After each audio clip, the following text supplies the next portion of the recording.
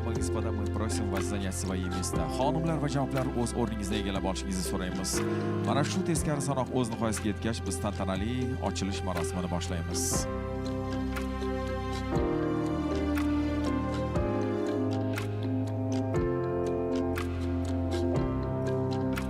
Ladies and gentlemen, please take your seats. We are going to start our forum today.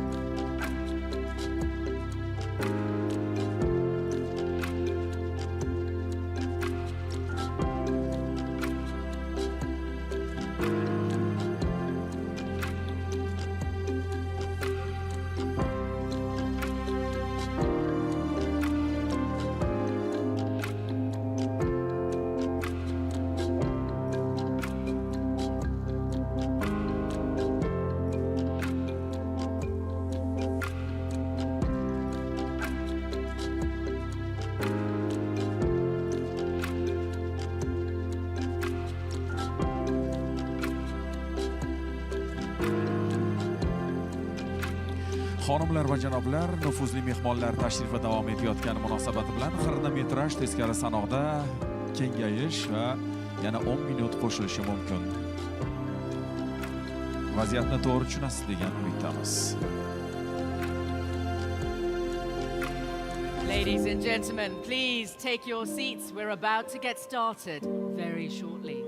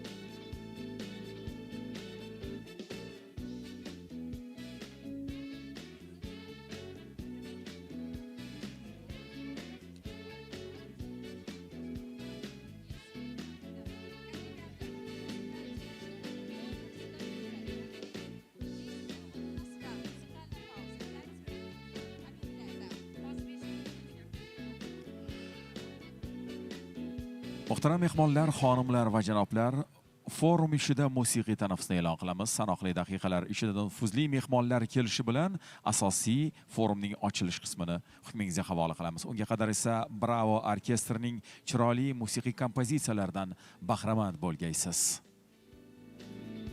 Ladies and gentlemen, please put your hands together to be entertained by the National Orchestra here in Uzbekistan. They will play us a musical interlude.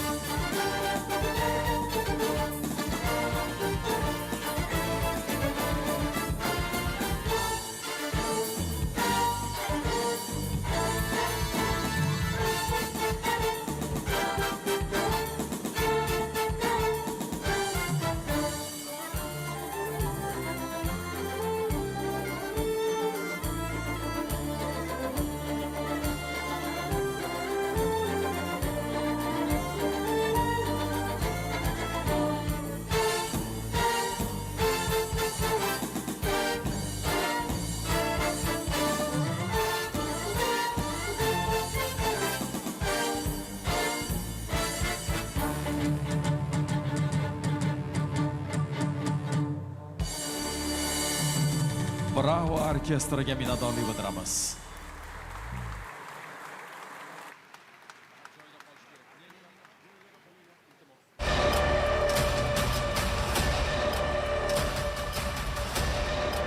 Wonderful performance. For those of you who are still standing, you may take your way to the round table room where you can watch the live stream. For those of you who cannot find a seat and are still standing. And here we go, the 1-minute countdown.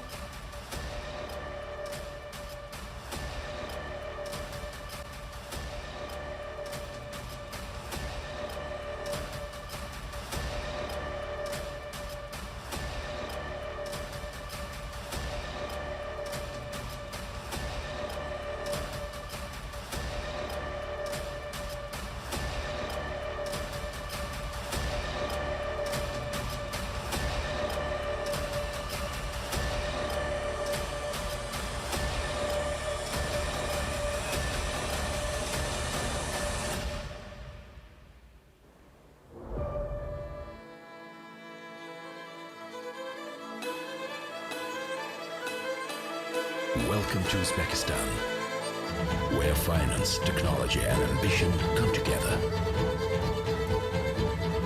Finance moves in real time.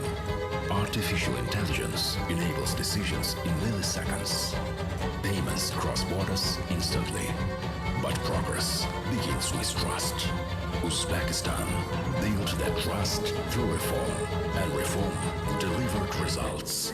Economic growth has reached 7.7%. That momentum is transforming finance. Banking assets have grown by 41.8%, from 53 billion to 76 billion US dollars. Capital adequacy remains strong, holding between 17.4% and 18.3%. But stability is only the beginning. The Central Bank of Uzbekistan is turning it into opportunity. Instant and cross-border payments, a unified national QR ecosystem, AI-powered credit scoring, expanding finance for small businesses, and a unique digital marketplace. A one-click gateway to launch and grow a business.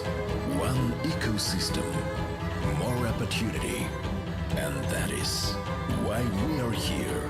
Over the next 3 days, open banking, Islamic finance, artificial intelligence, cross-border payments, the future of finance, different ideas, one direction, a more connected, inclusive and trusted financial future. Uzbekistan's banking system is moving forward with confidence, opening markets and attracting investment. Welcome to the forum. Welcome to Tashkent. Welcome to the Silk Road Finance and Technology Forum.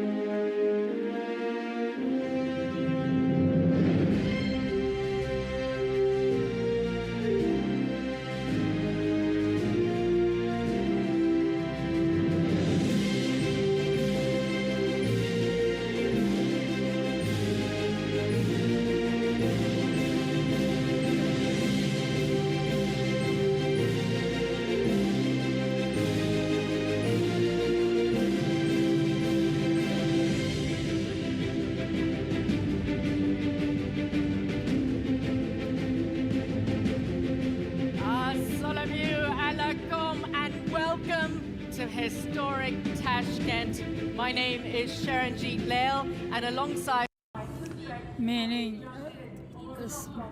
va Jamshid Umurzoqov hamkasbim bilan tarixdagi birinchi ipak yo'li moliya va texnologiya forumiga xush kelibsiz.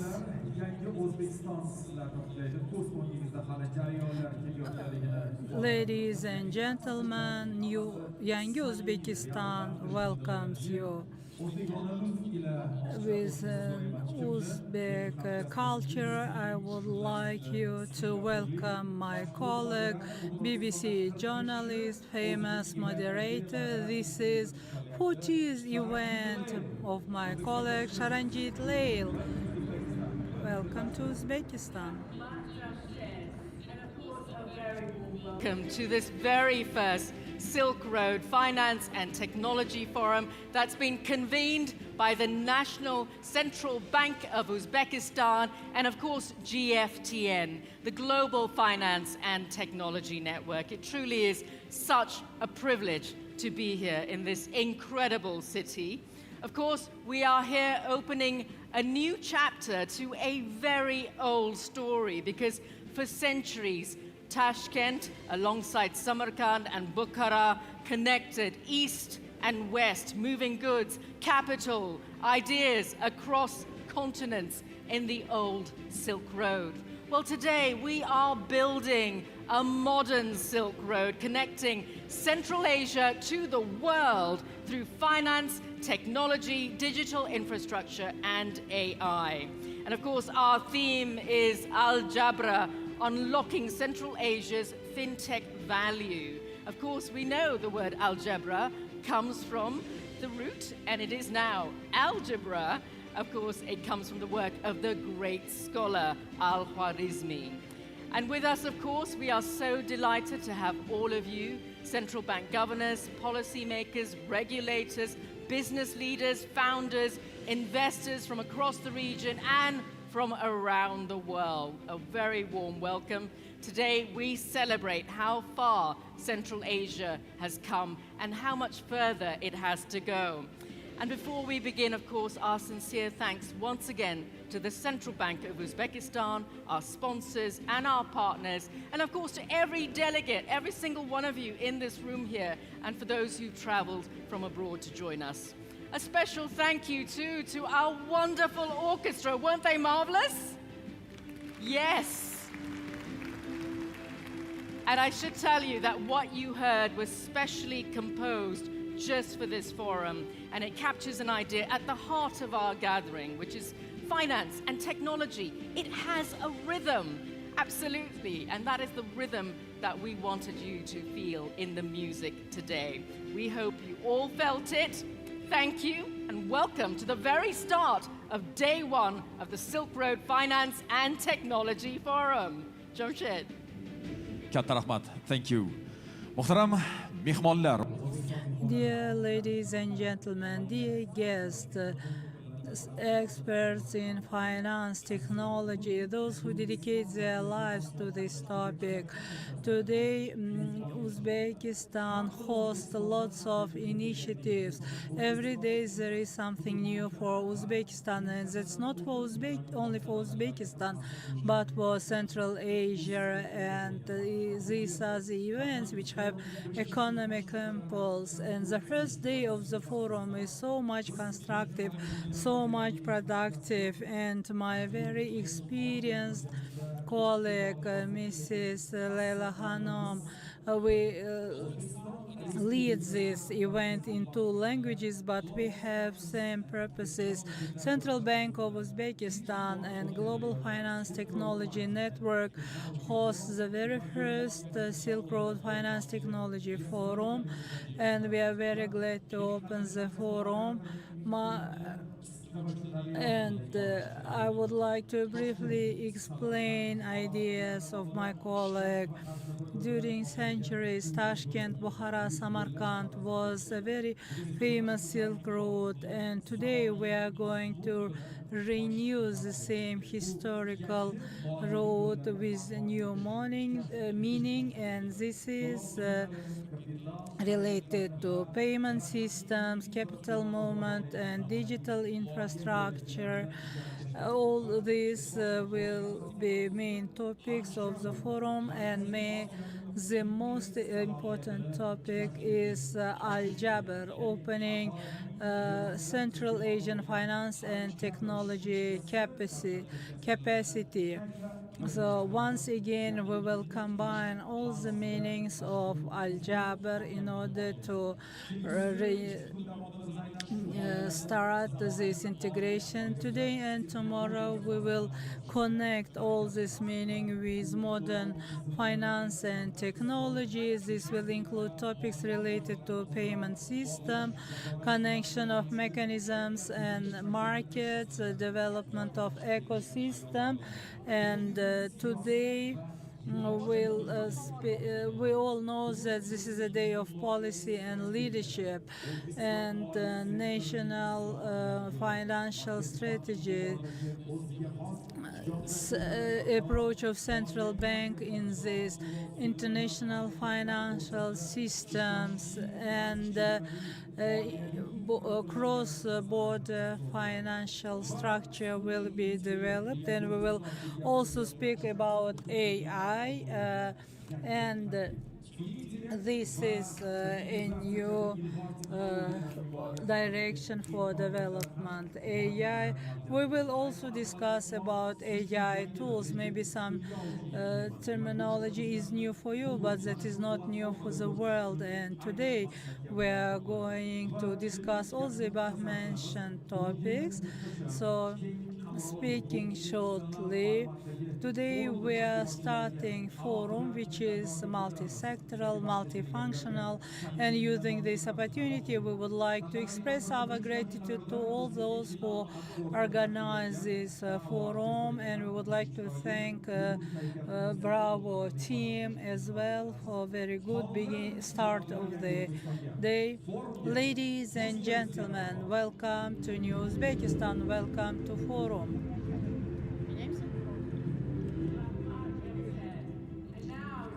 Forum, we are deeply honored to welcome His Excellency Jamshed Kuchkarov, the Deputy Prime Minister and Minister for Economy and Finance of the Republic of Uzbekistan. He will share Uzbekistan's national vision for the future of finance. Ladies and gentlemen, a big round of applause. Jamshed. O'zbekiston Respublikasi bosh vaziri o'rinbosari, iqtisodiyot va moliya vaziri Deputy Prime Minister and Minister of Economy and Finance.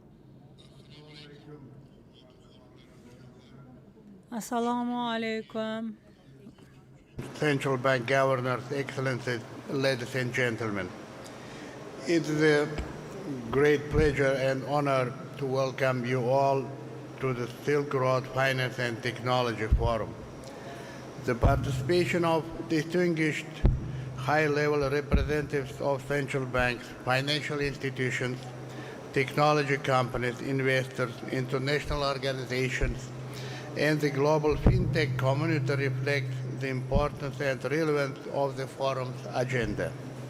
His Excellency President Shavkat Mirziyoyev has repeatedly emphasized the importance of developing financial technologies, attracting private capital, and introducing new financial instruments as key priorities for strengthening Uzbekistan competitiveness and supporting sustainable economic growth. According to the IMF Financial Access Survey 2025, fintech innovation has in recent years become an important driver of the transformation of the global financial system, contributing to wider access to financial services and supporting sustainable economic growth and financial stability. The successful development of any sector, including fintech, ultimately relies on stable and favorable macroeconomic conditions, which provide the foundation for sustainable growth and investment. In this regard, allow me to briefly update you on the improving macroeconomic environment in Uzbekistan. Over the past 10 years, as a result of structural reforms under leadership of His Excellency President Mirziyoyev and sustained macroeconomic stability, our economy has demonstrated strong and steady growth. with average annual GDP growth remaining at around 6 to 7%. During this period, the size of our economy has tripled, with GDP increasing from around 60 billion to 180 billion US dollars. GDP per capita has also increased significantly, from approximately 1,900 to 4,600 US dollars, bringing Uzbekistan to the group of countries with the upper middle income countries. At the same time, we have made significant progress in reducing inflation. After remaining in double-digit several years ago, inflation has now declined to single-digit levels. This year, inflation is expected to be around 6.5%, with the aim to reach 5% target next year. We have also maintained external public debt at around 27% of GDP, while continuing to strengthen resilience of our economy. Sustaining fiscal discipline is our cornerstone, and for the recent years, we have been maintaining budget deficit below 3% of GDP. The strong economic performance has been accompanied by improving external assessments of our economy. Uzbekistan's sovereign credit ratings have been upgraded, while foreign direct investment inflows have continued to increase. Distinguished guests, going forward, we will take all necessary measures to bring inflation down to the target level, maintain fiscal discipline, prudent and sustainable public debt. The government of Uzbekistan will take all necessary steps to ensure that over the next decade as well, Uzbekistan maintains a favorable and predictable environment for investors and market participants. We will work to achieve investment-grade sovereign credit ratings, complete Uzbekistan accession to the World Trade Organization, further reduce the state's presence in the economy, and continue market-oriented reform. This effort will strengthen the role of the private sector, deepen Uzbekistan's integration into the global economy, and create greater opportunities for domestic and international investors. As a continuation of our broad structural reforms, we will build a modern, competitive, and inclusive financial system that is well connected to the global economy, a system where technology reduces barriers, innovation is encouraged, and trust is protected. At the same time, in line with the priorities outlined by His Excellency President Shavkat Mirziyoyev, we will place greater emphasis on strengthening regional and international cooperation, connectivity, and mutual understanding. In conclusion, we are confident that the important proposals and initiatives put forward during this forum will lead to significant practical results and create new opportunities for cooperation in the years ahead. The growth of financial technologies will contribute to economic growth by accelerating the allocation and movement of capital, improving access to financial services, and enabling more efficient use of financial resources. We are pleased to welcome you to Tashkent, and we wish you productive discussions, new connections, and successful partnerships. Thank you for your attention. Rahmat.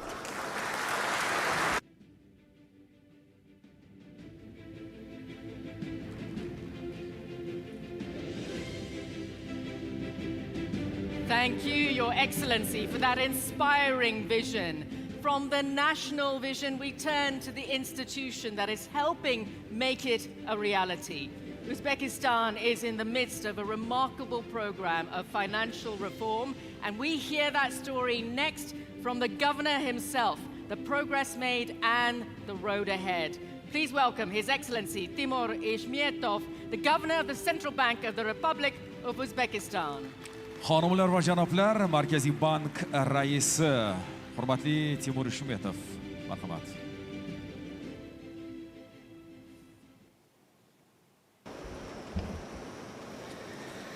Excellencies, distinguished guests, ladies and gentlemen.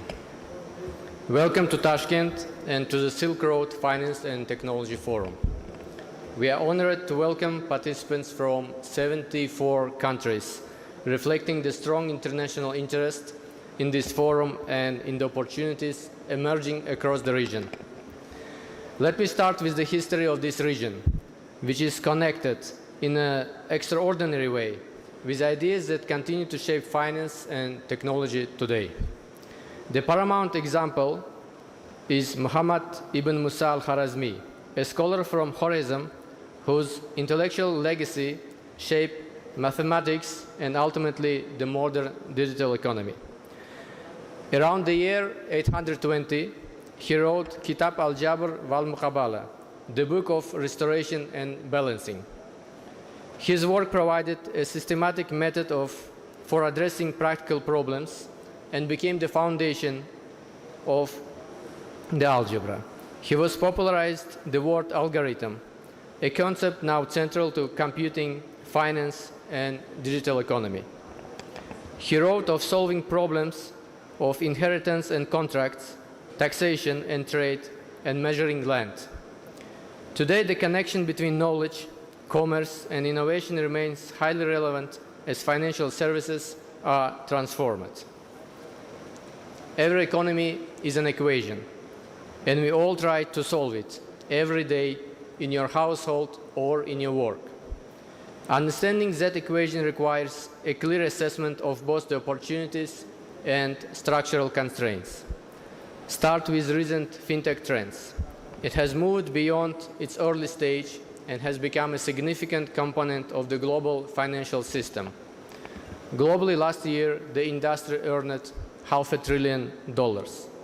It grew 22%, 4 times faster than incumbent financial firms. 75% of the largest fintechs now turn in a profit. For Central Asia, it is a convergence story around fintech, inclusion, and economic growth. And where does our region sit in the world's equation? Central Asia's share of global fintech investment remains modest relative to the region's economic and demographic potential. In 2025, total venture capital funding across Central Asia amounted to approximately $320 million. This demonstrates the scale of the opportunity to convert the region's young population, growing digital adoption, and developing financial infrastructure into sustainable investment and innovation. The lesson is that the design of a financial ecosystem determines not only its scale, but also how economic value is created and distributed. Scale alone is therefore not sufficient. The objective must be to translate technological adoption and transaction growth into sustainable economic value, competition, and broader financial development. For policymakers and central banks, the responsibility is to prepare for that direction while maintaining financial stability, resilience, and public trust. In Al-Kharazmi's method, Al-Jabr is the first operation. For us, the first step is identify clearly where further structural progress is required. Uzbekistan has made significant progress in developing its financial system. Continuing that momentum, financial inclusion remains one of our central policies. 57% of our payments are cashless, rising every year. More than half of the economy is SMEs. Thus, an increasing focus on providing access to finance. Our objective is the development of the resilient financial system and productive economic activity. A year ago, the President decreed the Central Bank to accelerate the development of Uzbekistan fintech sector and strengthen the condition for financial innovation. The targets are public. By 2030, $1 billion of foreign investment into the sector, 5,000 young people trained. These targets reflect the scale of the transformation we intend to achieve. We have developed our first national fintech strategy and are strengthening the regulatory framework around it. Our regulatory sandbox is being further enhanced to provide a clear and more effective environment for testing innovative financial products and services, including solutions proposed by international partners. The second operation is al-muqabala, balancing. For us, balancing means bringing together the elements required for a sustainable fintech ecosystem, which is sound regulation, modern infrastructure, investment, talent, and most importantly, regional connectivity. We have reduced our hours to 5 priorities. Zarqainar, the marketplace, where an idea meets the first buyers. Priority is to provide a clear pathway to an entrepreneur with conducive innovation environment. Silk Road Corridor, regional connectivity is a strategic economic priority. Efficient regional corridors are of utmost economic importance. There remains potential to strengthen payment connectivity between countries of our region and to expand the range of financial services available across borders. Digital finance changes the economic of geography. Physical distance becomes substantially less restrictive, and that is a strategic opportunity for our region. Saroy, the courtyard. The historic Silk Road depends on shared infrastructure. Modern finance does too. Today that means interoperable, secure, and accessible financial infrastructure. Our standardized national QR system, UzQR, we are now building the open banking APIs and payment standards that allow financial system to scale across jurisdictions. The shared architecture that makes everything else in this program function. Our objective is greater competition, better customer choice, and a financial ecosystem in which data can be used securely and responsibly to improve services. Instant payments, account to account, in seconds. And the central bank's own AI-enabled alternative credit scoring model. The observatory. As financial authorities face a rapidly developing frontier, digital assets, and new forms of money. We remain at the research and development stage in several of these areas, and our approach will be deliberate and evidence-based. The madrasa, the school. One shortage that the world faces today, given the pace of technological innovation, is talent. This land was a network for exchange of knowledge. With a median age of around 29, Uzbekistan has a significant demographic advantage. Realizing it requires sustained investment in skills and human capital. This is why we have set the goal of training 5,000 young people in financial technology by 2030. We have also seen substantial programs in women's financial inclusion, with account ownership increasing from 39% to 61%. Lastly, how do we solve equation? Why I am confident about the outlook for Uzbekistan and Central Asia? Because the fundamental conditions for further growth are increasingly in place. We are more than 38 million people, around 60% of them are young. We sit at the center of a region of 85 million. The gaps we have identified are not only challenges. They also define the areas in which responsible innovation can create the greatest economic value. We are now solving to have rigorous policy and regulation to deepen integration of major financial flows into the financial system. Our ask to the audience and those who are watching us live is Uzbekistan is open to investment, technology, expertise, and long-term partnership. Regional financial connectivity cannot be built by one country alone. We invite our partners to work with us on infrastructure and standards that can connect markets across Central Asia and beyond. Build here, test new solutions here, invest here, develop talent here. With the right partnerships, Central Asia can become a more connected, competitive, and internationally integrated financial region. Before I conclude, I would like to make a few key announcements. First, we are introducing Uzbekistan's national fintech strategy for 2026-2030. It brings the sector under one national framework focused on innovation, proportionate regulation, modern financial infrastructure, access to talent and capital, and positioning Uzbekistan as a gateway for fintech growth across Central Asia.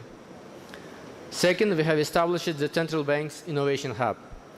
Starting fourth quarter of this year, we will begin accepting our first cohort of residents, providing a pathway from incubation and acceleration through regulatory guidance and testing pilots for market readiness. Third, we have established a dedicated venture fund. We are in discussion with experienced international fund managers while building a direct pipeline from the Innovation Hub to international scaling with the aim of providing larger ticket sizes and attracting international co-investment. Fourth, we will be taking our policies around payments, system, open banking, and operational resilience to the next level. The core framework, governance model, and technical architecture are already in place. These policy enhancements will make the financial system future-proof. Fifth, we are launching a program to train 5,000 students by 2030. By the end of this year, the first cohort will begin training under a program developed by Singapore universities and GFTN, combining academic foundation and practical fintech skills. Lastly, as a part of this forum framework, we will publish a CBDC white paper which addresses assessment of potential use cases, design options, key trade-offs, and implications for the financial system. Its findings will be useful to launch experimentation phase in order to test optimal approach and evaluate the feasibility of how digital currency could support innovation and digital economy in Uzbekistan. Thank you very much, and I hope you will enjoy all the events throughout those days. Thank you.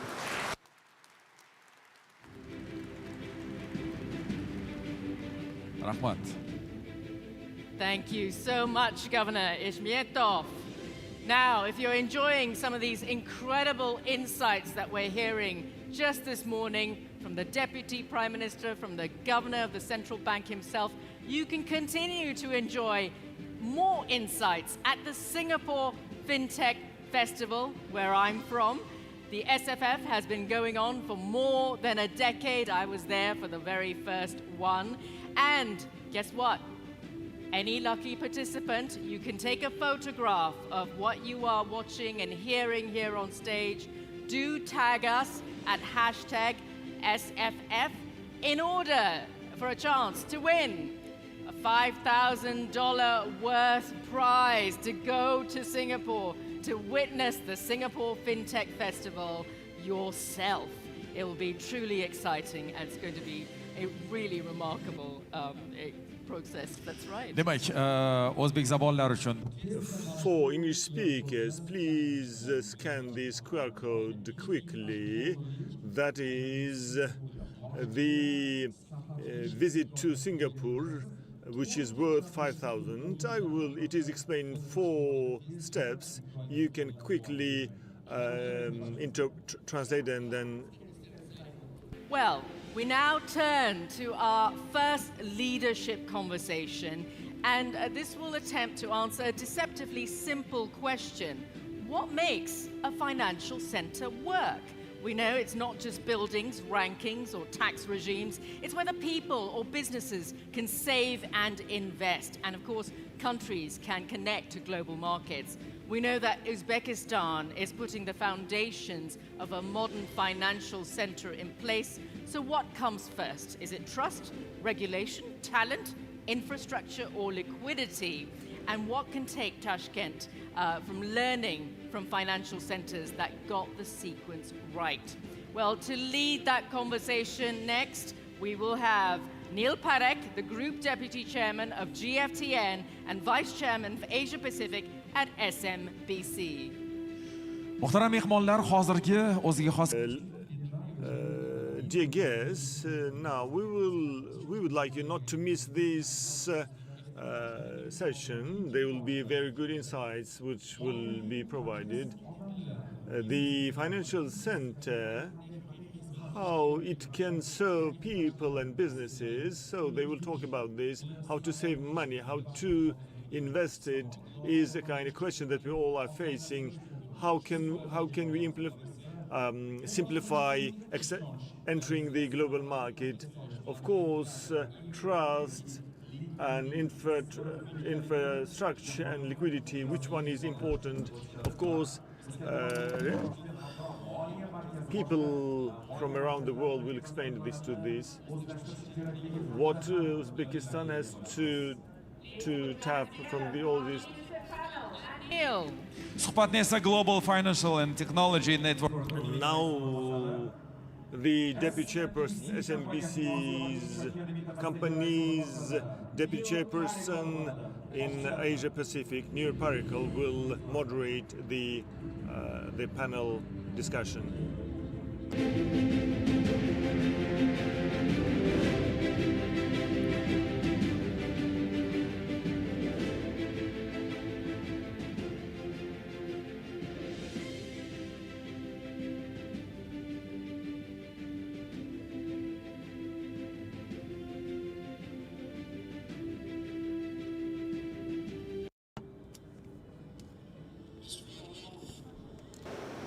Juraf, a very warm welcome. We are going to be discussing a very important topic, and I'm sure members of the audience are looking forward to your thoughts, your input, and your vision for the future. So instead of giving a very long introduction, what I hope to do is just put a point of view across and perhaps have you comment on that as we go forward. So financial centers that have succeeded in the world today, whether it be Singapore, London, New York, you name it, have usually been set up with a very clear purpose. And to meet that purpose, various policies have been put in place. Singapore, where many of us come from, I come from, myself, and we have had deep experience out there, was set up as a financial center to intermediate capital in the region. That's how it started off. Initially, many people believed that countries and people in Asia would not want a financial center so close to them. They would prefer to continue to use a financial center in the West. But as we've seen the rousing success of Singapore and Hong Kong, today we have a very vibrant system where not only Asian money stays in Singapore and Hong Kong, but a lot of Western money has come to Singapore and Hong Kong and continues to be. The second example I'd like to give is perhaps more recent, is of Gift City in India, which was set up for a purpose where many projects, development projects, needed capital. And domestic capital was clearly not adequate to finance those projects. So the idea behind Gift City was to attract both large ticket and small ticket investments into different kinds of projects, whether it's infrastructure or general industrial development. The third example, which is very different, is London. Small country, but a powerhouse of a financial center in the past, today, and in my view, will remain one in the future, because they do an excellent job of intermediating capital flows in any currency you want through that jurisdiction. The last example I'd like to give is perhaps a more recent one, but more importantly, a more pertinent one, and that's of Vietnam. As you may know, Vietnam announced a significant plan just earlier this year, largely because they felt there wasn't enough capital for infrastructure projects within the country. Now, these are different models, and I could carry on and talk about even more models in the world. But in your view, Mr. Olimov, I'll start with you. In your view, what is the purpose behind TIFC, the Tashkent International Financial Center? To develop it into meeting what need, keeping in mind there are many options, but at the same time, it's a very competitive landscape. So how do you play to win? Okay, thank you, Mr. Neil, for your question. So thank you for your question. And yeah, it's a very good question. Actually, I just want to start my answer like asking myself the question, why we have to build an international financial center? Is it because of, you also mentioned that our neighboring countries has one, or the developed economies, they have one, I mean the International Financial Center? The answer is no. So we are building Tashkent International Financial Center for the clear purpose. This center should have to solve certain and real economic problem, what we have. So for Uzbekistan, it's quite clear. You know, Uzbekistan is one of the fastest growing economy in the region, and I can say that even in the world. And there is a more financial literacy is increasing, financial access to finance is increasing, and the international financial integration is increasing. So for me, Tashkent International Financial Center should be about connectivity. So it should connect our domestic businesses, our financial institutions with the international financial institutions and international market. So it's about the connecting our domestic companies with a wide range of financial instruments. And of course, over the time, I hope this will be connecting Central Asia with more effectively international financial markets. And you know, Mr. Neil, we are not starting or building this from zero. So we have already developed a banking system, and we are currently developing our capital markets, and we have very good external buffers as the international reserves, and we have increasingly developed our foreign trades and investments also increasing. So on top of these strengths, I think the next step is to building this financial center, which help us and help to our domestic business to attract more capital, and to help them to attract long-term and cheap capital, and it will help them to be much more easier to the international financial systems. Thank you. Thank you, Mr. Juraev. Appreciate your thoughts on that. Thank you. Good morning, dear ladies and gentlemen. It's my honor to be part of this dialogue. So why Uzbekistan is building Tashkent International Financial Center? It's not a simple question. But I would try to explain it in a simple way. As you heard in the morning from our Deputy Prime Minister, Mr. Jamshid Kuchkarov, the Uzbekistan's economy is rapidly growing. So to keep it at the same level of growth, for example, last year the GDP growth was 7.7%. To keep it at this level, we need to create new financial services infrastructure, and that is going to be built through Tashkent International Financial Center. And this center is going to be a gateway or bridge to Uzbekistan's national economy. So domestic market, domestic entrepreneurs can attract capital, attract investments, not only in money, but as well in expertise. Through financial center, international expertise can be brought to Uzbekistan as well. So our goal is to make the Tashkent International Financial Center a gateway to Uzbek economy. So economy is thirsty for capital, and the capital needs projects that can bring them profit. So in Uzbekistan, investors can gain can access to rapidly growing economy and can earn profit.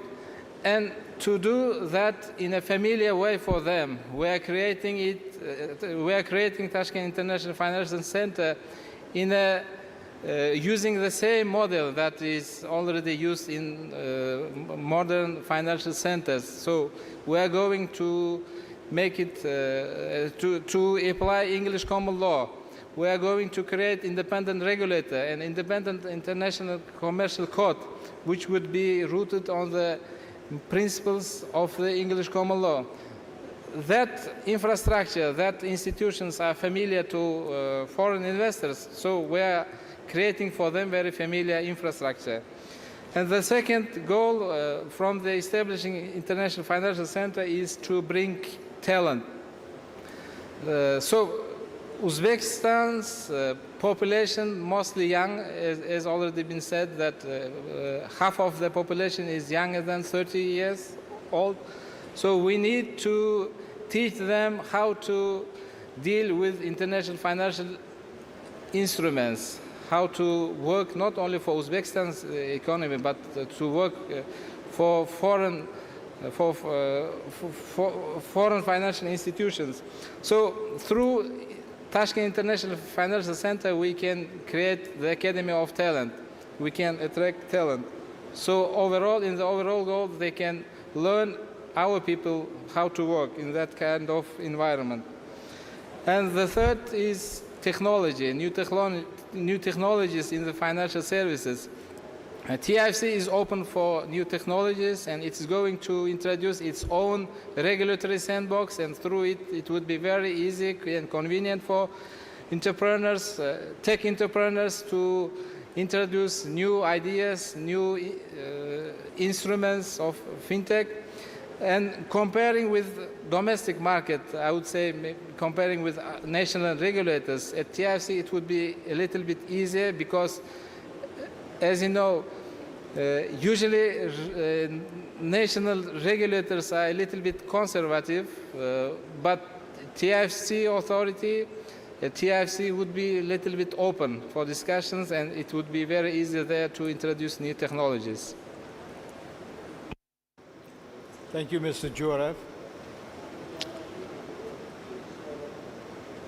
The success of many financial centers has often been driven with significant regulatory change.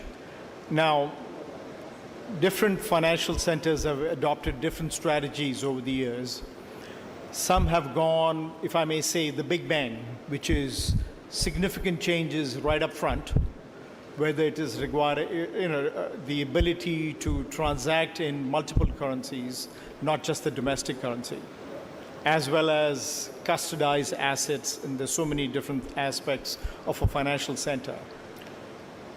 Other financial centers have done it much more gradually and incrementally. However, when they did it gradually and incrementally, it was a much less competitive landscape for financial centers than perhaps it is today. Recently, we saw Vietnam, the latest entrant to setting up a financial center, do what I would call closer to a big bang, in the sense they brought about significant changes in their regulatory regime to help carve out the needs of a financial center. Now, when you make changes that are that substantial, there is always some risk and some pushback.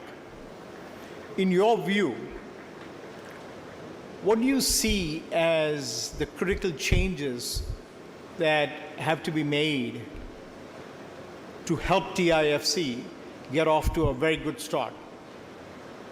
Mr. Olmov, perhaps I ask you that question. Thank you. Thank you for your question. I think about the regulatory change, I would say we don't have to change a lot of our regulation, especially in terms of the FX conducting or the capital movement. As a monetary policy maker and as a policy maker, I think central bank has been and retained its monetary sovereignty over the Uzbek som. But at the same time, when we learned the international best practices, the practice of other international financial centers, so I think Tashkent International Financial Center also need a little bit flexible FX and capital regime.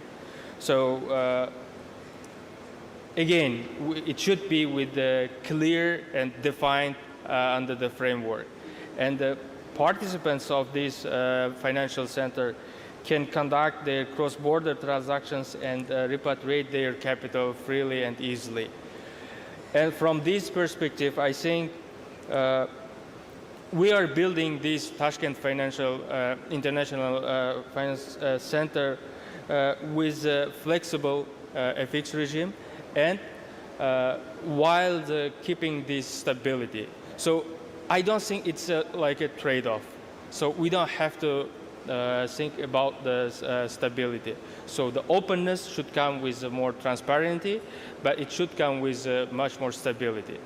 And in this regarding, I want to say that we want to provide the flexibility without creating risks for the financial stability. So this means openness should come with a safeguard, and such as financial stability, market integrity, more transparency, and effective like anti-money laundering or CFT controls and proper management of systemic risks. Again, so the real challenge is designing how to deliver these both in one framework. That's why I think we are working closely with the authorities. Yeah, thank you.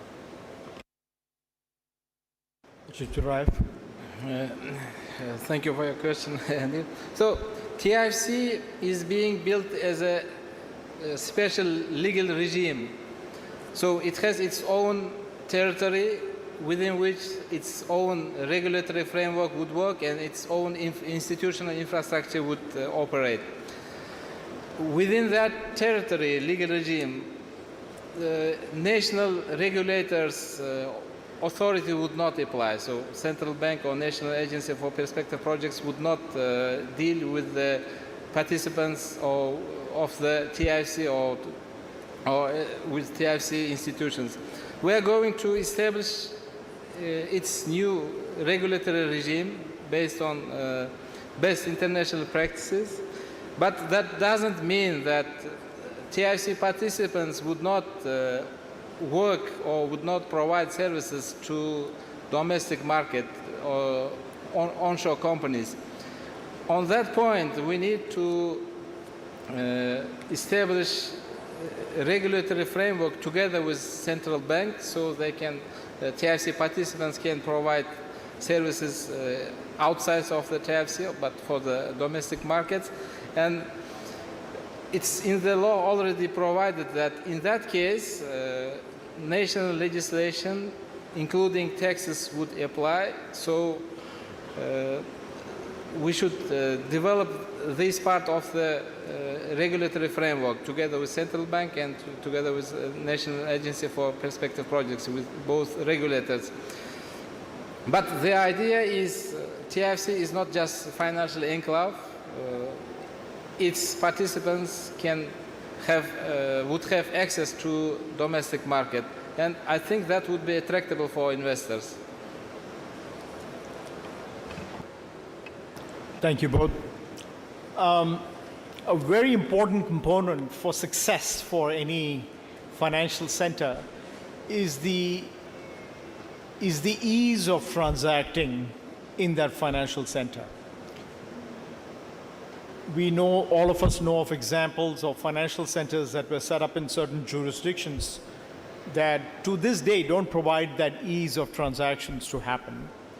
And consequently, to be very frank, some of those financial centers have at best been very moderate successes, and that is being generous to them.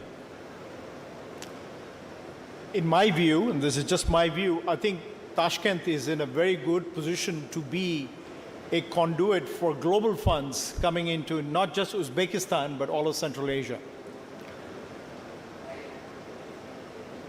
how do you make, the infrastructure, the nuts and bolts, the correspondent banking, the settlement mechanisms, the regulatory regime around correspondent banking and settlement systems user-friendly, quickly, so that it becomes a destination or choice to transact? And again, I'm not looking at simply from a standpoint of Uzbekistan, but I'm talking much more broadly, because in my view, Central Asia is ripe for a financial center.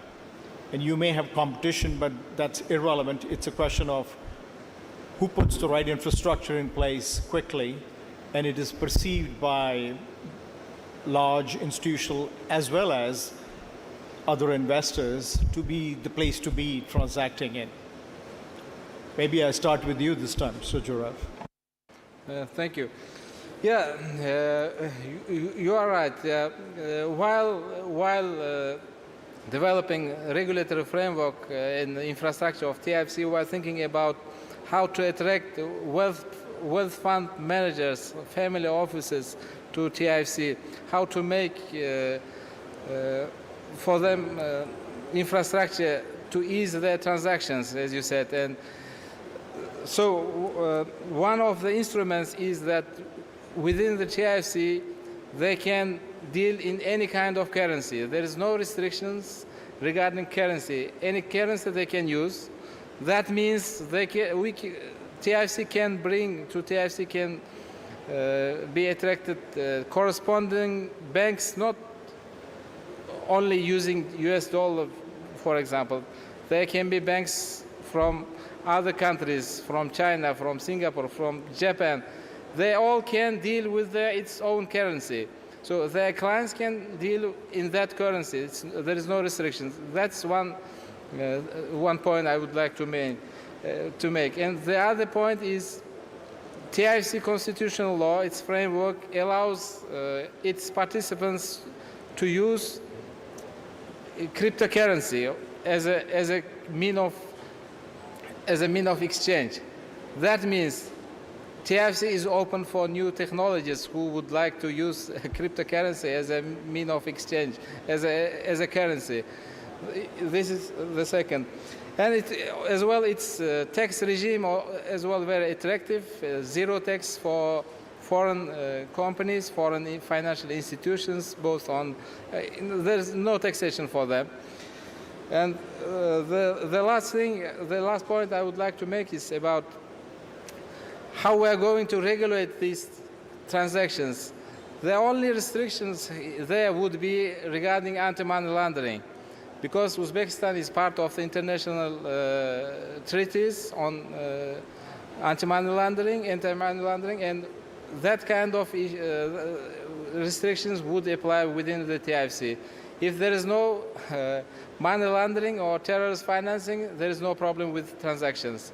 But on that point as well, we are going to introduce the best instruments to prevent such kind of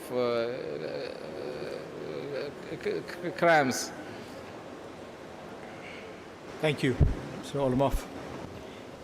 Yeah, I think, Mr. Neil, International Financial Center is strong with its financial infrastructure. Without financial infrastructure, let's suppose there might be a very good legislation or very comprehensive legal framework or very attractive tax treatment or anything, but without comprehensively and user-friendly infrastructure, it cannot be developed. It doesn't work. And from this perspective, we also working closely with the financial center, and I want to say here several things that matter. The first is building a strong and diversified corresponding banking relations with the international financial centers, with the international financial institutions, or with any banks. And the second is, I think domestic payment and settlement system should be in line with the international best practices.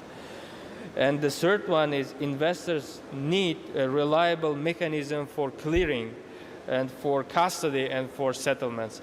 Here, I think central bank plays a main role, and the participation of the central bank and the banking system is crucial. Because as I mentioned earlier, without the well-developed financial infrastructure, so the international financial center doesn't work.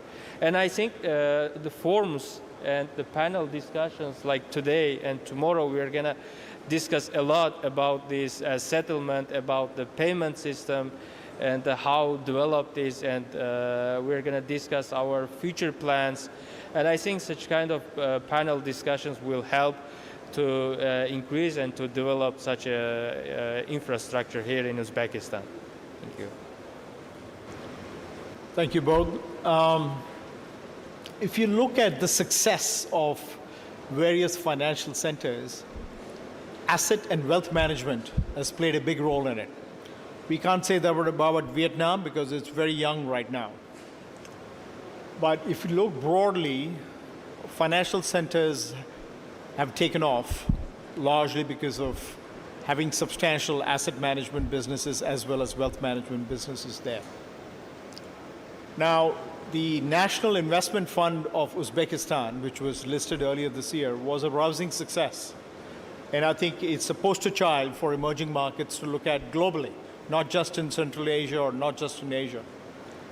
So it's a very good start. Having said that, it's a very competitive landscape for asset and wealth management because many other jurisdictions have also identified that as a very important source of both capital but also longevity of the financial center. In your view, keeping in mind the huge success of the National Investment Fund of Uzbekistan, which is a very unique idea, and it went off very well, both with retail participation here in Uzbekistan and also institutional participation at its listing in London. And we have many investors in Singapore in that fund, as you know.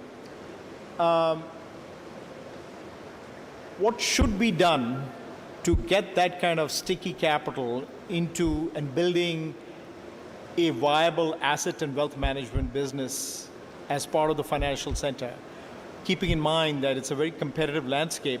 Having said that, it's an excellent opportunity to create one, certainly in a region that does not have one.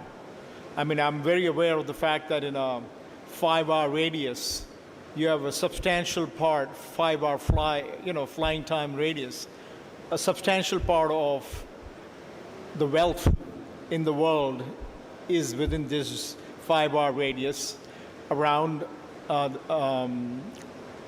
Tashkent. But having said that, what is the vision behind, after a very good start that you've had, of the National Investment Fund of Uzbekistan? Mr. Olimov, maybe I'll start with you. Okay, very good question, but I will answer to this question from the central bank perspective, of course.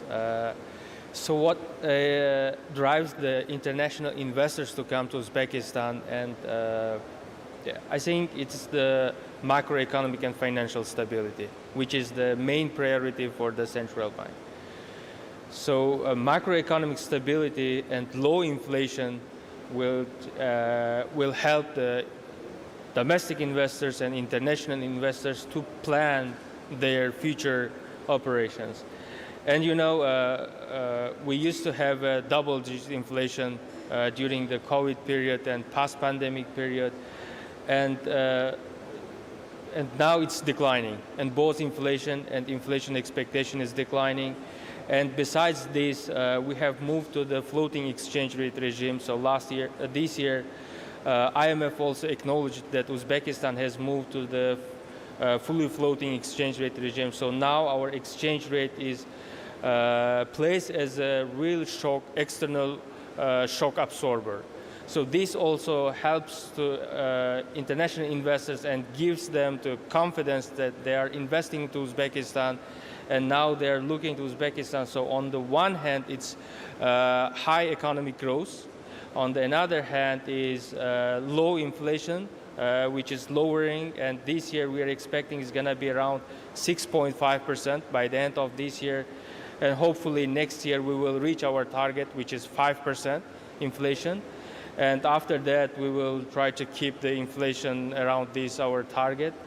And on the other hand, flexible FX rate. So we have increased the daily flexibility of exchange rate and moved to the fully floating exchange rate regime. And last year we have seen for the first time in our history, so our national currency has appreciated around 7% against the US dollar. And this year we don't see any pressure on our FX market, so it's much stable. So this means this gives the international and the domestic investors much more confidence to invest our economy. Besides that, in the banking regulation and banking system also, we had a comprehensive financial system assessment program by the IMF and World Bank. We have finished it last year, and we are gonna develop our all requirements based on the best practices, based on the Basel III requirements. We are going to move to the fully IFRS reporting system. So this means from our side, from the central bank side, I think the much more important thing is the financial and macroeconomic stability for the attracting international investors to our economy. I think the success story of National Investment Fund, I think that would first it would help to develop within those 13 companies that are whose stocks are under the governance of the National Investment Fund. That would bring them expertise in corporate governance. All those 13 companies are state entities. The stock of their stock belongs to the state, but they should have run corporate governance structure. But I don't think that they have very good level of corporate governance. And through that National Investment Fund, through that institutions, the level of the corporate governance in those entities would be increased. Then the other thing, the next point here is most of them are on the pipeline for privatization. Not only those entities, but we have other entities that are going to be privatized, and this experience helps us how to deal with privatization of other entities. So it is first time it got so much interest from the investors, and including retail investors. And I think for the next future projects, it would be also interesting for retail investors. And it is the third point is from the point of view developing capital markets. So through this National Investment Fund success story, retail investors they already, I think, learned. They will learn how to invest in stocks, invest in capital markets, and I think that would help to raise the level of development of capital markets in Uzbekistan. And at the TIFC, we're thinking about this issue, how to develop capital markets at the TIFC. And on that point, we are not thinking about to establish new exchange, but rather we are going to allow our national exchange to operate at the TIFC as well. Maybe not only our national exchange would operate there, but maybe we'll think about allowing other international exchange to work within the TIFC. We are thinking about this issue, and this question is open, and we're working on it. Thank you. Thank you. If you look at the successful financial centers around the world, and there are a few that we have already discussed, one very important element has been the development of local talent. which perhaps may be of interest for many in the audience. One can import leaders from outside or experts from outside to get a jump start and to get a quick start. But if you want to be really successful in the medium and long term, you have to have domestic talent. Now, you mentioned about this, the positives of Uzbekistan obviously being the stable economy, regulation, etc. To me, one of the biggest pluses, or if I may say advantages, that Uzbekistan has, certainly in Central Asia, is a very young population, which was mentioned by the central bank governor, which may possibly be even more important than the two that you mentioned, perhaps in the future. Now, what are the plans to galvanize the advantage that Uzbekistan has of having a young population to help train them to be the future leaders of the financial center?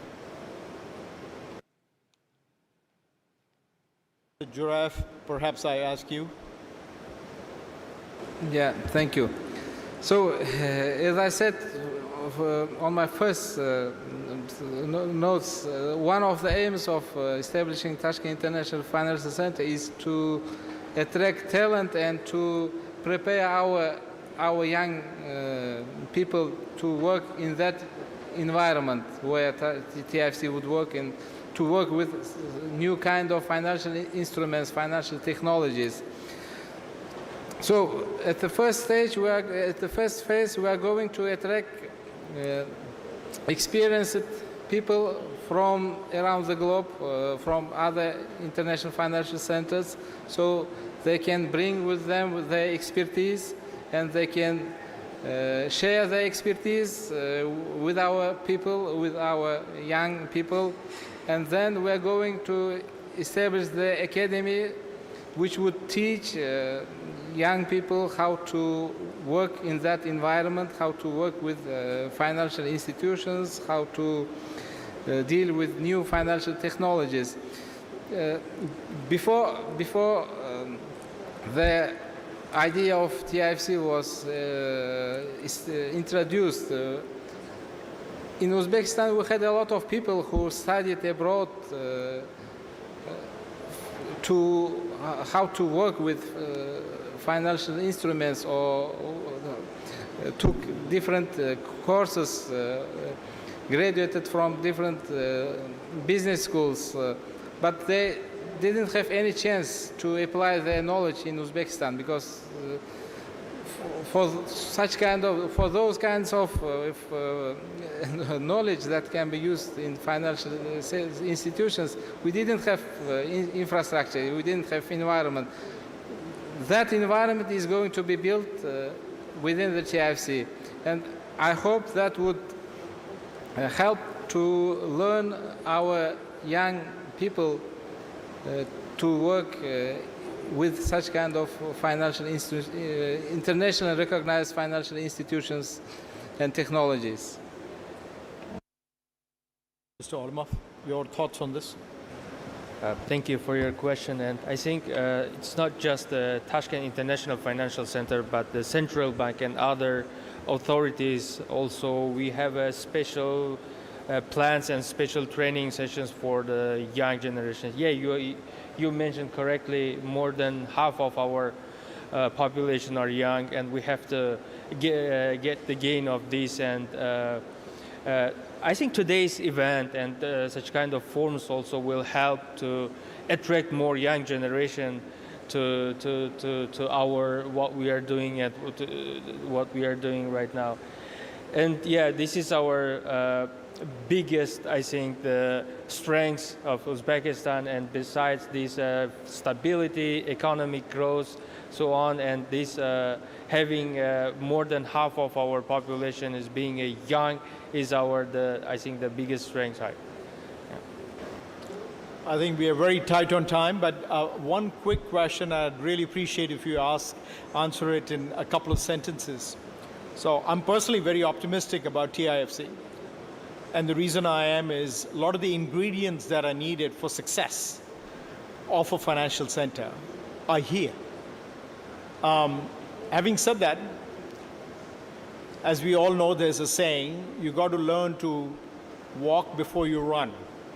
So if all three of us are sitting here in August of 2031, 5 years from today, what should we be really looking and saying we were successful and we did the right walking in the first 5 years or the first 3 years, so that now we can really go for the sprint? What's your view of where should TIFC be 5 years from today? Okay, I think it's not very difficult to measure the success of TIFC. So we can measure it by the amount of transactions or by the amount of participants. And I hope within the 5 years or the 3 years, I hope there will be more domestic and international participants, and there will be more and the liquid market, and hopefully our domestic businesses, they can attract more capital, or they can raise more capital through this Tashkent International Financial Center. And let's see, I don't know, let's have another conversation in 2031 and discuss what we have achieved or what we couldn't. But I'm very optimistic, and hopefully there will be a success, because there is all ingredients of the success. And again, I don't want to repeat of myself, but this high economic growth, financial stability, young generation, and I think we are moving to the right direction with and hopefully we will success in this direction. My answer would be short. In 5 years from now on, I think through TFC there would be at least $25 billion investments attracted, and there would be created more than 10,000 high salary jobs in the financial institutions, and the institutional structure of TFC is properly working, so it can attract other new investors. I share your optimism simply because I think the ingredients are here. It's much more about execution. Once again, I thank both of you for participating in this conversation. I think it's exciting to go down this journey of building a brand new financial center. And I certainly wish the very best to Uzbekistan, but more specifically TIFC. Thank you. Thank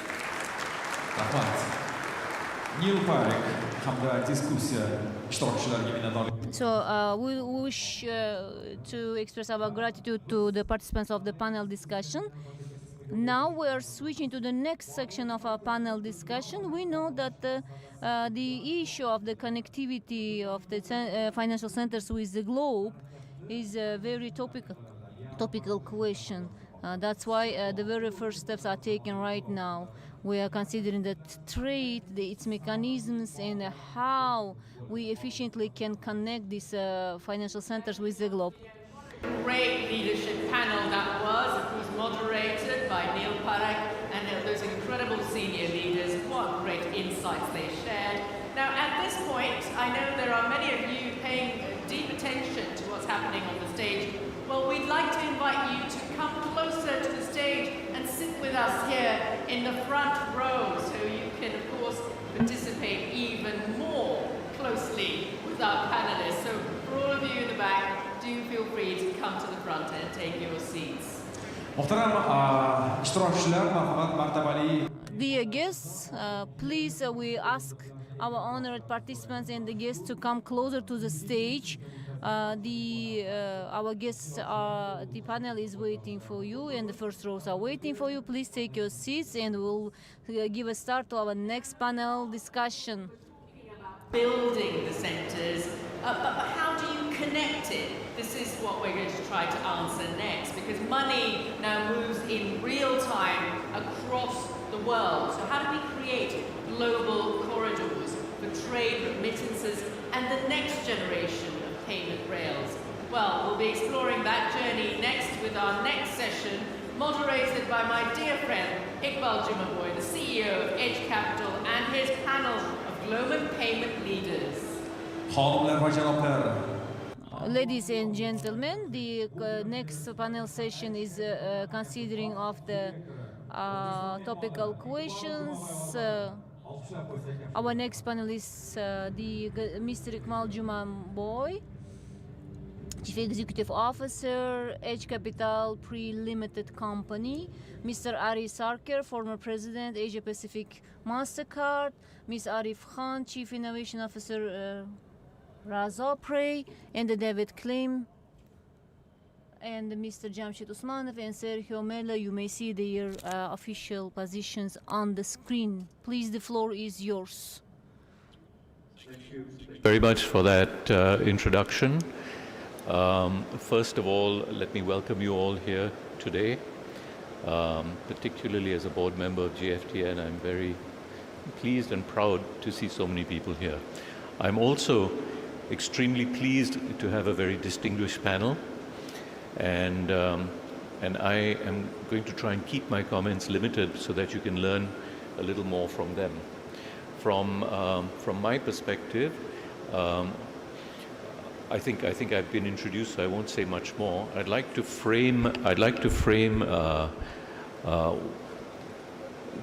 the problem for a simple person like me, which is, if I can send a payment to somebody from here in Tashkent to Bukhara instantly, why can't I send a payment to somebody in Dubai or Singapore or somewhere or New York just as easily? So that's, if you like, for a simple person, that's where I start. Before I make further introductory comments, however, what I would like to ask my colleagues on this panel is to say, we know what we're here for, we know what we're talking about. If you could give a very quick one-line introduction of yourselves and a particular area that you have specialized in regard to this subject, could I ask you to kick off, Hari, please? Thank you, Iqbal. And I must say you started the session with probably the toughest question, and we'll get to the answer on that. But as I sit here and I reflect back, certainly the last 15 to 16 years of being with MasterCard, and really, as far as global cross-border payments are concerned, there are 5 or 6 things that everybody's looking for.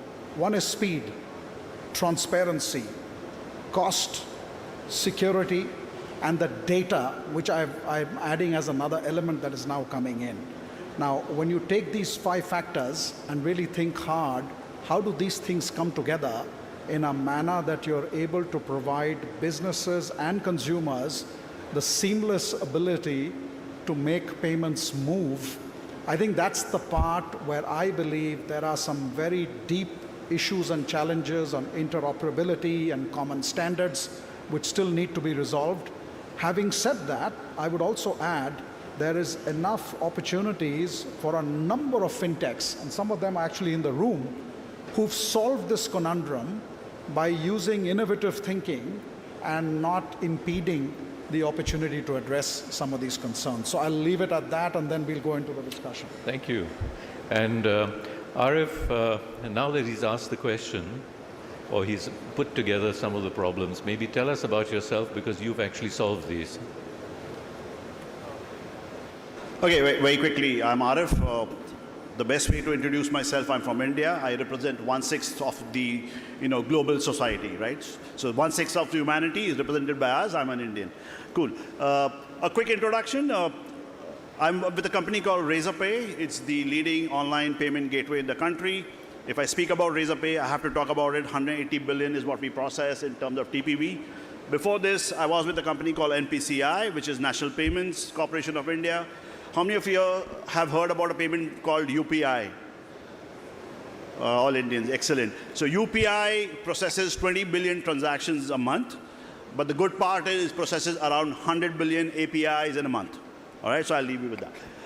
Essentially, if I get the question right, Iqbal, when we were right in the start, we always had global schemes like Visa and Master in the country, right? I think, but one thing people need to understand, and MasterCard did a great job. Ari, I call him Ari sir, was a great partner for us. What MasterCard primarily does, it helps people using cards do a checkout. And they do it, I guess, in 170, 180 odd countries. But what people don't understand is MasterCard actually doesn't do the settlement. The settlement yet runs on what I call the archaic rails or the archaic frameworks, right, that is there. It moves from core bank to core bank. What we built in India is a domestic rail to start off with, which does 20 billion transactions. And the founding principle or the founding layer, right, or what can say, what were the impediments and how did we cross that, right? I think the first thing we did and what we got right around a decade back is we had a national ID. It's called Aadhaar. So Aadhaar, as we speak today, has around 1 billion Indian citizens enrolled in it.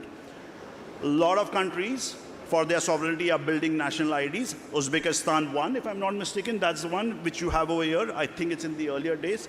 The good part is Aadhaar has only, the national ID has only 5 fields, 5 data, and it doesn't move on the system, right? So that's the building block. So we had ID for everyone in the country. That's one. The second thing, we were a country which were largely unbanked. Around 18 to 20% of the population around a year and a half back had a bank account. So there was something called Jan Dhan Yojana, where the government encouraged every family to open a bank account. The World Bank and the IMF report said that India to reach 20% bank to 80% bank would take 35 years. We did it in exactly 7 years, right? What helped is the digital ID. So that's the second building block that we had. And on top of that, there was a massive penetration of mobile, and that's happened across the board, right? I think, so 3 things, right? There's a digital ID. On top of that, we made sure that everyone is banked. And increasingly, because we are a large country, we needed to move money across different regions. We said, hey, how can we, and these are micro payments, and that's the birth of UPI. So it acts like an aggregated layer on that, and that's how the entire thing works. So for me, any country trying to build out a payment system, I think these are the 3 fundamental foundational blocks that need to be in place. Because besides that, otherwise it will serve only a margin of the society and not really solve for much of it. I hope I was... Thank you, Arif. Very, very clear. David, tell us about yourself and perhaps give us the solution to Arif's problem here. I think you need to get it a little closer. I'm sorry, are you having trouble hearing me? Yeah. Maybe this is better, yeah. I'm so sorry. David, please, if you'd say something about yourself and potentially solve the problem. Yeah, well, I'll start with just introducing myself, which I'm David Kleinman. I've spent about 20 years working in financial inclusion, starting in Cambodia, trying to develop mobile wallets, trying to bring more and more people into a financially included environment.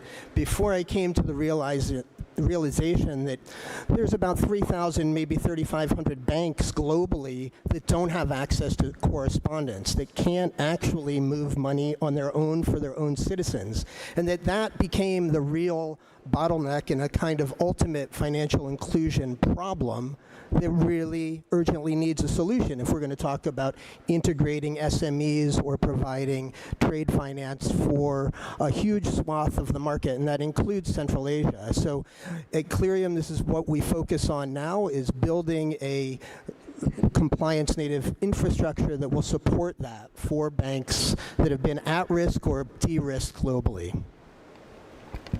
David, thank you. Jamshid, please introduce yourself and maybe talk a little bit about some of the issues from a local perspective.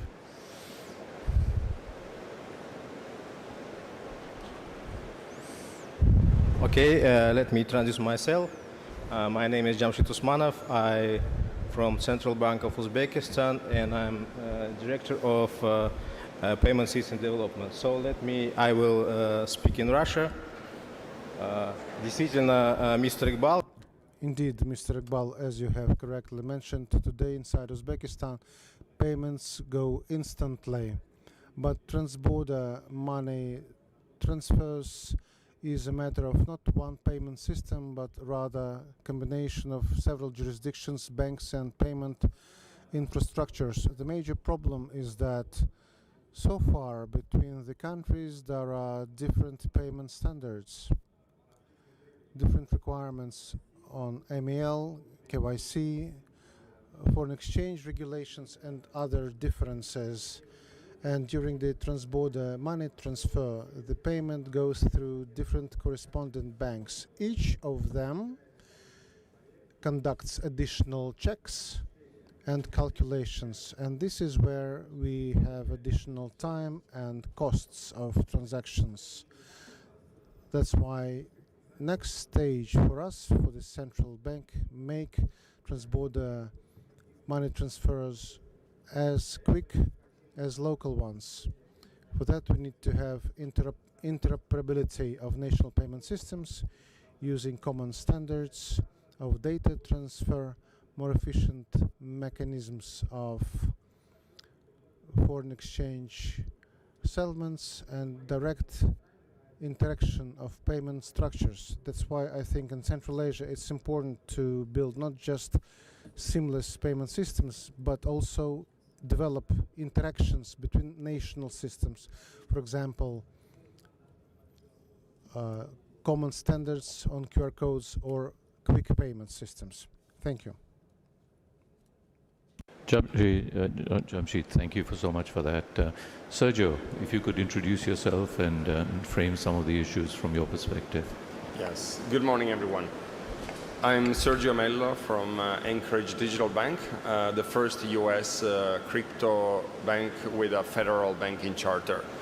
We're a national trust bank, and the reason why I am at Anchorage Digital is that after spending 30 years in Italy, in Asia, and in the US building technology businesses, I realized that the true potential of blockchain was to actually empower the banking system at the center. So what we've assisted so far with blockchain and stablecoins and other digital currencies is a bottom-up approach where the technology has empowered inherently billions of people around the world to get sophisticated financial acceleration.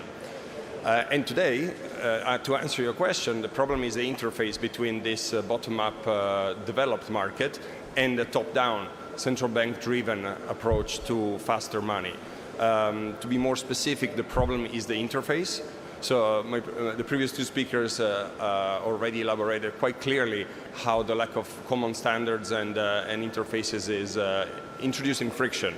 And cross-border friction is something that we've already solved with information. In the past 2 decades, everyone must remember the days where we were waiting for a minute for a picture to download on a web browser, unless you were on a domestic or intranet. But as soon as you wanted to go cross-border, it takes a long time. So now instead on our smartphones, we can access information in seconds from all over the world. This speed of the internet hasn't translated to money really on a broad scale yet, or at least not vertically from a central bank to commercial banks to SMEs and businesses that need to do trade finance to retail all along. This is the problem. I'll leave for the next question to provide a solution.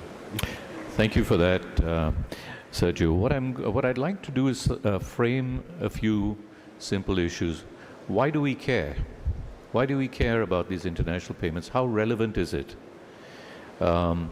So this is for, I guess, for the general audience who probably know the answer to this one.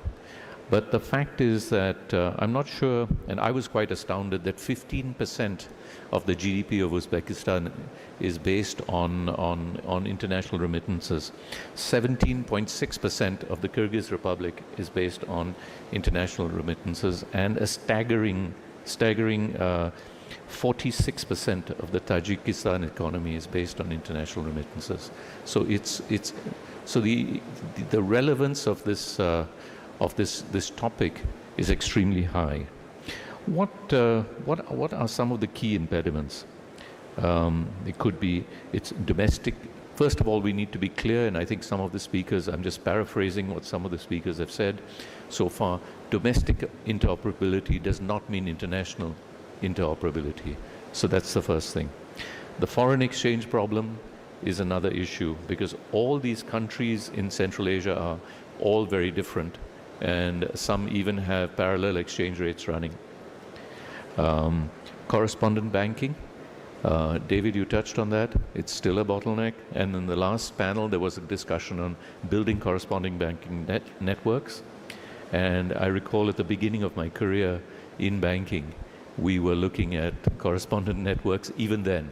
And still today, we're still dealing with the issue. International sanctions and political issues, AML, money laundering, KYC, financing of terrorism, common regulations in a common regulatory market. And can we pull that out of political regulation, economic regulation, and have a common financial regulation? Is that a possibility? What are the policy objectives of each country? And we're going to be asking the panel in a little while to tell us how we're going to do that. By the way, I'm told that I can't be heard properly. Is that correct? I mean, are we okay? Are we all right? And competition. Competition is an obstacle. And of course, we touched on digital banking, stable coins. We need to think about how countries feel about the fact that it basically shifts the power away from central banks in a sense.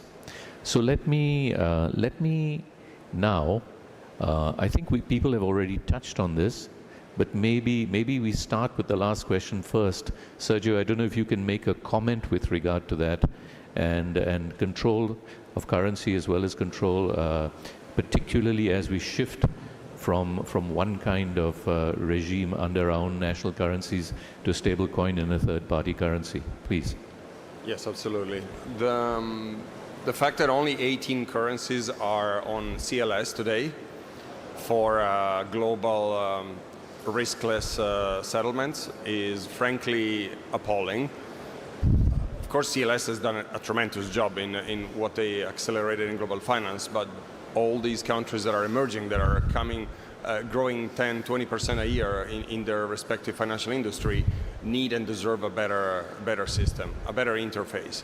And this is where stable coins and tokenized deposits and other forms of money that are brought directly on a settlement platform that is inherently global, like blockchains, can shortcut that problem. We're seeing already some aspects of this transition happening with our applications and our experience. Anchorage Digital was the first bank in the US to issue stablecoins under federal regulation. So allowing counterparties for settlements the comfort of knowing that the instruments that they use for money are regulated is already a great step forward in closing this gap from bottom-up, organically developed, peer-to-peer industry to a regulated central bank-ready industry that allows for the ends to meet in a regulated ecosystem. So the solution is to bring the money on chain in a regulated way. Sergio, let me just, before I let you go on this one, yes, US regulated digital bank, stable coins using probably the dollar as a cross-through currency. What does that do to countries that don't want to deal in the dollar, or have an issue with regard to whether it's sanctions or other things in working with the dollar? Perhaps could you touch on that for a minute before I bring Jamshed into that argument? Yeah, of course. I cannot get into geopolitics and this is not politics geopolitics. I just want to know is it possible to work through without worrying about the politics? Yeah, it is possible. The truth is that besides a handful of countries in the world, every central bank and bank in the world needs a dollar account. So stablecoins are not really changing that need. In fact, they're making that faster and better. The ability to settle and clear dollars 24/7 without any pre-funding requirement, trap liquidity, or being barred from risk-free rate is, I would say, a human right, or a central bank right in this case, and should be granted to every bank in the world. Now, whether those sovereign states would prefer to introduce limitations and frictions for their own monetary policy in terms of FX and dollarization of their own retail economy. That's a totally different story. But it has to be understood that trade, finance, and global settlements still work in dollars mostly, and so cutting one country or several countries out of that faster system is only net negative value. I could make an analogy to avoid using SWIFT today. There's no benefit to it. The controls for a central bank in their domestic territory comes downstream. So we have to separate what's upstream dollar economy and downstream local jurisdictional control. Thank you so much. Jamshid, do you agree or do you disagree with that comment? Ну, я частично согласен с этим комментарием, но хотел добавить кое-что. Альтернатива может служить цифровая валюта центральных банков, потому что, как мы знаем по тенденции, сейчас очень много центральных банков в мире разработают свои системы цифровых валют, и, возможно, в этом будущее именно межстрановых взаимодействий в части использования именно цифровых валют центральных банков, возможно.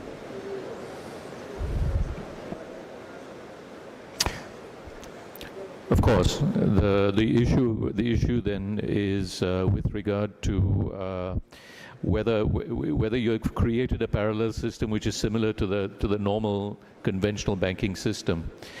David, so between Jamshid and Sergio, they've got rid of all your correspondent banks. Would you like to comment on that? Do we still?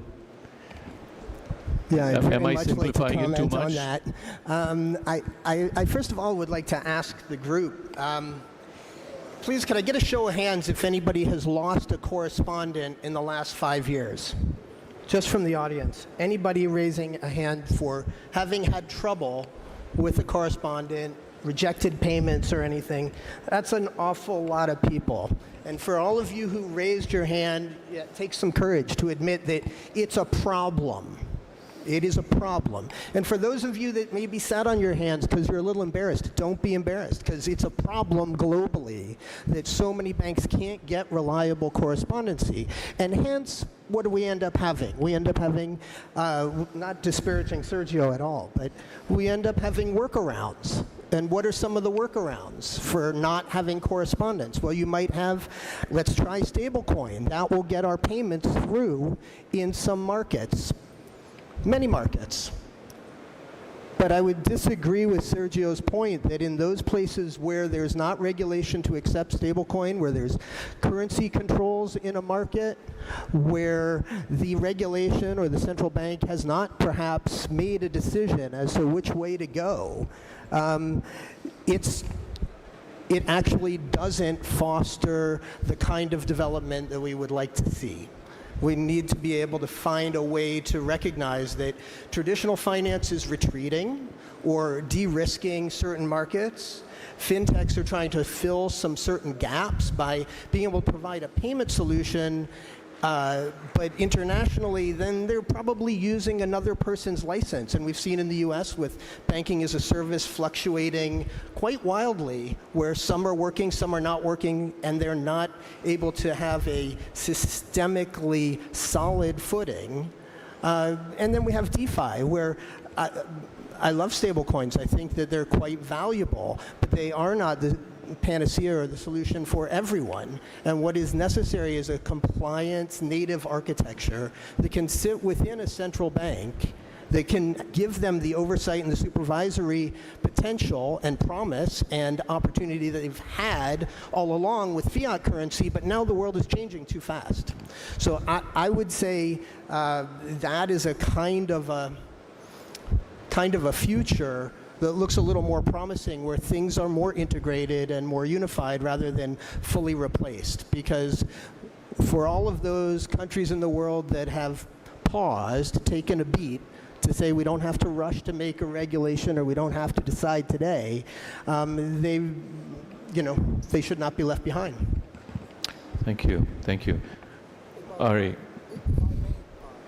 please. If I may comment to what Sergio and David have both said, I think there is no one-size-fits-all type of model. I think if you really look at whether it's stable coins, whether it's correspondent banking, I think the bigger piece is any country, as long as they allow innovation to thrive and encourage innovation, local entrepreneurs, as I heard the word workaround, will find answers. And what do I mean by that? We have seen enormous growth of cross-border payments enabled by the likes of Wise and Niyam. I think Prajit is somewhere in the crowd. He'll tell you how many corridors and the volumes of business that they're driving. If I take your example, Iqbal, as you started by saying that you can make a domestic payment seamlessly, and why is it so difficult on a cross-border sense? If you look at what Wise and Niyams and others have done, they actually have maintained liquidity in both the sending and receiving corridors. So they keep local currency here, they'll keep local currency in the receive market. So they're treating both as two independent domestic transactions. And then they do in their own book FX transfer and what have you. So those workarounds are driving substantial volumes. And David, to your point, have you lost a transaction? I use Wise a lot, and I think this is where technology and transparency becomes so critical. In minutes, you're able to send a cross-border payment. Literally, you would have clicked your app in Singapore, and within 15 minutes, you will see a credit in a cross-border market because you're really dealing with two domestic transactions. I think that the real opportunity here is regulators should keep an open mind to look at how do you regulate this when there are two domestic transactions. And frankly, for an entrepreneur, if there is a revenue pool there, the laws of economics means that somebody is going to go find a solution there. I think the challenge for a lot of the states here, Uzbekistan and the neighboring states, significant part of the so-called remittance volumes that you were referring to is largely skewed towards Russia. And therefore, it's a single corridor type focus. So therefore, you've got to find ways in the coming 10 years as trade expands and interstate trade beyond Russia also kind of expands. I think then you've got a really vibrant opportunity for innovation and therefore a revenue pool where entrepreneurs will come in and solve. I think that's very, very insightful, Ari. I see two issues in what you're saying. Not to be argumentative about it, but the fact is this, that you therefore have quote unquote trapped currencies, and therefore an expense in the system when you're creating domestic pools of capital that are waiting for transactions to happen, and you're basically trying to minimize your cost of holding. So I think that's one of the other issues. The second issue, and Sergio mentioned this, said we're not here to discuss geopolitics, and you've raised perhaps a fairly sore point. Now, Arif, you solved this problem. Yeah. You solved this problem with UPI. I can tell you that I used it 2 weeks ago in desperation after getting the same bank in two countries to not transfer, and I used UPI to transfer instead. So tell me, how did you do it? Okay, let me first build on to what Ari sir just mentioned, right? In fact, he spoke about innovation, and the great part is he just doesn't speak about it, he also shows. So we are one of the organizations that benefited from Start Part MasterCard, if I recollect, right? And I think our experience back in India on UPI is how we open it up for innovations, right? And I think, okay, let me ask a question to the audience. How many of you guys over here have coded ever? Yeah, these are the guys who should be in the front seat, right? So you look at anyone outside who's wearing this specialist card, I think they are the ones who are helping us around. I think they are the guys who need to be in the room, they are the future, right? So it's very surprising that you get into a room today and you ask this question, how many of you ever coded? And there are very few hands up. When you have something like AI, which allows everyone to code, right? I mean, and the question should be, how many of us have built something in the last 6 months, right? I think that's the seed of innovation. So for example, what Ari was just mentioning, and I'll expand a bit on that, what UPI allowed is everyone on the edge to innovate, right? And then people, and we use the term called hack very often, but these are hacks which came within the framework of the regulator. So the regulator was very open with sandboxes. You go try something that could reduce friction. You go try something that could bring in more financial inclusion because my country needed it. You do something which could reduce the cost, reduce the hops. It was welcome, with some guardrails that came into the way. The only thing they always told us is that make sure these governance guardrails, they're inbuilt into the architecture. So I firmly believe, right, when you have compliances, AML checks, and all that paperwork, which is post facto, the challenge today, sorry if I have to come back, is if you look at the, I could explain it better from a technical point of view. I'll try hard now. If you look at the message packets that go when there is an exchange happening, it's essentially very dumb. It doesn't carry enough information. So everything happens post facto, pre facto. Imagine this, and I think that's why I like stable coins to a certain extent, right? It can bring that, right? For example, stable coins have the payment rail built into it. They have tokenomics or tokenization conceptually there, which is extremely powerful, and they have what I call the CFO role, the treasury role built in, right? I think imagine a message packet or a protocol that carries this information about KYC, because a lot of the sanctions is around your KYC, around your AML, right? If it can carry that packet, I think it will solve a lot. Now, do we really need a great global protocol? That's like trying to solve the world hunger problem. It's like trying to boil the ocean. That's not going to happen. If you look at it, now we are sitting in Uzbekistan. Uzbekistan solved this problem like, 500 years back when there are these bills of exchange called Sujat, right? I do end up reading a bit of the history of Bukhara and Samarkand. There was something called Sujat, is a bill of exchange, which helped traders from the eastern side all the way up to Cairo, Baghdad, Basra, and so on and so forth. What were they doing? They were building trust. The technical way to look at it is they were doing the role of a middleware. Right? And in the world of technology, middleware plays an extremely important role. It orchestrates everything, converts every language. The question is the language carrying enough meaningful data? I think that's what we realize in India. So what we have on the edges is multiple innovative payment apps, right? Including ourselves. There are others like Google Pay, Phone Pay, Paytm, etc. And they make sure that the customer side experience is brilliant. They are the ones who go to traditional banks. So the way the layer is, the bank is not out of the system. They're part of the system. They yet continue to do the anchor. The settlement moves through the bank. So coming back, right, whether global or domestic, I think the key thing is the ability for the central bank to encourage its youngsters to do more and more innovation, right? And especially with AI, I think there's no conversation that you can have today where you're saying, hey, our youth is not building something. I think what was not a possibility maybe a decade back, and you needed to learn languages, you needed to learn code, you needed to do engineering, I think that's all gone now. So fundamental building blocks, so if you want more Wises in the world, you want more Razorpays in the world, every country, every central regulator needs to say, forget everything else, just build. Just get your capability and capacity for your youngsters to do code.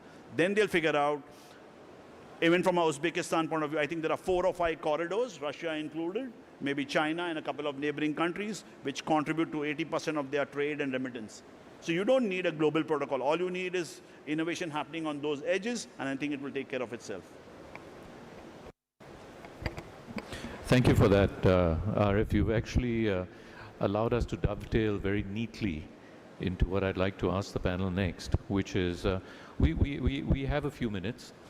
But if everybody could take 2 or 3 minutes, but feel free to jump into anybody else's conversation.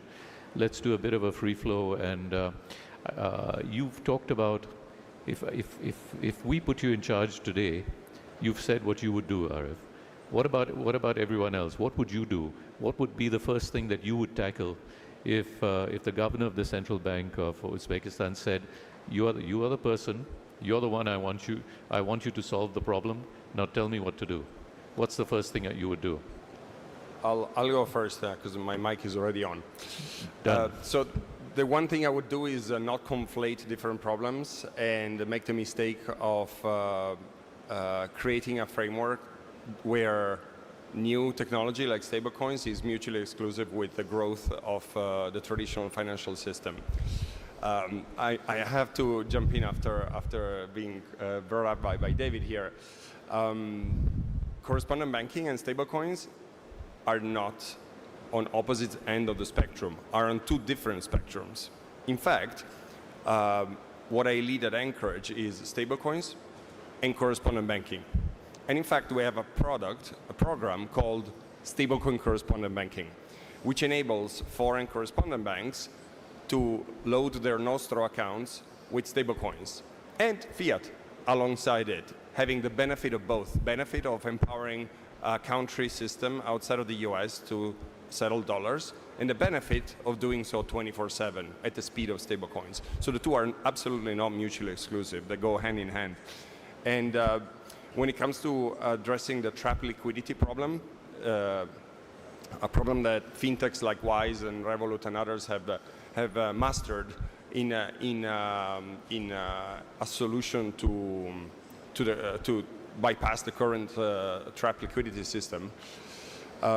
We can take the example of Western Union that after 160 years of inventing the telegraphic transfer, the wire, have now decided to issue their stablecoin, issued by Anchorage Digital Bank, exactly for that, for better treasury management operation, for better real-time payouts to merchants and agent networks. But this doesn't mean or imply that they no longer partner with banks all over the world. In fact, what we're doing in a backstage with Western Union and participating banks on our correspondent banking network is to help them settle PVP, real time, 24/7, something that they couldn't do with an older system. So what I would recommend is not to think of the problem as an mutually exclusive technology or growth, but technology with growth. Thank you. Thank you. So, Jamshid, you actually are the guy in charge of this. So tell us what you're doing. Да, спасибо за вопрос. Я, как действующий сотрудник регулятора, действительно могу отметить. As a current employee of a regulator, I can confirm that we have this kind of the problem, and we will be further working in the upcoming years to solve them in order to provide trans-border solutions as monetary payments. Therefore, most probably in the upcoming years, we will be building up the integration-based relations with our neighbor countries, Kazakhstan, Kyrgyz Republic, and Tajikistan. But at the same time, we will need to work on building up our payment systems along with the global payment corridors, including Chinese direction, India, Arab countries, European countries. Those will be our priority objectives for the upcoming years. Thank you. Thank you. So, David, that sounds very much like a set of multi-bilateral solutions. Where do you come out on this? And if you could be brief, we've got about 4 minutes left. Yeah, I appreciate all of these comments, and particularly Arif's mention of the need for embedding some deeper KYC, KYB essence of the, we can say KYT, knowing the transaction into the payment.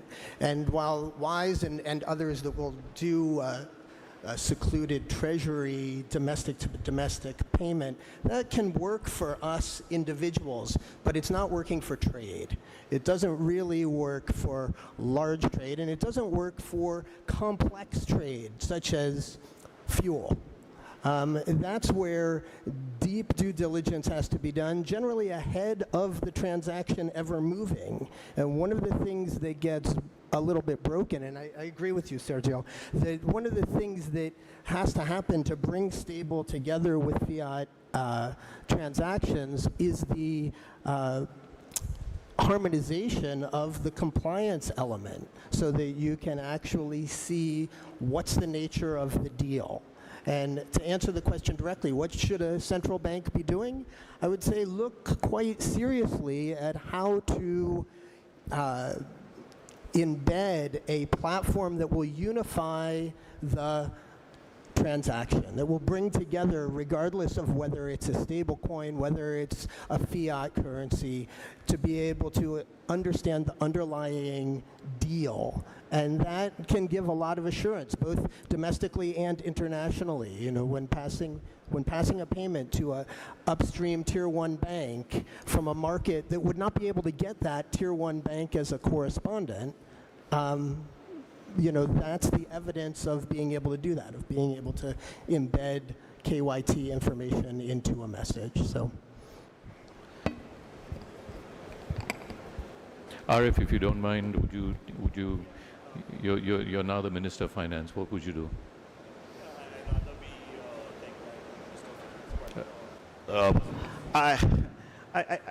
I yet believe a lot in tech, and I think tech can carry all the information that we just spoke about in this stage, right? And I'll give you a historical context that is very, very relevant to this land. There is a scholar by the name of Imam Bukhari. How many of you guys have heard about his name? Right? So at this point in time, there are at least 1 billion people in the world who follow his something called, we call it hadith, right? What did Imam Bukhari do? With due respect, he actually codified the hadith. Now the question is, what is the context of this in money? In money, everything is about trust. All we are talking about is the foundation layer of money, which is trust. This trust, he codified, right, 700, 800 years back, if I've got my dates right, where every piece of that history was verifiable with a chain that could be trusted, right? Now, if he could do that in those days without digital computers, AI, etc., 800 backs, I believe technology can do it right now. It is not that difficult. If we can have the information artifact that is required at every stage, whether it's underwriting, AML, governance, OFAC, I think technology can do the job. And all this friction will go away. But again, you don't want to really solve global world hunger issues. You want to make sure in Uzbekistan you solve those 4 or 5 corridors, and that's really relevant for us over here. Thank you. Ari, could I ask you to make the last comment?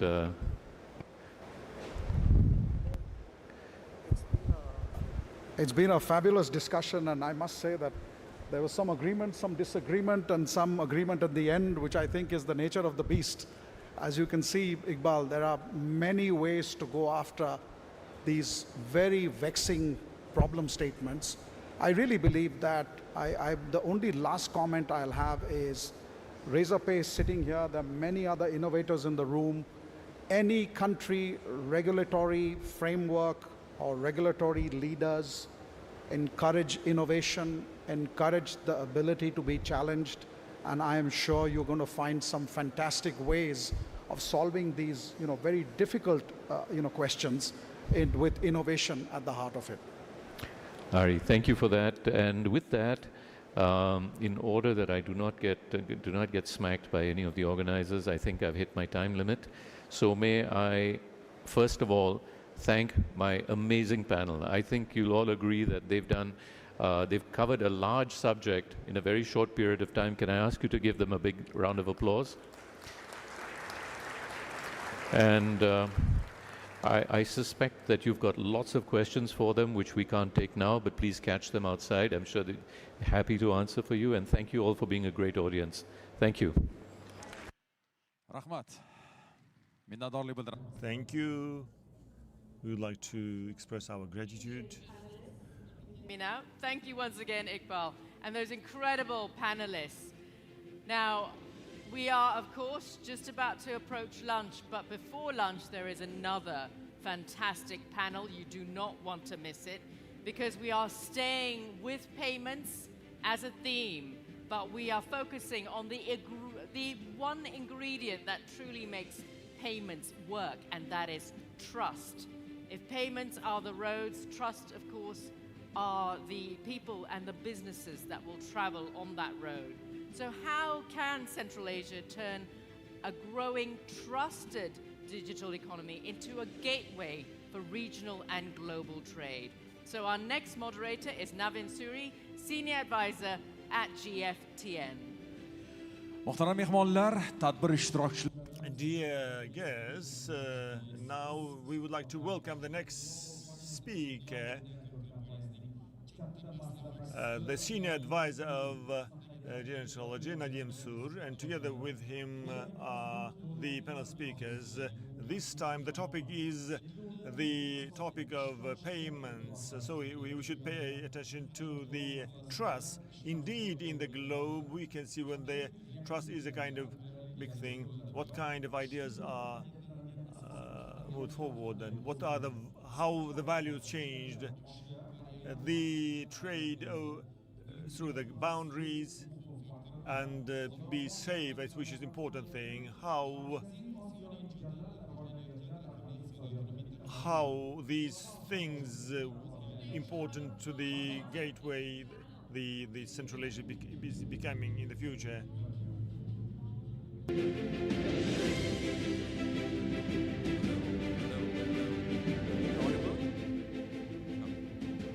Good afternoon, everyone. Thank you for allowing us this time before your lunch.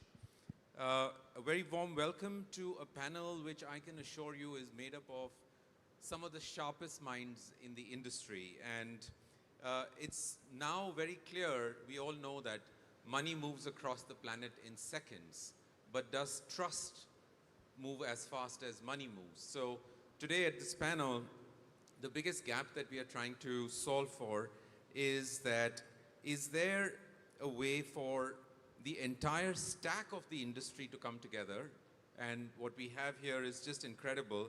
We have the national rails of Uzbekistan, which were built from scratch, which is HUMO.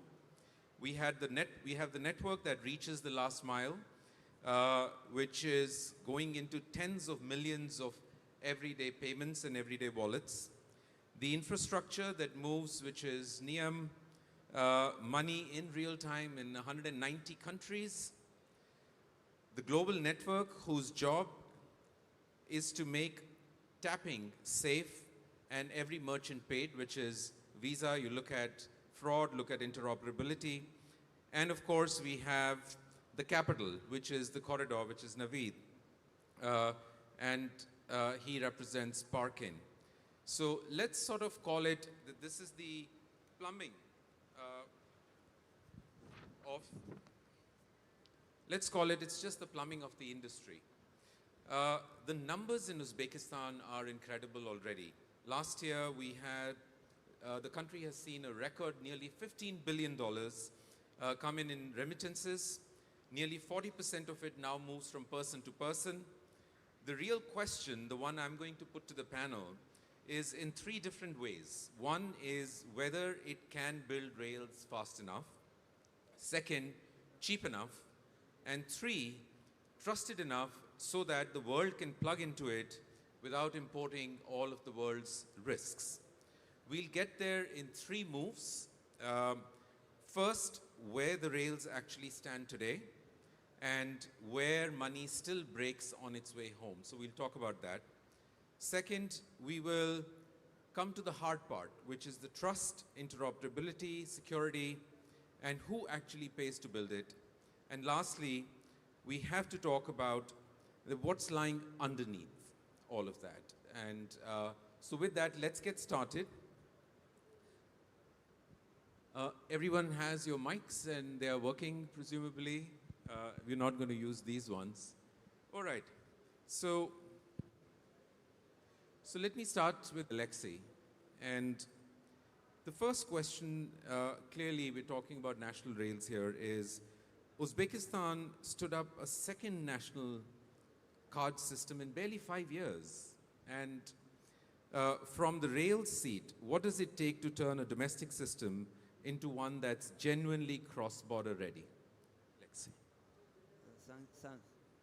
It doesn't work? Oh, okay, it works. Thank you very much for your question. First of all, I would like to say that it was a big task to create a national payment system. And it was done within 5 years, as you have mentioned. But from the very beginning, we decided not to create another local payment player. We have international payment systems and we have local payment systems. Our goal from the very beginning was to create a player which can be at least regional from the beginning, but then we decided to move into international cooperation. We have a network where the card is accepted. we have the local card. But at the same time, we have, for example, co-based cards with Visa. And it's a very good product. The co-based card can be used as Humo inside the country and can be used as Visa outside the country. It's a typical thing for a local payment system. We do things which go further. For example, we have cooperation with some other local payment systems, like L-Card in Kyrgyzstan. L-Card can be accepted in our country, our cards can be accepted in Kyrgyzstan. We do a similar thing with Kazakhstan, we do similar things with some other countries.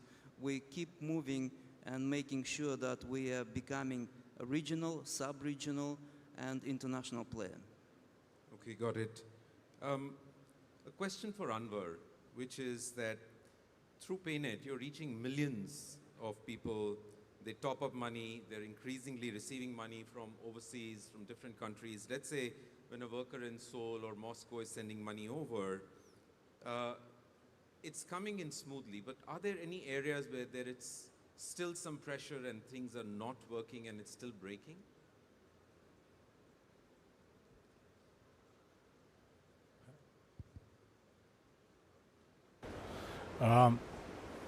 Good afternoon, everybody.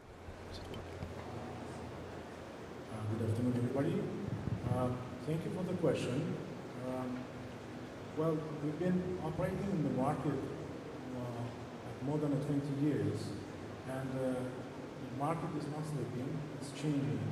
So what we see in the next stage of remittances, for example, I believe that the mobile application is becoming more popular among the population, and the old way of getting remittances from abroad, like visiting an outlet or bank branch or money exchange shops globally, is becoming less popular, since the mobile application is offering better opportunities and safer and more convenient ways, because these devices are always available, and it's very functional in terms of upgrading it and making it more customized to customer needs.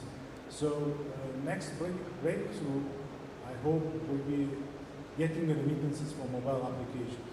The users, all they have to do is going through some way of KYC, onboard their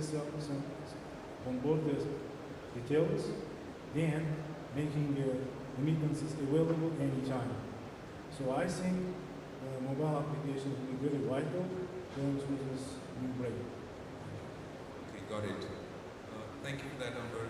Prajit, let me skip Naveen for a second. Now, this is working. You're moving money in 190 plus countries, and that's absolutely unthinkable. It's just huge. From your perspective, what does it take a corridor worth building when it comes to payments? And is there, in your experience, the single biggest friction getting money in and out of a region that exists today for a region like Central Asia? So it's a two-part question. Thanks, Naveen. First of all, this is my second trip to Tashkent.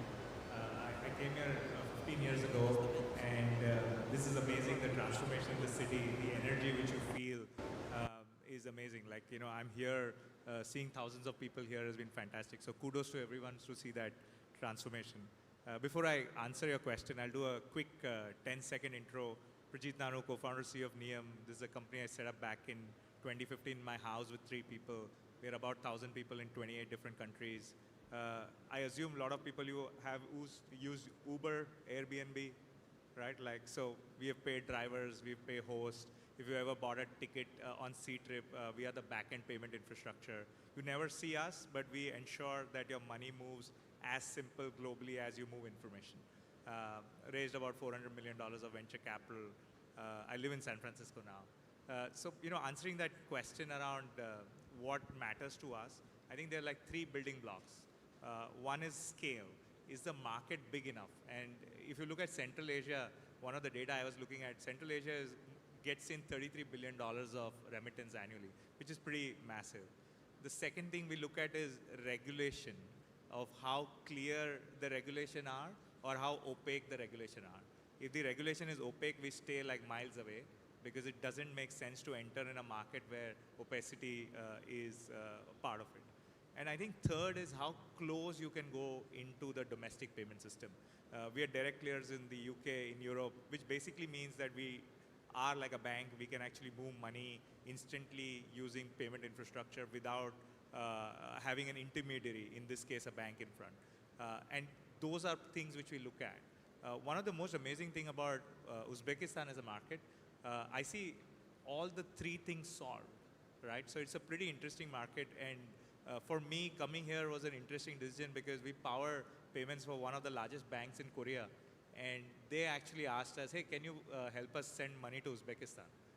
That was the first time a customer actually asked us, and I was like, okay, I'm coming to an event, this is linked, so maybe it's all coming together where thoughts are kind of getting aligned.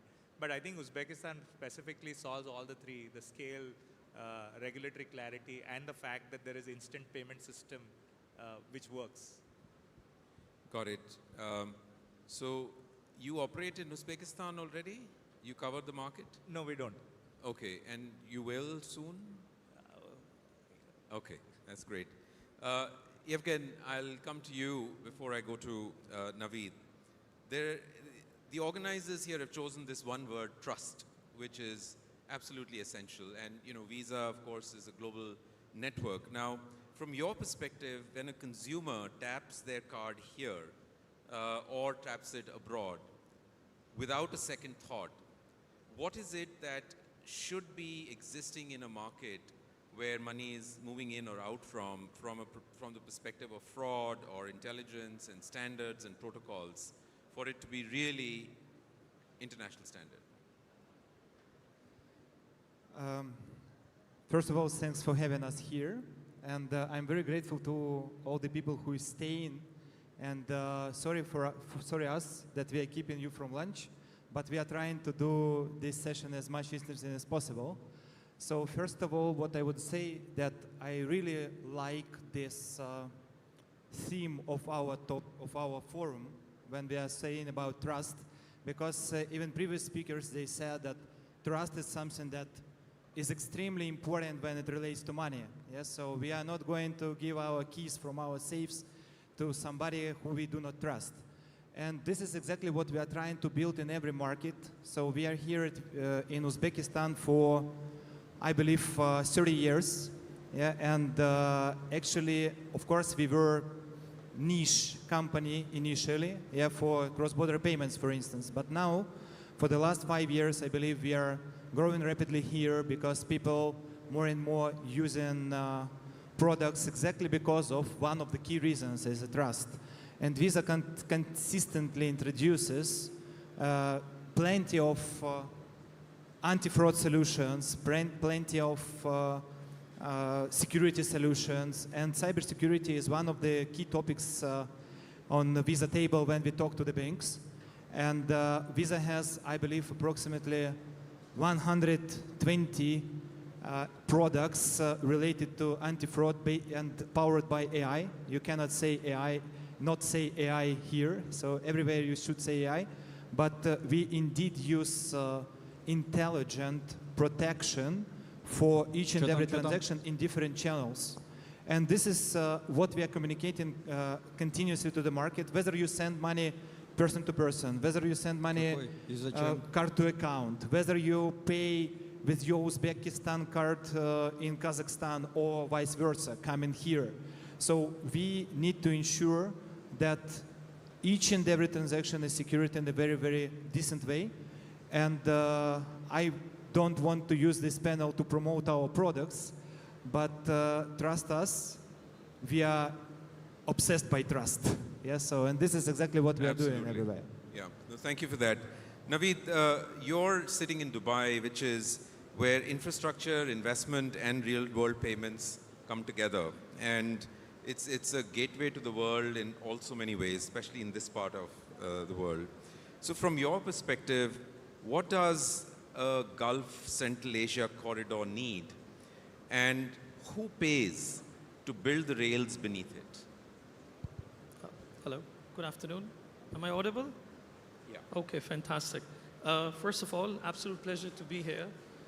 Brief introduction. Naveed, I am the Director for Strategy and Growth at Parkin, which is the largest public parking operator within the GCC region.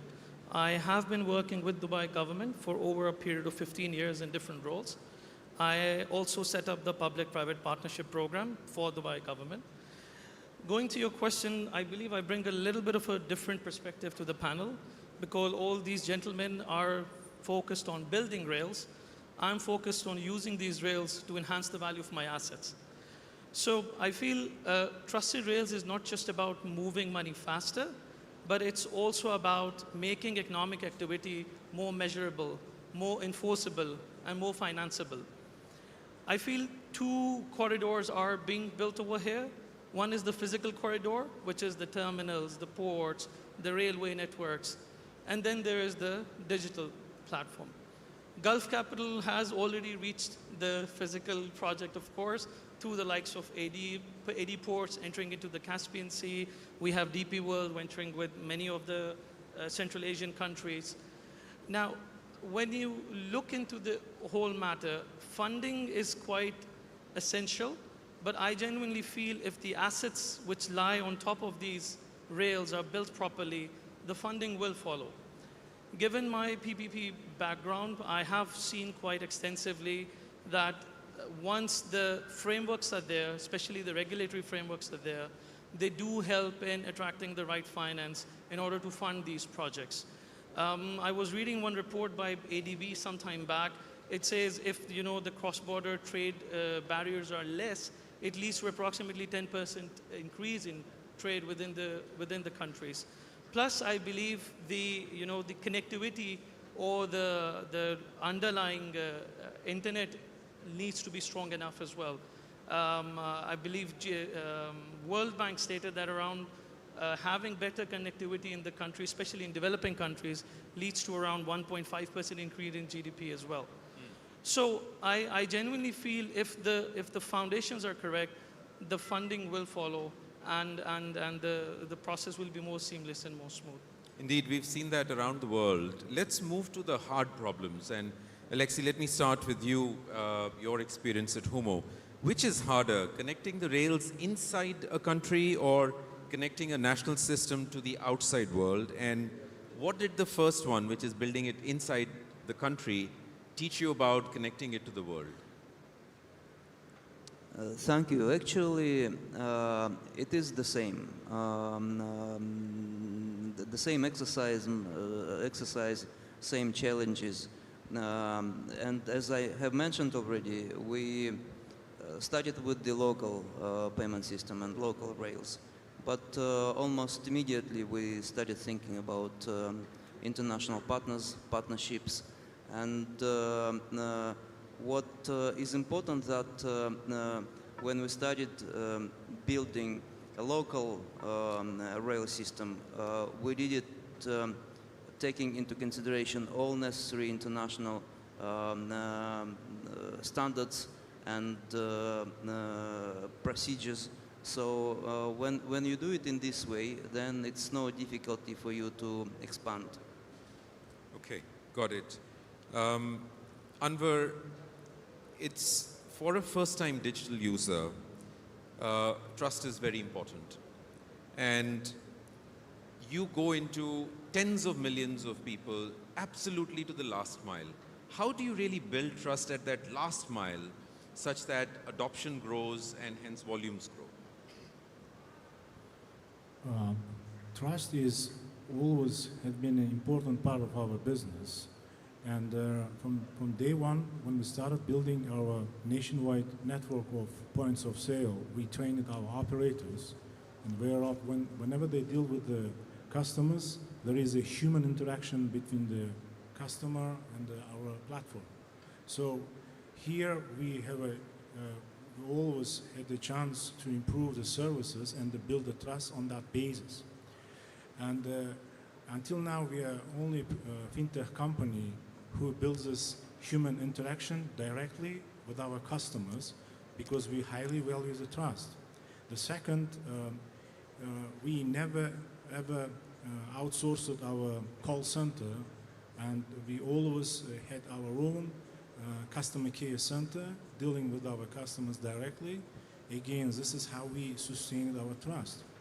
And this is all from business side, business perspective. However, from IT perspective, PayNet always improves its cybersecurity infrastructure, cybersecurity protocols, so that it helps us to enhance safety and the security of making transactions. And this is how we technically support and sustain the trust. And it will be very important for our next products as well, because again, without the trust, we cannot operate domestically, and I'm not talking about globally. Thank you. Yeah, got it. I completely agree. Prajit, you've built these infrastructure across 40 regulatory regimes or more? 40 at least? 40 plus counting. Oh, 40 and counting. Okay. Now, in your perspective, is the future one connected network, or you think it's going to be patchy? Also, while we've all been talking about fiat money, is there something that you see stablecoins have a role to play in the future? So two-part question for you. And I just wanted to add something to what Anwar also said around trust, right? Like, so how many startup founders here? Okay.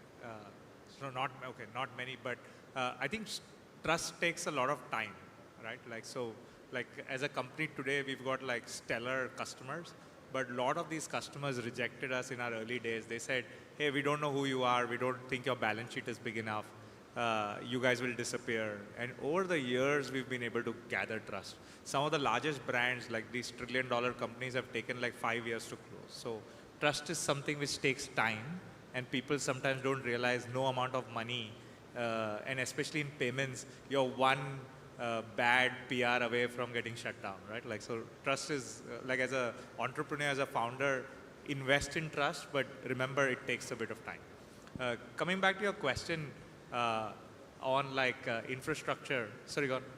Yeah. So there was, is it one connected network, or is it a patchy bunch of networks? So I'm actually going to say that the word patchy is an incorrect aspect associated with it. Like, this world is going to be even more complex. There are conversations, if you look at geopolitically, countries are coming together, countries are going against each other. So this whole utopian world that one single infrastructure sounds very digital assets or crypto bros, as I call them, like, one blockchain which will rule the world. That's not going to happen. But at the same point in time, I don't think the new network is going to be patchy. Especially in these trying times, governments are going to be very clear, and it's very important for them to have the sanity of owning their own currency and the way they set up inflation and how they benchmark and so on and so forth. So you see operators like Niem who make global payment infrastructure invisible by tying all these domestic payment systems together. Like, my favorite example is there's real-time payments in Uzbekistan, there's real-time payments in Singapore, and Niem can stitch both of them together. We're sending a payment to somebody using PayNet app to somebody using a Octobank in Uzbekistan, as simple as sending money back to Singapore, right? So that's what we want to stitch together, or that's what our broad vision is. I think stablecoin narrative is like, the crypto bros, as I call them, like, they believe that there is one answer to every solution, which is a digital asset. Never going to happen. I think the future of the world is you will have all these infrastructures. You have SWIFT, you have Visa, you have MasterCard, you have stablecoin. And no one's going to really care about how the money moves, but the money will move instantly. It will move at a low cost, and you will be able to get the full value of the money. That's what's going to happen. Like, the customer doesn't really care what is used at, and stablecoin again is a mechanism which is going to be part of the solution, not the solution. And there's still lots of work to happen. Right now, the way people peddle stablecoin is that it's going to solve all problems. I don't see that happening. But at the same point of time, I think in the next couple of years, it will come down to one or two problems they solve. And I think one key problem they'll solve is the amount of money which is stuck in nostro accounts, which is $30 trillion today. Got it. If If I move to Yevgen, now, if it's not going to be one network, if it's going to be patchy, it's going to be fiat and stable coins and a mix of some sort of coexistence of these, from a security point of view, what is changing the fastest? And for a market like Uzbekistan or Central Asia, are there lessons that they should keep in mind that they should get right now, then have to solve them later or face them later? I believe that the fastest what is changing is the adoption of different methods of fraudsters, who is also evolving with actually technology with the protection. Yeah, so it's always like game against each other. And what is the strength point and where we need to pay attention always? Yes, how to be informed and to be aware what's going on with them, to be able to protect from them actually. And this is, first of all, this is some kind of reaction. And the second is, of course, pro-action. And when we are talking about pro-action, of course, we need to completely build, you know, very much secure IML, KYC, whatever. But what is also important, we should not, and this is where we always ask to pay attention on, we should not destroy customer experience. If we build too many walls, people will not go through it. Yeah, and this is also this challenging task. Yeah, so how to be secure from one way, but also keeping the customer experience smooth and seamless from other side. And we address at Visa and with our partners, we always try to address both these sides. Yeah, so we have plenty of tools, as I said in the very beginning, like AI, etc., powered by AI, when we actually anticipate fraud, when we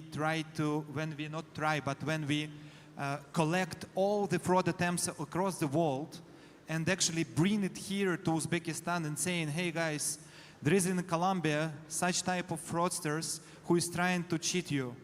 Here's the rule that will protect you. So this global scale is very much helpful for us to be trusted and for our partners to be protected.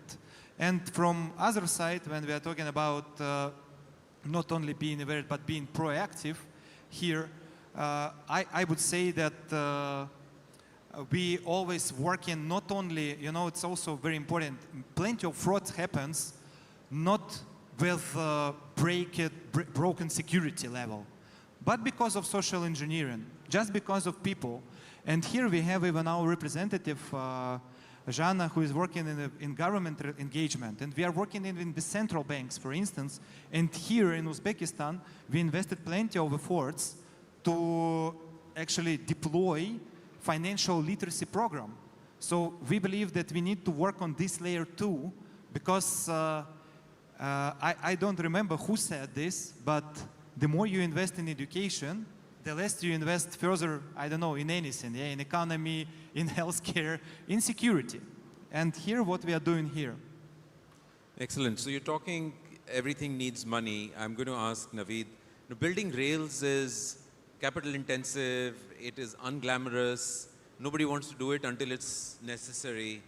So from your perspective, if you look at Central Asia as a market, what makes rails a fundable, investable proposition?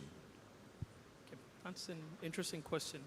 So if you look at rails, I agree, yes, they are unglamorous. They're not funded till the time they're actually needed.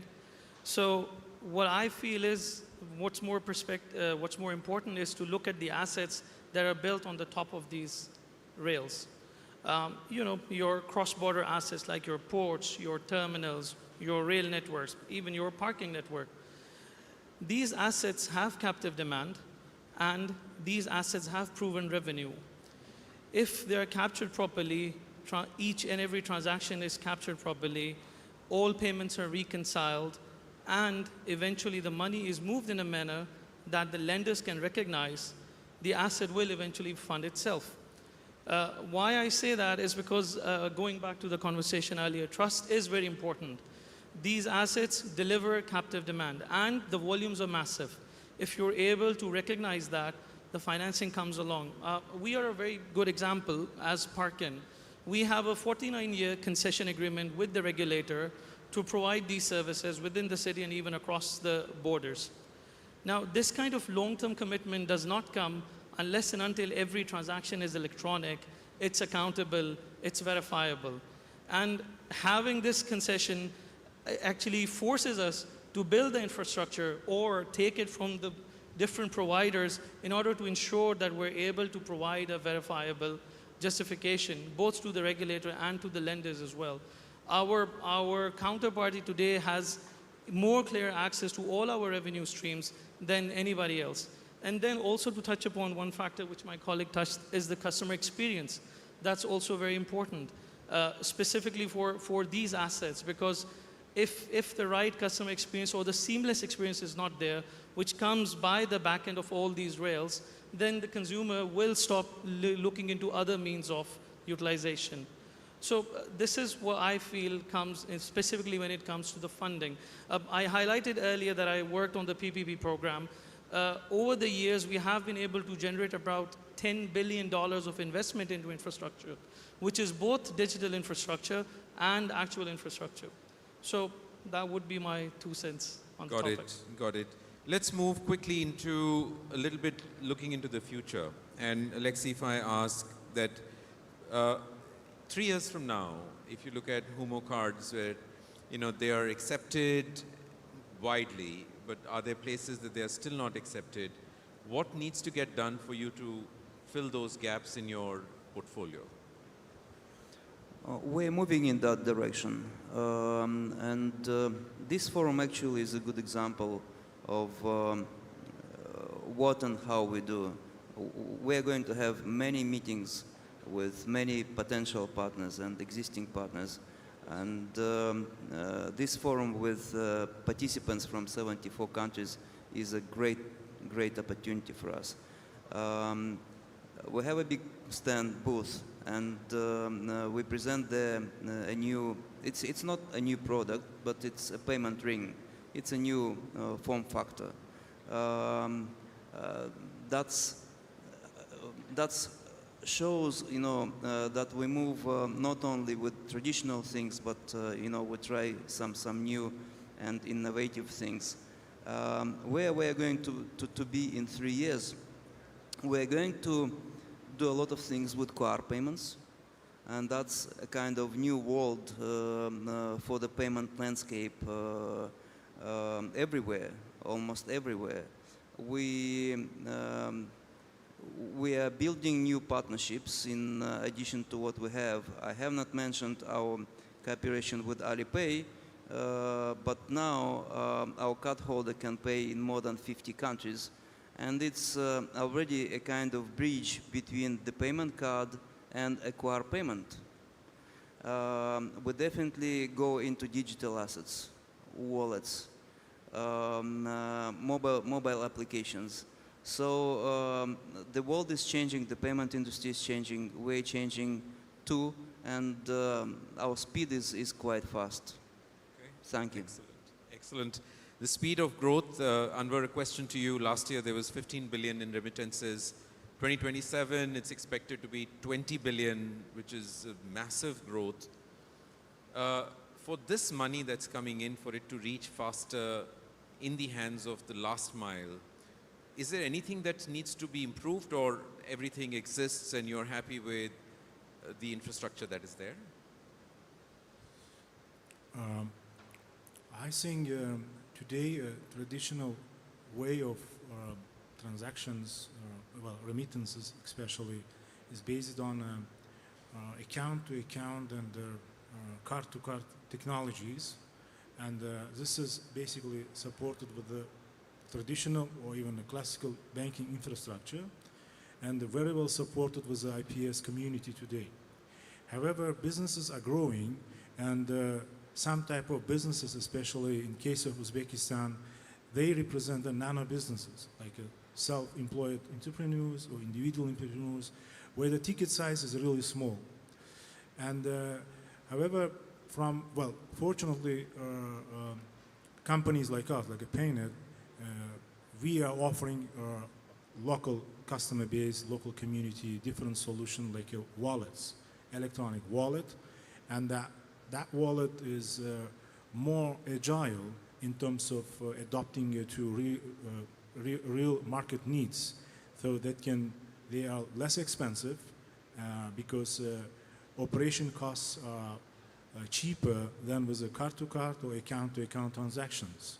And I believe this is how we get ready, or this is how we are going to meet new market challenges by introducing wallet technologies, paynet wallet, which is more safer and more faster and very well supported with our own infrastructure, and it gives a chance for the paynet to make it interoperable globally. I mean, we can expand with this product to the region or to other countries as well, because it's again in-house developed. It has more functions, and it can give more opportunities for growing remittance turnover. Thank you. Let me add a few words to what my colleague Anwar has just mentioned. Together we offer such a wide choice to the consumer, and we are moving ahead with new innovative products, with new technologies.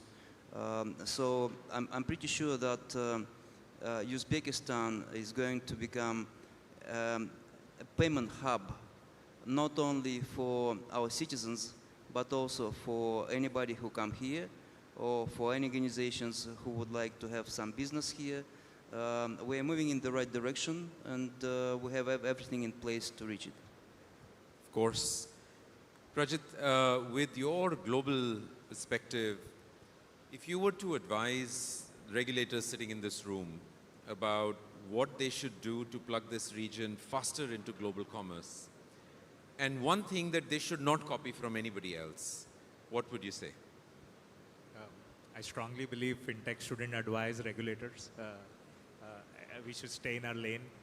But on the second part, I think it's a very interesting question you brought up, which is what should people not copy? And I think regulators in emerging markets should not copy what has worked well for global markets, right? Like, I would not look at what's worked well in the US, UK, Europe, and just try and bring it in emerging markets. I think the benefit for emerging markets is we are at a very pivotal point, actually, in human race time. Like, I live in San Francisco, so I have a lot of AI Kool-Aid. You know, I'm sitting and talking to you guys, but there are 20 agents inside the company working as I am working, asking people questions. That's the future. Every system you see today, every POS machine, every human interface is actually built for humans by humans. But the future is there will be agents who will be working on our behalf, buying things. They don't need a 16-digit PAN number. They don't need, there is no need for a human intervention. They will not have two-factor authentication. Maybe is a wallet a bank account? Do they need a bank account?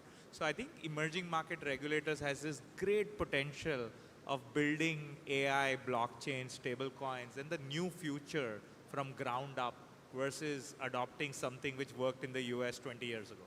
Like real-time payments, etc. These are boring topics, right? Like, you are a banker. You must have heard real-time payments when you were leaving banking, right?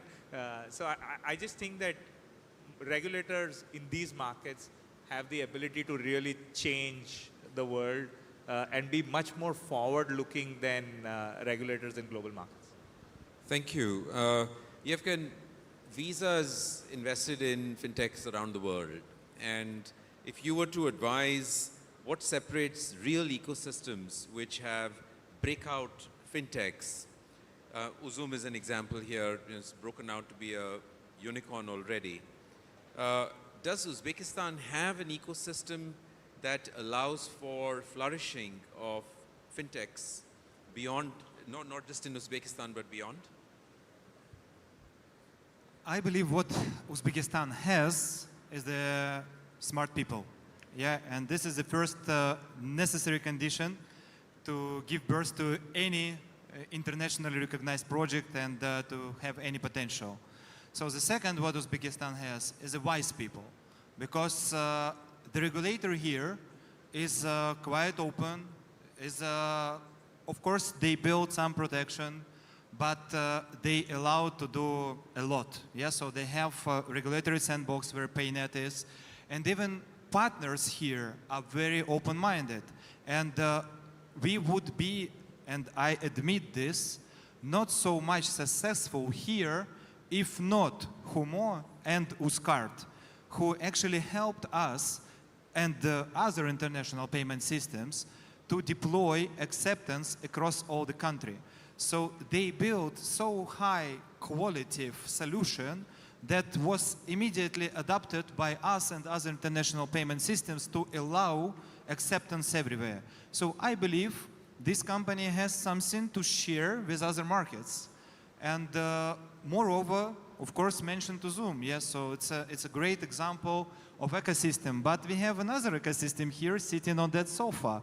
Yeah, PayNet, Humo, Octobank, everything is in one ecosystem. So what I like here is, and I literally share this example in Ukraine, in Albania, in Serbia, in Georgia, and I'm saying, if you want to see true ecosystem approach, go to Uzbekistan. They have several of them, TBC, PayMe, etc. Yes, so and speaking about them, I do afraid to forget about somebody because here's so many prominent players, and I'm more than sure that they will expand, and we will hear about new unicorns from Uzbekistan very soon.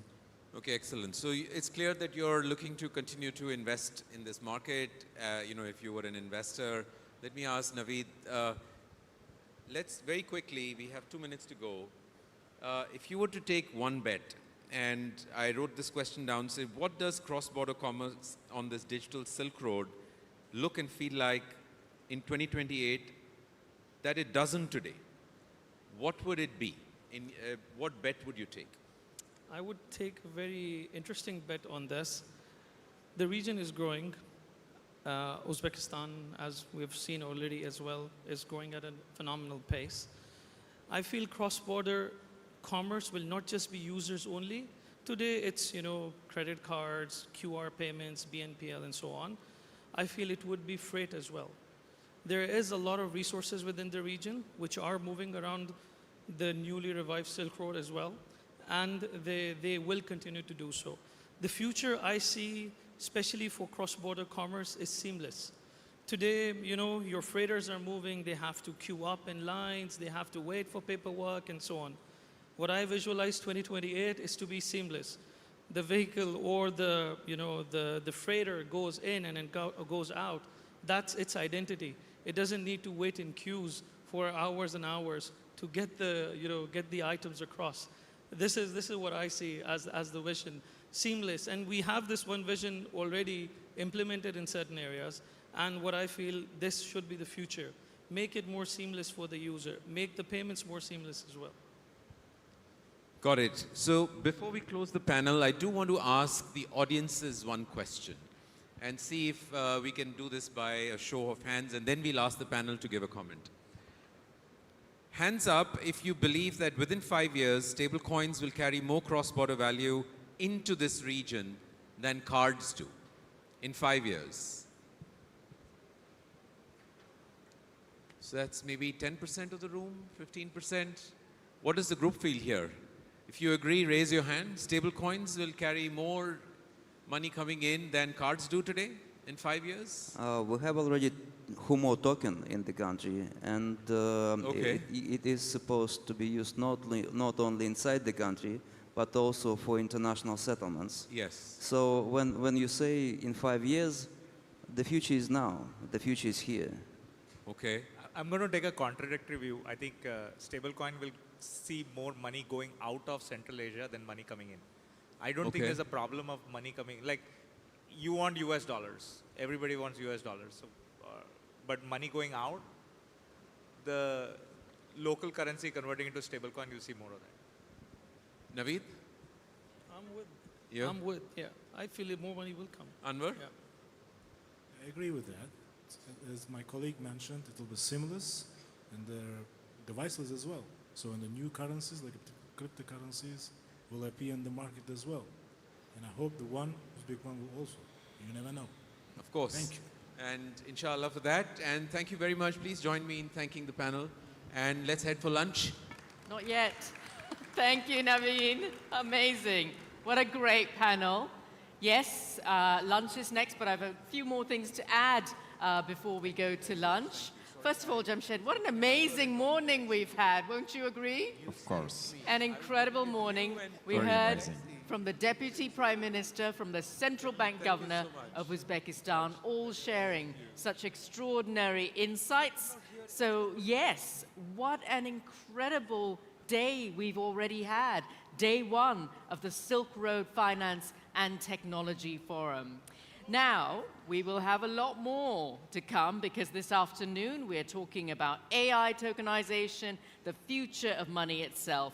And we've got Investor Hours, which has already kicked off at 1 p.m. with the main program, of course, will be resuming at 2 p.m. So I hope to see you all back here at 2.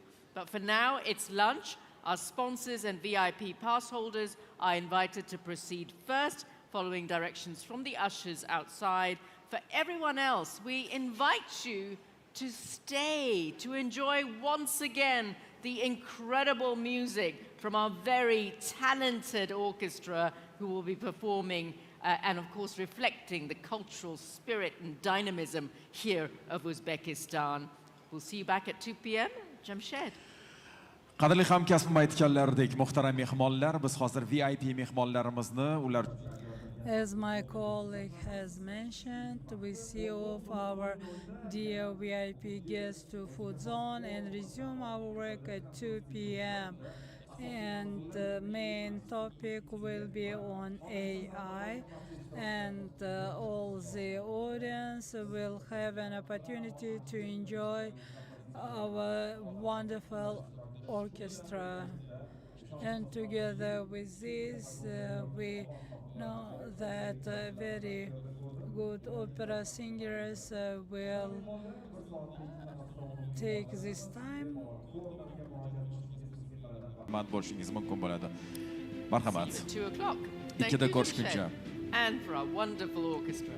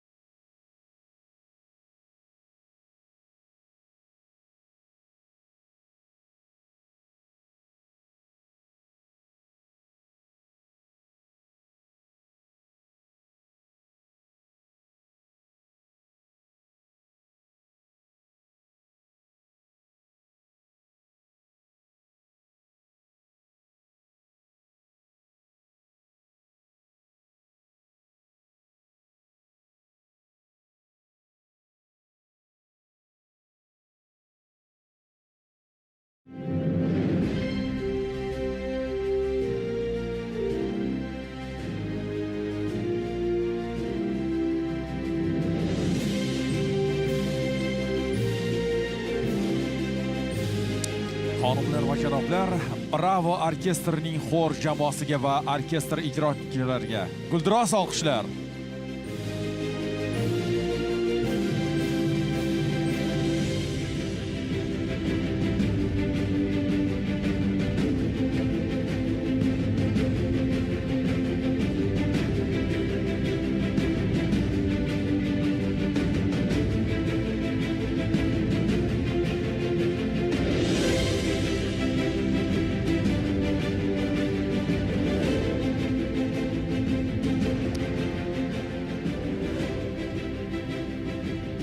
What an incredible performance, and so talented. They are so extraordinary and inspirational. I hope you are all refueled after lunch and ready for an exciting afternoon ahead, because of course we are heading to the new frontier. Thank you, Jamshed. Can regulation keep pace with AI, tokenization, and technology that seems to reinvent itself every time we see it? And that will be the question brought to our next panel.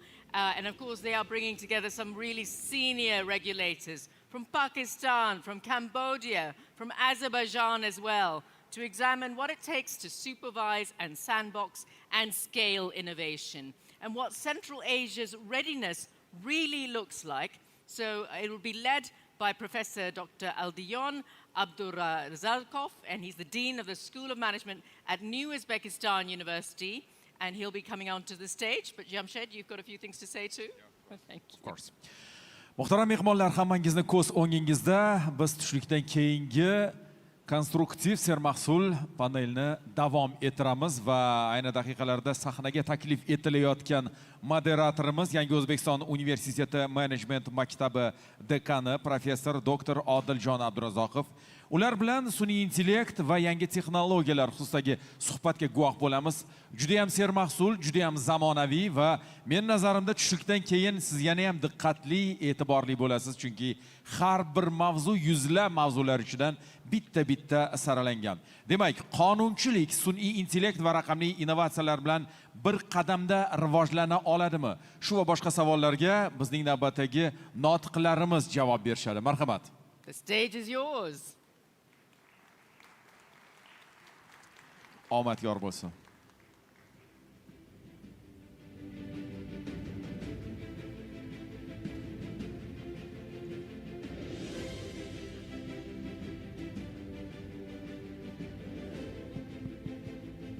Assalamu alaikum. Good afternoon, distinguished ladies and gentlemen. So we have some distinguished panel of panelists this afternoon. So let me introduce our panelists, Mr. Bilal bin Saqib, Chairman of Pakistan Virtual Assets Regulatory Authority. We have Her Excellency Chia Saray, Governor of National Bank of Cambodia, and His Excellency Vusal Khalilov, Deputy Governor of the Central Bank of Azerbaijan. Let's give a round of applause to our panelists. Now, before lunch, we listened to some of the amazing panelists who were the active members of the fintech ecosystem of both Uzbekistan and from different parts of the globe. Now, it makes only sense if you continue the afternoon with those who regulate this ecosystem. Please, panelists, please take a seat. We have about half an hour, 35 minutes. So I'm going to go right to the question. I'll ask the same question for all panelists, and I'd like your perspectives as to how soon should we regulate, or in other words, what worries you more, regulating the AI and tokenization too early or too late? So we know that AI and tokenization is developing much faster than the traditional financial regulation. So what worries you more? We'll start with Her Excellency Chia Saray, Governor of the National Bank of Cambodia, because regulating too early may risk suppressing innovation, whereas regulating too late may leave some opportunities open for, some risks becoming systematic. So let's get your opinion. Thank you for the questions. I think if I've got the answer, everyone will run to recruit me. But there's no answer to this. It's very difficult to know when is the right time. And to your point is that if we start early, we stifle innovations, but if it's too late, it can lead to other things. But I think whether we should look at regulation or not, it has to be in line with what is happening in your market, whether there's a need to regulate now. And it's not imposing regulations because everyone else is doing this, but to see whether there's actually a need in your own jurisdictions to do that. Thank you very much. So, Your Excellency Vusal Khalilov, do you agree with the perspective shared by Her Excellency Governor Saray?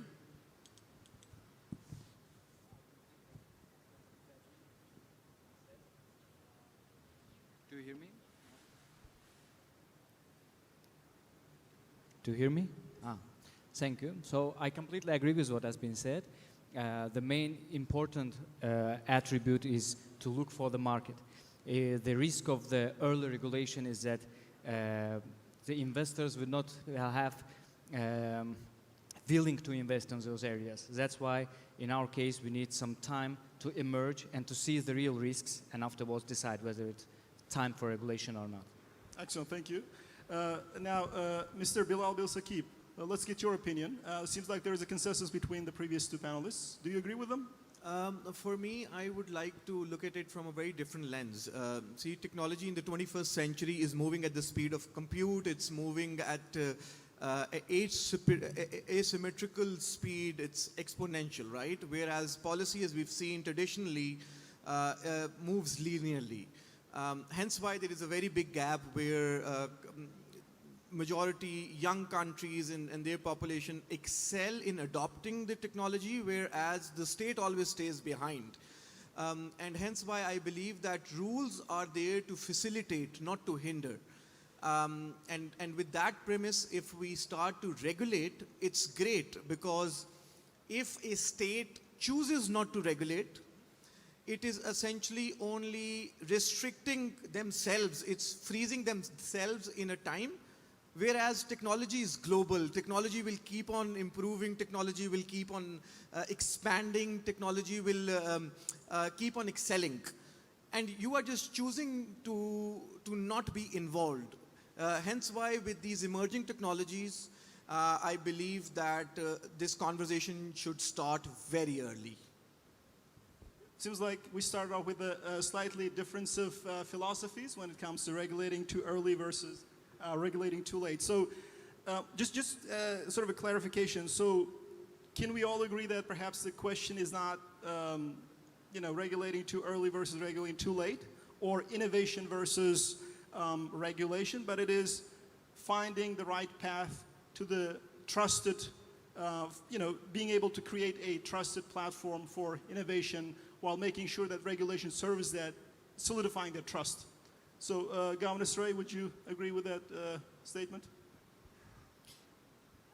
Well, in order for you to regulate as a regulator, you have to be able to yourself understand what is going on.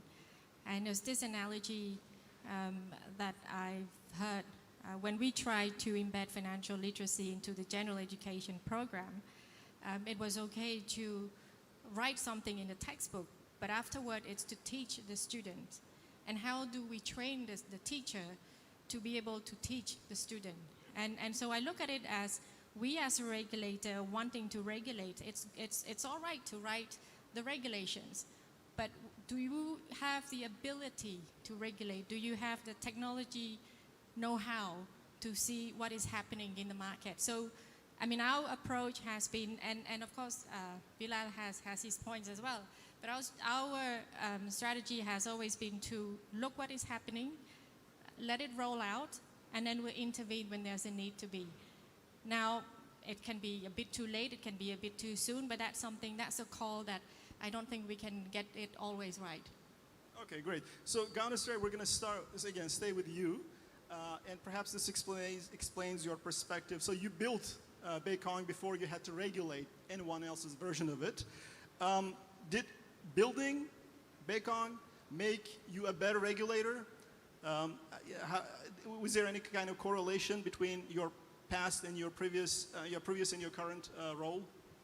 So just for some of you who don't know about it, Bakong is the national payment system using blockchain technology, and it's allowed peer-to-peer settlement between payment service provider. Now, when we introduced Bakong, it wasn't in the grand scheme of strategies that we're going to do this because back then blockchain was, so we started it in 2017. And 2015, I think we started to talk a lot about blockchains.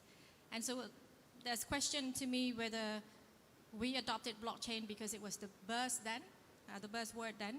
And I said, no, it's because there is an actual need in our ecosystem to have an interoperable payment system. We had a few big players who started to grow very fast and very big, and that could crush the smaller player. And we don't want to see this kind of duo or triopoly happening in our economy. So we said we need to do something. And so when we introduced it, it was purely to address that specific issues. The second is on dollarization, and I know that Uzbekistan is dollarized to some extent, but a lot better than us. Our dollarization is at 90% of the economy, and we wanted to use something that can help us de-dollarize. So using technology, using instant payment system to de-dollarize. And that is quite something that people ask how, because people transact in US dollar anyway. In our system, we allow dual currency, both US dollar and local currency. But we've decided that we have to do something different. We have to think outside of the box. And so we started our bilateral cross-border payment connectivity. And so far we've connected with 7 countries. The last one that we launched was with India UPI. And then we also connected to China, to countries in the region. With this payment system, we say that if you want to use, if you want to make it easy, to make your life easy and pay overseas with your bank account, you have to pay in local currency. You can't pay in US dollar. And that's, by doing that, we coerce people to open a local currency account. And so we see the number of local currency deposit increase. On the other, the inbound, we say that you can accept payment from all these tourists from this country that we connect with, but you have to accept local currency. So all the merchants who previously only accepted US dollar now start to accept local currency as well. And so that drives the increased usage of our local currency in the electronic payment transactions. That was another thing that we tried to address with this digitalization, this interoperability. And of course, financial inclusions. Now, if you go to Cambodia, all the small shops and stalls, they have a QR code. And we have about 4.5 million accepting point of merchant throughout the country of 17 million populations, with 10 million adult population. The number of transactions on electronic payment platform is 10 times our GDP. So the adoption has been great, and that's drive financial inclusions in the sense that people start to go and open a bank account so that they can accept payment through the QR code, for one. The two is they create a digital footprint where they can, now the banks has a visibility of who is receiving what, who is spending what. And so through this, people can now ask for small size loan easily from banks. Great, thank you very much, Governor Saray. So, Your Excellency, Deputy Governor Khalilov, so I'm going to, pose the next question to you. So, when most specialists, in companies, universities, ministries, they're using AI to sort of, summarize, information, you're actually building AI products in the Central Bank of Azerbaijan. Could you perhaps talk about some of the products and perhaps some of the challenges you face in both developing and when it comes to developing the regulatory documents, the legislative documents to regulate these products? Thank you very much. I think the important here is to define what is AI, because recently people start to talk about AI and name AI different things. There are terms like generative AI and traditional AI. At Central Bank of Azerbaijan, we used to use traditional AI or machine learning based or econometric based models way before we start our new data lakehouse and data governance projects. I think the main areas of implementation at scale is predictions, it's simulations of the market for certain situations in terms of macroeconomic change. At the same time, we start to make some pilots using generative AI use cases. I think one of the best outcomes we have in SDLC process is in terms of development of software in IT teams. This is, I think, the part where we have the best use of these technologies. Other parts is like, I think, almost every company tried to create some AI bots to work with documents. This is very obvious pilots. The biggest challenge here, of course, is usage of proprietary models. So it's a question of data sovereignty, it's a question of sensitive data. So we create an internal AI policy, and now we work on AI governance standards together with market. So the main idea of our understanding is that we divide use cases into 3 buckets. Like first bucket is the use cases we can do, they have sensitive data we can do only with internal models. The second use case, there is no any sensitive data, we can use proprietary models. And the third one is like hybrid models, where we use some technological tools like anonymization, masking, and other privacy-focused things to make it happen to use both proprietary and internal models. And I think this is the hardest part. And the most important thing here, and you mentioned in your previous question about the innovation, the role of regulator here is to provide guidance to the market, at the same time prevent risks. Because innovation should come from private sector. So the best thing that the regulator can do is create regulation and give some infrastructure. So once the infrastructure problem solved, the thing need to be done is governance. So these are the areas we work on that now. Thank you very much, Your Excellency Khalilov. So, like in any other field, as you emphasized, regulating is needed to maintain the trust of players as well as consumers. But again, as you mentioned, sort of regulating too much or being too prescriptive can sometimes surpass innovation. So my next question is to Mr. Bilal bin Saqib. So when it comes to regulating some of the latest technologies in the financial sector, Pakistan has, sort of stood on the sidelines for a bit, and then you ultimately chose regulation. So, and you did an amazing job of opening licensing just under 6 months. Can you talk about the experience of Pakistan and you personally in your role as a chairman in how this evolved? Great. So, you see, what I was mentioning earlier is that our central bank banned any interaction with digital assets back in 2018. So we had a period of 8 years where it was strictly prohibited.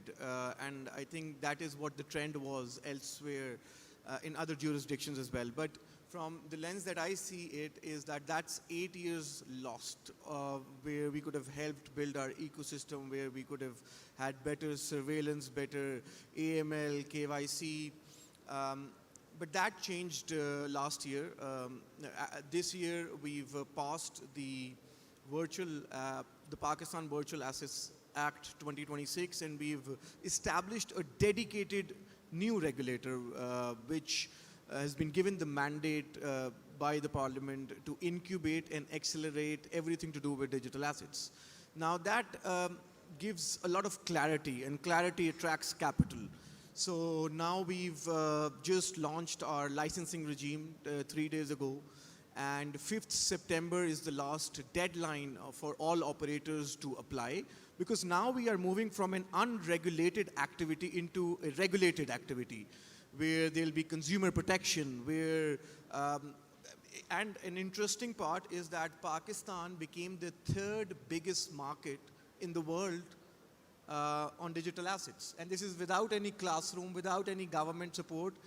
I mean, the state was promoting the opposite, where it was prohibited. But this comes back to my thesis, where these are global technologies. You can't, it's tough to really ban them. Hence why we should look at these with our learning hats on to see why is it only, because I don't really believe now that in this age of AI, the next big financial companies, there is nothing stopping them to be built out of Karachi, Islamabad or Tashkent, because the geographical barriers have been broken down and the cost of intelligence is going to zero. So based on that premise, we want now where the youth of the country, so Pakistan, 250 million people, 70% under the age of 30. And I think we have a similar demographic here as well in Uzbekistan. So this young tech-savvy youth of the country have been consumers of digital assets, but now we want to push them to become creators in this age of AI. And moving forward, you know, whenever AI or physical AI will create value, they won't go out and open up bank accounts. It's the agentic economy, which will be of trillions of dollars, where agents will be calling on API calls, etc. So we want to prepare Pakistan for a future of 2050. And for that, the whole financial plumbing is changing right now. And that is the whole thought process and premise behind setting up this regulator. Well, thank you very much, Mr. Bin Saqib. So if I could ask Deputy Governor Khalilov and Mr. Iqbal for you. So where, in your opinion, where should regulators allow some sort of experimentation?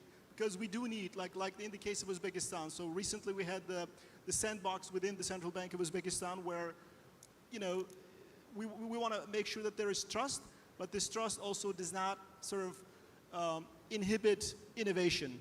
So in other words, in this field, where should we allow experimentation without sort of compromising the trust? So Mr. Khalilov, maybe we can start with you. Thank you very much for the question. In our case, in Azerbaijan, we have the regulated sandbox, and we started to test the crypto products at this place. I think this is, for our case, for our economy, it was the right way to start. Why? Because one pitfall we see throughout the world, like founders of companies on edge technologies, they fall in love with technology. But the part of bringing value to economy and society is kind of may become second. So what we look for in our, how we assess applications, there are great guys who bring products, but they bring actually not products, technologies. So we advise them to make it in a way that it will bring some value for economy and bring, at the same time, protect citizens. Because we shouldn't forget that in many these new technologies, there are people who use it for benefit of society, and there are people who use it for money laundering, who use it for different other purposes. That's why protection of consumer rights is very important. So this is one of the filters we have in Sandbox. And what it gives ability for market participants to test their ideas, and it gives for the central banks the ability to test their hypotheses in terms of regulation. There are several strategic questions when you regulate AI and when you regulate virtual assets, and you can test actually that in Sandbox, which is very interesting. Great. Thank you very much. And Mr. Bilal Bin Saqib, again, based on the transition you mentioned in Pakistan, in order to spur innovation, like where would you allow experimentation so that the innovation is not surpassed and so newer fintech products are coming into the market? I think as the whole financial plumbing is changing, a topic that is very apt for emerging economies that do not lack assets but lack capital is tokenization. So how can we connect our domestic economy to global pools that were never existent? So looking at that, not just globally, but also locally, what we can do is we have opened up a sandbox on tokenization. We are exploring real estate tokenization. Then stock market. Pakistan has had one of the best performing stock markets. How can we tokenize our stocks so we can have more FDI coming in and more capital being injected into our local economy? Then we are also planning to tokenize $2 billion of our debt. Apart from that, we have a government security program called the Roshan Digital Account, and we've had around $13 billion in inflow, but that is still on the traditional rails. Moving that onto the blockchain So these are the area of innovations, but about, outside that, we still have 100 million unbanked people in Pakistan, right? And we are looking at ways on which we can take them directly to the wallet, just like previous technologies from landline, people directly went onto the phones because the banking economy, the banking economics in every city, in every street doesn't work anymore. Apart from that, we also receive $41 billion this year of remittances. Now that is coming through traditional channels, and a recent World Bank report mentions that there's an approximate 5 to 6% of charge. Now if we move that to stable coins, that will come down less than a percentage. And that's over $1.5 billion extra that is coming back into Pakistan to those households where it's needed. So we are experimenting in every single different vertical. Great. Thank you very much, Mr. Binsaki, for that perspective. So next question, Governor Ray, is for you. So you opened a route into corruption for banks while dealing with the fraud networks and sanctions. You allowed crypto for banks while dealing with the fraud networks and sanctions. So could you explain that policy? Does that sort of one policy working? Is it like two policies sort of conflicting with each other?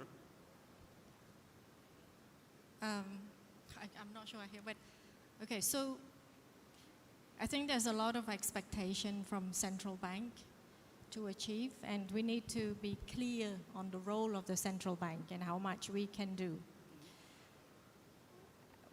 In Cambodia, the National Bank of Cambodia regulate the crypto asset on the bank balance sheets, not the rail. The rail is under the Stock Exchange Commissions, right? And at the moment, we are drafting a law on virtual asset jointly with the Security Exchange Commissions. It's a bit of a challenge to get two different authorities on the job because we tend to have different opinions. But in a way, it's good because for things to move, I believe you need the brake and the accelerator. And on the one side, the Security Exchange Commissions want innovations, want liquidity want things to move, and more liquidity in the capital markets, but the central bank are more cautious, so we act as a brake. So when it's free to move, we press on the accelerator. When there are things that we need to be careful, we press on the brake. And this is the role of the central bank. So again, to your questions, we only regulate on whatever on the bank balance sheets. We say that if banks want to hold crypto or virtual assets, whether it's crypto, whether it's stable coins, it has to follow a certain standards, the KYC rule. It has to be properly accounted for. There's a minimum cap as to how much bank can hold. They can also take it as collateral, but then again, there's a cap to it. On the Stock Exchange Commissions, they regulate on who should be allowed to play in this market. And again, it's not something that we get right. As you pointed out, there's a lot of issues behind where things are happening on the back of our regulation, behind the regulatory parameter, and this come with things like money laundering, etc. There's a point that I also want to make, that things are getting so sophisticated, things are moved across the border. Anti-money laundering doesn't happen in just the domestic market. It's usually go across the border, and this is where we need cooperation, collaboration with all authorities involved. And I think I've met with the Governor Timur this morning, and we talk about collaboration, not on this particular subject, but as a regulator, we need to work together to tackle the blind spots that we don't usually see ourselves alone. Excellent. Thank you very much, Governor. So my next question will be both to Mr. Khalilov and Mr. Bilal Binsaki. So what financial technologies are we sort of underestimating, and which ones are we overestimating? So maybe Mr. Bilal Binsaki, we can start with you. I think we are definitely underestimating the agentic economy and how big the AI payments infrastructure would be. Mr. Khalilov? I think there are certain things we can anticipate and certain things we cannot anticipate. I think for this period, I think I agree with colleague that agentic commerce would be one of the things. Another thing is we see the rapid expanding of national payment systems. I think the potential of this area, especially if we talk about integration, is far more than we can predict. And I think there will be some third spot we don't see right now, which will emerge after the AI getting more and more advanced. Excellent. So we have less than 10 minutes, so I'm going to pose one question to all the panel members. So looking ahead to 2030, so what will be some of the biggest changes that AI and tokenization will have brought to us by 2030 to the field of finance? So what will be some of the biggest challenges, biggest changes in both AI and tokenization by 2030 that you anticipate? So Mr. Khalilov, perhaps we can start with you. I think it may bring a lot of things, but regulators work on the matter that to turn this way into the benefit of society and benefit of economy. I think we can see the reducing of costs of the transactions. I think we can improve the customer experience in terms of making transactions. And basically, by doing this, make especially cross-border payments much more efficient and cheap. These are the economical beneficial of this. Okay, thank you very much, Mr. Khalilov. So this was a bit more optimistic expectation into 2030. Governor Saray, what is your perspective? So by 2030, what are some of the changes both in AI and tokenization that we should expect? I agree with Deputy Governor that there's going to be a lot more efficiency, speed, affordability from the perspective of consumer, but I think from the perspective of regulators, there's going to be a lot of new challenges that we need to address in order to make sure that everything is safe, from the technology, from the trust, yeah. Yeah, so you emphasize trust, which I think is one of the key sort of phenomena in this field, is both trust by the consumers, by potential players in the market. So Mr. Bin Sakib, so what is your anticipation by 2030? What will be some of the biggest changes in AI and tokenization? I think just like internet changed everything, by 2030, the concept of value would have been changed. And AI, of course, is the decision-making layer. It would have made the cost of intelligence much less, and we'll have more physical AI as well. But to complement that, we will have more stable coins, more internet money. And we'll see a lot more AI agents empowered. And with regards to, there'll be a lot more penetration of stable coins, which is also directly correlated to tokenization. And within tokenization, I think by 2030, we will see more sovereign states tokenizing their debt, more tokenization of private credit. There'll be a lot more funds that'll be tokenized, and it will also be helping the unbanked. But outside that, there'll be a lot more investment opportunities also available with smaller ticket sizes to the masses using tokenization.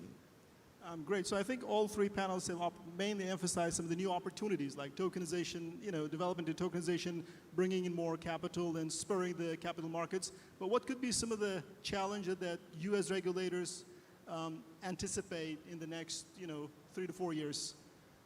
We can start with you if you want. Moving from human versus machine to machine versus machine. Because these AI agents are working 24 hours a day, and we've seen with the likes of Claude and Mythos, the sort of the way it exposes the how traditionally we have approached cybersecurity, sovereignty. All of that is changing. So when we look at regulations as well, it has to move from human versus machine to machine versus machine. Okay, great. Deputy Governor Khalilov, would you agree with Mr. Bin Sakib, do you anticipate any other challenges? Of course, I agree with those points. Cybersecurity is like in the center of these things. We should also mention the fraud part, because all this technology is used for fraudulent activities as well.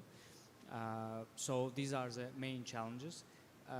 But at the same time, the same technology will help to battle with all these things more efficiently. So the time needed before to handle certain risks is now reduced. So that's why I'm still optimistic about the technology. Great, thank you very much.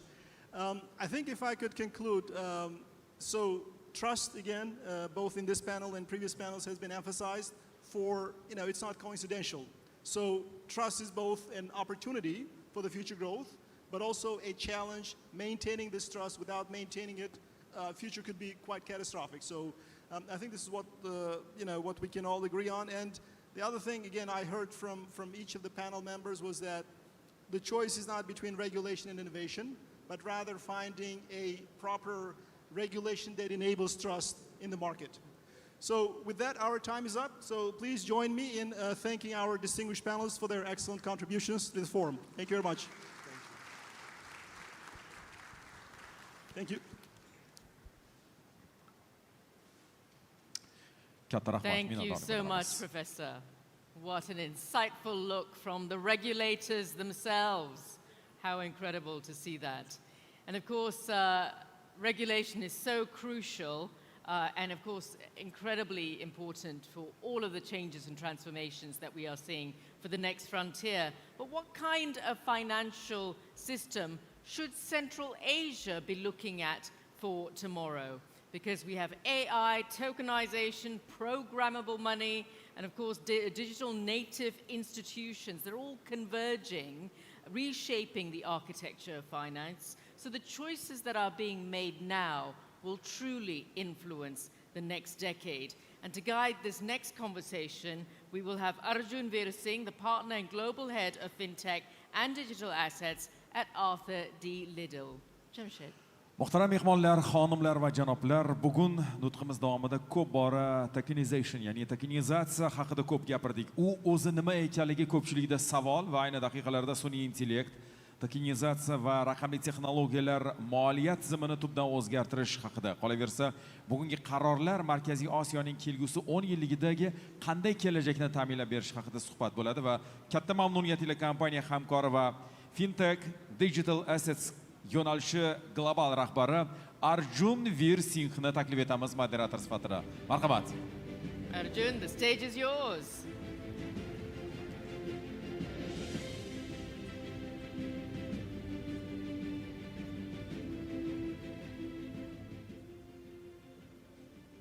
Good afternoon, everybody. So it's great to see a lot of you have stayed back. Let me start with saying that I am so pleasantly surprised to see this event. I arrived here this morning and it sort of blew my mind. So thank you to everyone from Tashkent who's sort of welcomed us. And I shouldn't say this because there's no, two events should never compare each other. I've been going to the Singapore FinTech Festival from its very inception, and this feels like the mini Singapore FinTech Festival here. So in any case, it is the Tashkent FinTech Festival, which is what, or the Silk Road Forum. With that, let me quickly ask my esteemed panelists, who represent everything from large incumbent banks, to digital native banks, to digital assets players, to founders and regulators. So, Deputy Governor, can I start with you? Quick introduction to yourself, and then I'll kick off the panel. Thank you very much, Arjun. My name is Nodirbek Achilov, Deputy Governor of Central Bank of Uzbekistan, who is responsible for the monetary policy, research, statistics, and monetary operations, and overall, they can be said the macroeconomic sector. Welcome. Thank you. Hi, everybody. My name is Anastasia. It's a big pleasure to be here to sit with the institutions and to discuss the next potential opportunities in our market. I personally will talk and will be the voice of startups and what we actually need, what challenges we face. I actually have like quite big background on fintech, and actually and particularly now, I'm interested in agentic AI, fintech, agentic Welcome. AI, and Web3, the synergy of these three technologies. Dan. Hi, everyone. My name's Dan Sleep. I represent a company called Fireblocks. We're a fintech ourselves. We help a lot of the institutions that are kind of sitting in the crowd today, as well as anyone through the payments ecosystem and the core crypto ecosystem. I look after a group called Business Solutions and Advisory for Asia Pacific. I have a background almost 20 years deep, actually on the bank side myself. So having spent the last 6 or so years in the digital asset space and the blockchain space more broadly, I kind of switched sides and now doing this to help people on their own journeys. There are no more sides. Gulnar. Hello everyone, my name is Gulanora Tobek. I am CEO of Alif Bank, a digital bank in Tajikistan.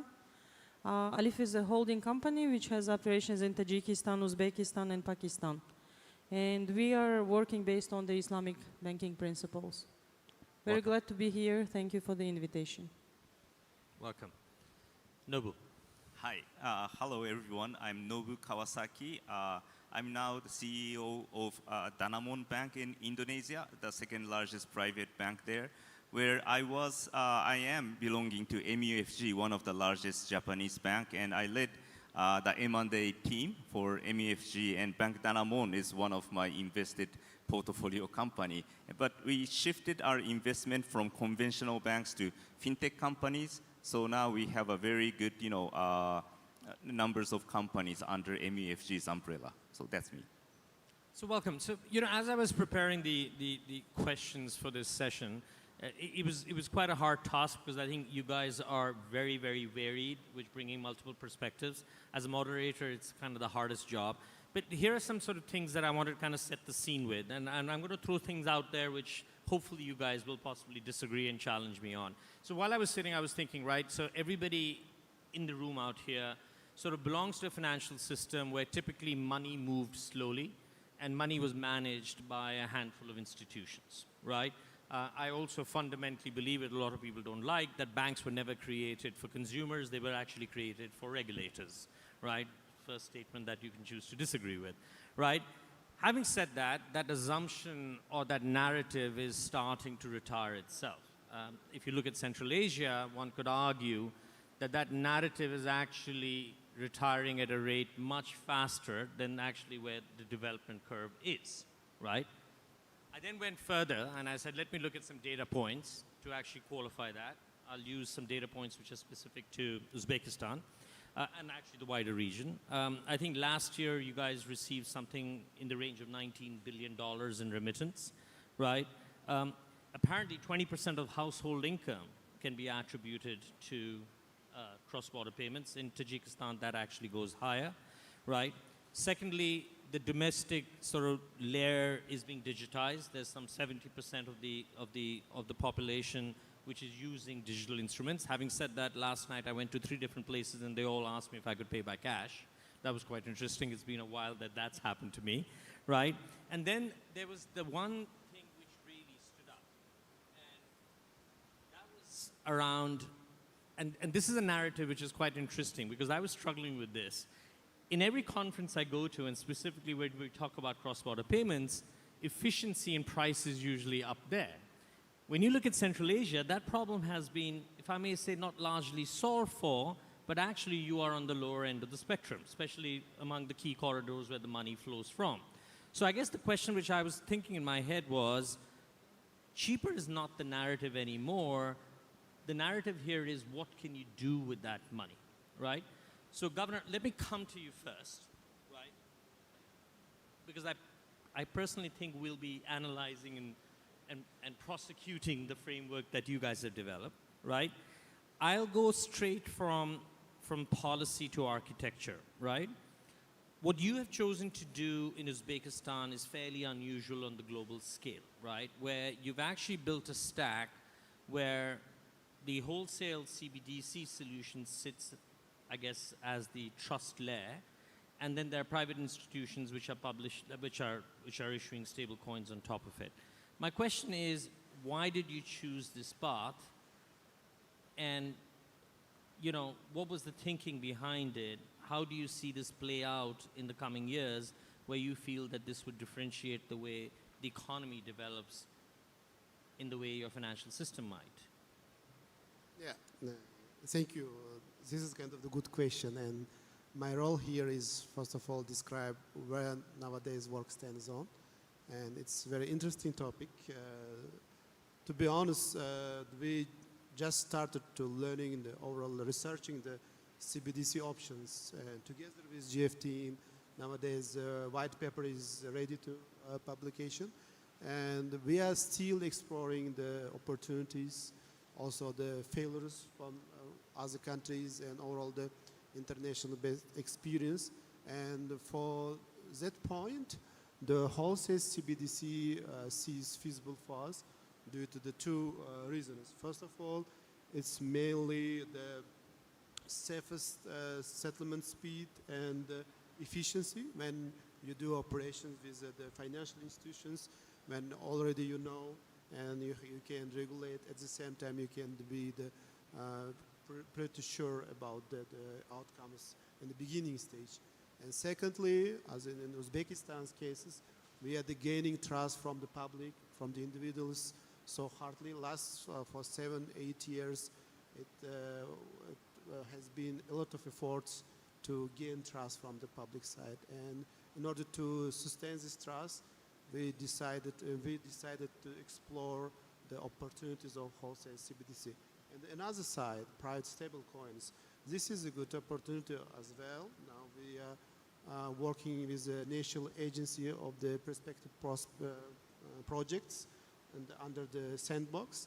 There are clear rules and instrumentary, and also overall the operational framework is setting up. It's also under sandbox. And here we are testing the system. Now it's very not a big scale.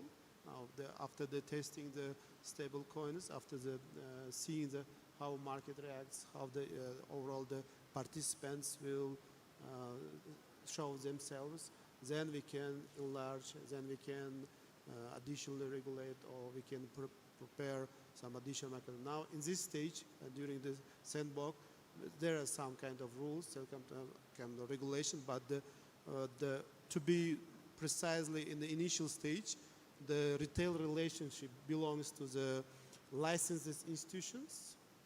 Overall, the foundations for the overall the system lays to the central bank. So we will build foundations, and we will do our operations with institutions, and at the same time, all the private relations. In this stage, we want to see the licensed institutions. But at the same time, we should understand that the research is going on, still exploration is going on, and we will announce about that after the whole decision taken, and we'll come to the big announcement. At the same time, we'll prepare our overall instrumentary for that changes as well. Thank you. Dan, feel free, as a matter of fact, all of you, please feel free to react to each other's, I guess, answers. The last thing you want to do is bring it back to me. So, Dan, any thoughts on this, or should I roll straight to the question I had for you? I heard about 20% of what was said across the stage here, so apologies, I can't retort, so go for the next question. I know it's a bit hard. I think the point we were talking about, it was the interesting stack that they've gone with, which is sort of the trust layer being the wholesale CBDC, and then privately issued stable coins sitting on top of it. I don't think you can correct me, I've not seen that play out in any other sort of country in the world. You obviously see the global picture, right? What was your sort of reaction when you, as Fireblocks, or you as an individual, heard about it? Sure, no, you're right, it's quite unique to anything I've seen. But there's also method to that, and I think when you strip it back from an infrastructure and again the mechanics of what it's trying to achieve, it makes sense. So there is no right answer, and there is no one right way to do things. So yes, I think it is interesting. I'll be keen to follow its next steps and how it mobilizes, and how some of those use cases surface using the stable coins across the region as well as in country. All right, these drones are quite interesting. I got worried for a minute. But Dan, let me ask the question I was going to ask, right? So you guys just conducted a survey, and I have some results out here, right? I think according to the survey, and correct me, you said, the survey goes and says 88% of, I guess, financial institutions across the world have sort of committed to allocate budget towards digital asset infrastructure, right? In places like Asia Pacific, it's quite impressive. About 62% of them have kicked off or initiated some sort of activity. But actually only about 15 to 16% of them have sort of made it to production in any sort of realistic manner. So I guess the question I ask, and I think this question will repeat itself again and again when we come to AI, which is, we love all this stuff in the pilots and the demo rooms and the sandboxes. We struggle to put this stuff out into production. In your view, am I just being unfair with that statement? Is it a maturity issue? Is it a learning issue? Is it a technology issue? Or foremost, is it a regulatory issue where people are not wanting to put the money out? Sorry if I'm kind of leading you to an answer, but love to hear your view. Not at all. So yes, I mean, there's a multitude of levers in that equation. To roll it up to one number maybe doesn't quite tell the whole story. I think some of the findings that we took that were side by side with the numbers you called out, I mean, the number in Asia Pacific was a good kind of 40% difference between that and other regions. I think some of what we've seen play out can be attributed to, one, the early formation of the regulatory landscape, so early mover advantages so far as jurisdictions are concerned. I think then from an organizational standpoint, I live in Singapore myself, so I've been kind of able to see this play out from the early stage. I think the commitment that's in excess of $1 million of the investment horizons that we were looking at, there was more than 80% that were committing that kind of quantum. So, and that's pretty telling. This isn't living in innovation lab type phase anymore. This is a story, and the conversations I now sit in as of the last 18 months is, how do we graduate this into, commercializing, delivering product? How do I scale a business? And I think the business aspect is where it gets real. So we're seeing a lot of the engagement that we have living through the likes of transaction banking businesses, looking wholly at the banks right now, versus security services business and markets and so on and so forth. So natively in each one of those things, there's use cases which will be resonating based on all of the tools and instruments we're now seeing evolve, with stablecoins an obvious one with the tailwinds as it's had over the last 12 to 18 months, to be able to act with real substance. So then it's a story of infrastructure first, which is where we come in. So it's then a case of, okay, how do I design from the origin story to be able to scale, to look at multi-chain, multi-asset, all of these things that will create the optionality for fast and ready scale as they build the muscle, hire the talent, increment the compliance, the tooling, the rigor that you need in any institution to be able to take these things to market and serve customers and clients. So let me throw a question out, right? I'll ask the question, then I'll make the statement later, which I feel is actually quite warm and fuzzy in the sense, the direction. For Central Asia, right? A number of countries, they're all looking at tokens.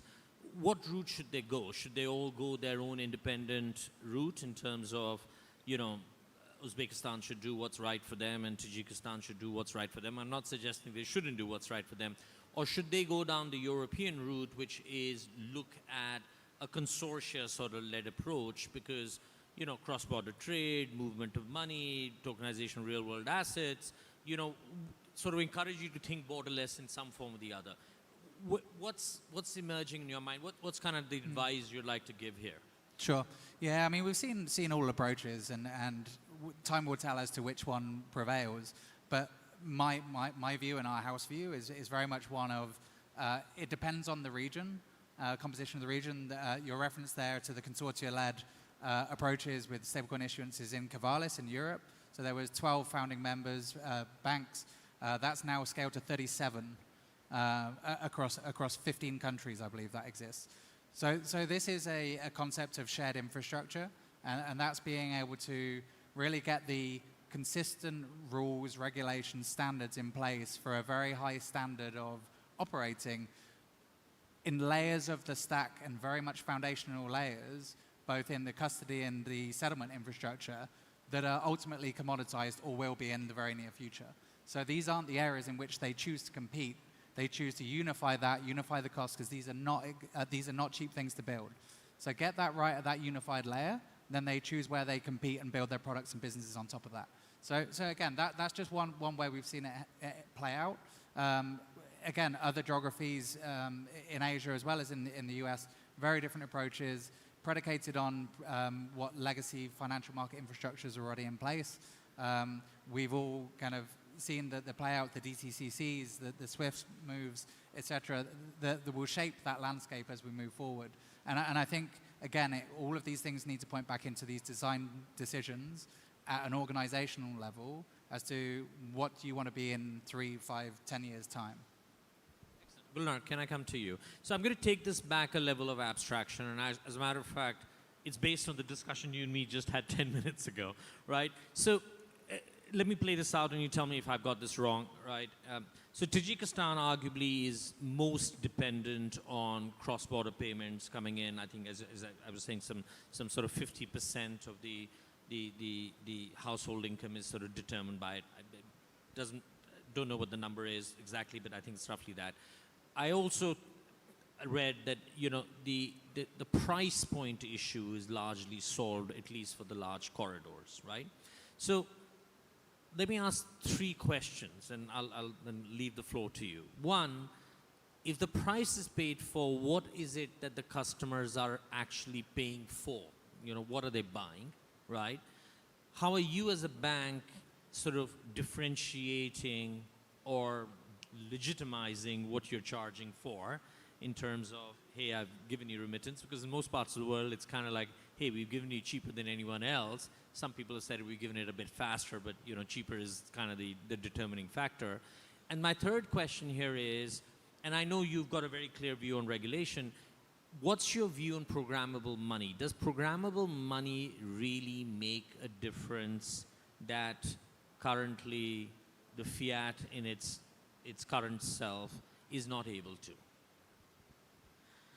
Okay, thank you for the questions.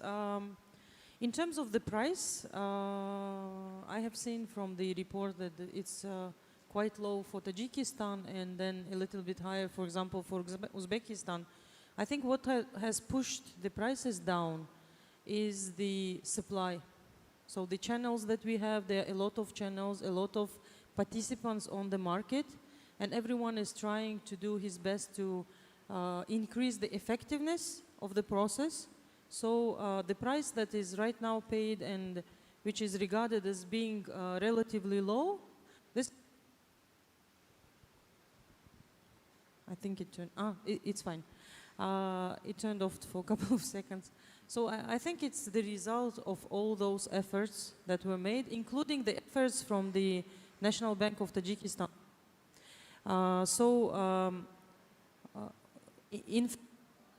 What Alif is charging, we just, we don't charge commission. So in fact, the fee that is paid by the clients to us is even lower. We just have some income from the foreign exchange. What we are more concerned is, I mean, it's good that the price of the remittances is relatively low, but I personally believe that we should more concentrate on what is happening to that money when they are coming into Tajikistan, because it's not about the further decreasing the cost, it's more about how to increase the, how those funds are used and how they are productive and effective for the people. So we are more concerned about that part. Because once the money arrives, the customer would think how he should use it, right? He can keep it, make some saving, make investment, pay his bills, help some family, or he can change his credit history.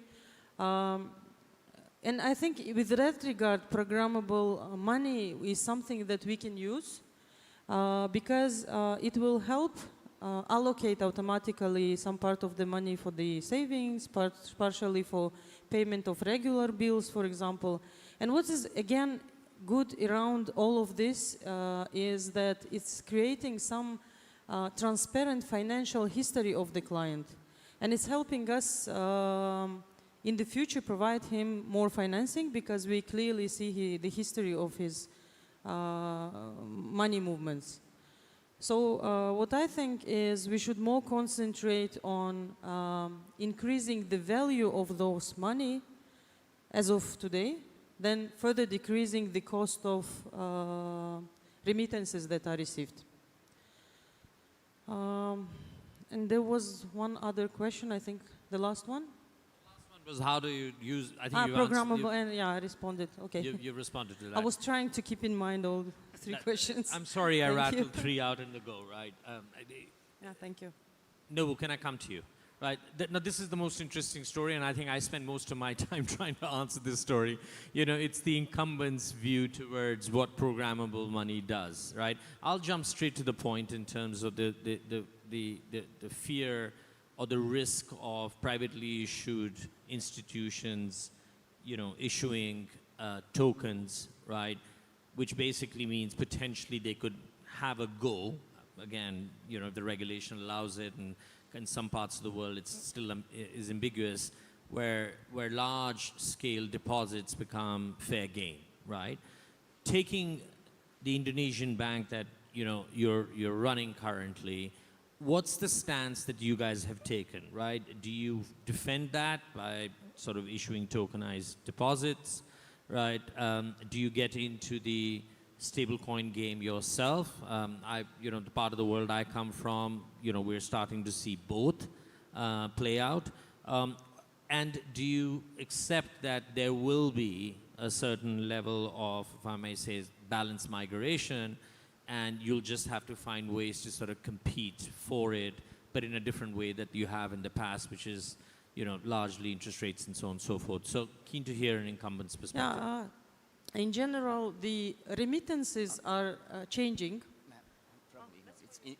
It's a question for Indonesian bank, you know, right? You know, so I think, you know, I will answer that question, but I think, you know, we will do both ways, you know. Not only, you know, it's not a question between, you know, deposit and tokens.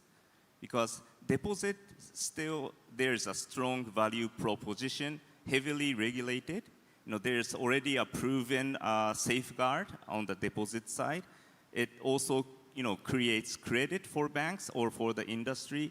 And then, you know, you can even deepen the relationship with the banks because, you know, settlement, you know, sending money is not only the business for the companies, right? You know, they have to get loans or everything like that. Where the, you know, stable coins, of course, you know, it's super strong, you know, programmable. It's 24/7 instant settlement. And maybe in the future, there could be more and more potential in that ecosystem. So for me, it's not just, you know, building a wall around the deposit to protect it. Rather, I want to create architecture to accommodate both sides. You know, you may know that, you know, some Middle East banks, you know, started to issue tokens, right? But at the same time, you know, this is the important point. You know, they are not abandoning their conventional banking businesses, right? You know, so they are exactly doing the both ways, you know, I believe, you know. So that is something that we have to bear in our mind. So for Bank Danamon, I think, you know, the right question is not, do you want to protect the deposit, okay?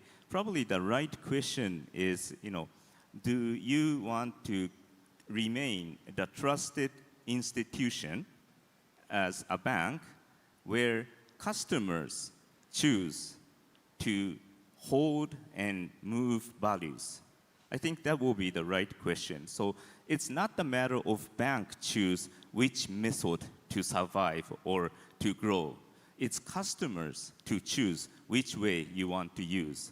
Now I'm hearing from my clients that, you know, export-import trade, the counterpart is asking for stable coin settlements. Then why not bank start to accommodate those requests. So my answer is, I want to see a coexisting framework. That is my answer. Okay, so Nobu, I'm gonna challenge you on that. So great question, and I totally agree with the framing of that. Right. As a matter of fact, I don't think it's a hard choice. The question here is, are banks capable to respond to that question? Correct. That's also a tough question, but it's interesting. Once we get those requests, I have many partners that can provide stablecoin settlement. And it's interesting, they want to promote stablecoin, right? But they don't have the customer base. Where bank, we naturally have an extensive customer base, where we could sell those products. So I believe, with those, fintech, new, technology companies can work together with a traditional bank. That is the way how we can solve this problem, or even accelerate the usage of stablecoin in the world. Anastasia, thank you for being a patient listener. Let me come to you. Right, the founders are last but not the least, right? You spend you spend most of your life being on the builder side, right? You've spent a lot of time in Central Asia, right? Give us a view in terms of, if you're a founder today in Tashkent, Almaty, and you're sort of building this, let's call this new generation of financial products, right? Do you have access and, if I may say, the capability of the digital public infrastructure that one requires to build this product? Do we actually have the regulations in place which allow you to take that necessary risk, which then determines your ability to raise capital or not? How big is the gap? Is it closing fast enough? Who should play a bigger role? Nudge, nudge, person sitting next to you. No, I'm just joking. Go on. Yeah, thank you, Arjun. I think that everything that happens in Central Asia now is really super exciting for founders and builders, and I actually can't say that the region is missing some specific technology or capability right at this moment. But from the builder side, I think that founders often assume there will already be a clear path from the working product to the actual launching to the regulated market. I mean, the technology can be portable, right? It can be global from day one. You can launch a fintech app which will work in Tashkent, Almaty, Dubai, London, just everywhere. But finance are still very local by design, just everywhere. To actually launch the market, you need to understand the local payments, local partners, banking infrastructure, like requirements for compliance, and so much information to understand about this current country or market. So the technology or some other tools is not the biggest challenge itself. While the understanding of this path, how you actually bring this working product to a controlled pilot and then to make this product enter the real market and being regulated and then scale in the region is. But that's what's interesting about the Central Asia and this region and what's happening now is that the users here are really very digital, and we see strong adoption of digital financial services. At the same time, we see that both Kazakhstan, Uzbekistan, and other countries are developing this new infrastructure, especially sandboxes for startups, the frameworks for this emerging technology. So the good news for founders and builders who's here, for local ones and for international teams who's exploring the region, that there's a lot of new opportunities opening now for you, as you don't need to convince your users to use your product. The behavior is already here.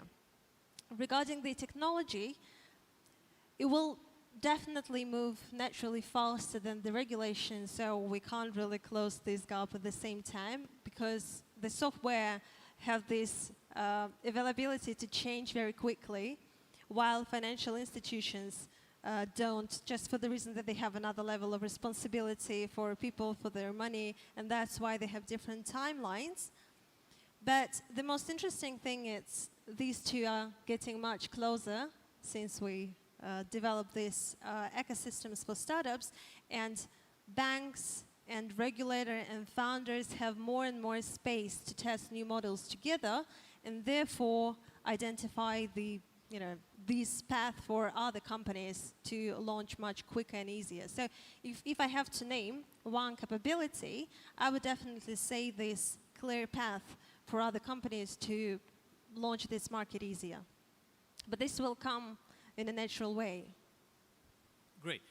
We're short of time. I'm going to double up the guys. So this next question, Deputy Governor, is for you. Dan, I'd like you to weigh in too, right? And again, I'll throw some statistics because that's kind of what I can hide behind, right? So I was reading like there's around $60 billion worth of real-world assets around, which are tokenized across 7,000 products, but hardly any of them are being traded, right?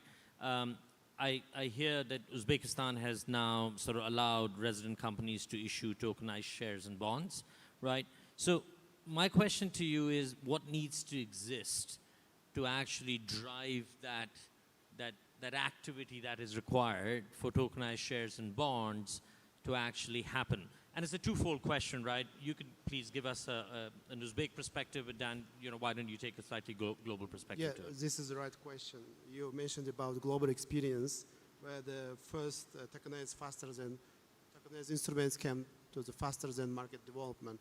And we should, first of all, we should do not camp this solution. So that requires from us several things. First of all, custodian services should be in place together with depository of the fast keeping transactions, clearing. At the same time, from the another side, legal finality should be in place. So the customer should know where the money comes from, where it goes from.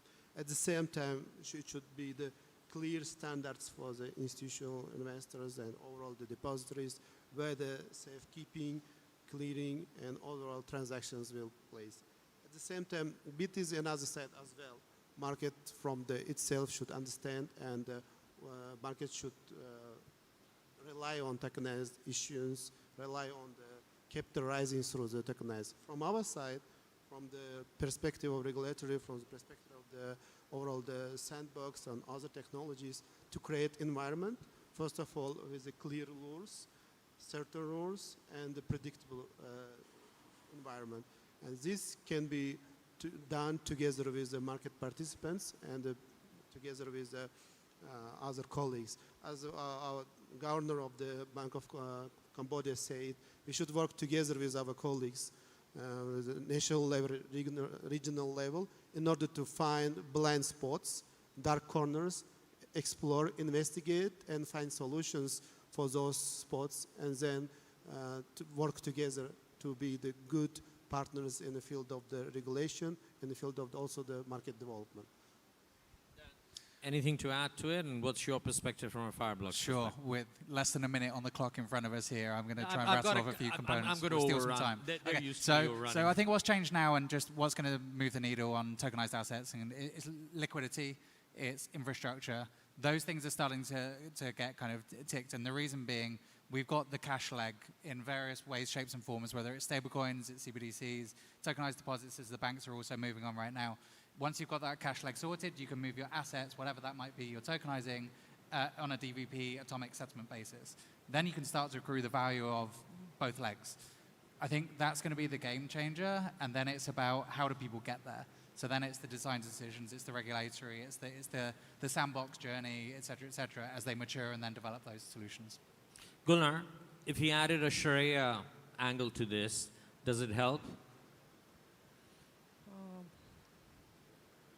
Honestly, it was very hard to hear what was said. So we want to drive the use of tokenized shares and bonds, right? If we were to bring a Sharia angle to all of this, do you think it drives a faster adoption from both the institutions that are going to offer, but also the consumers who are going to use? I apologize.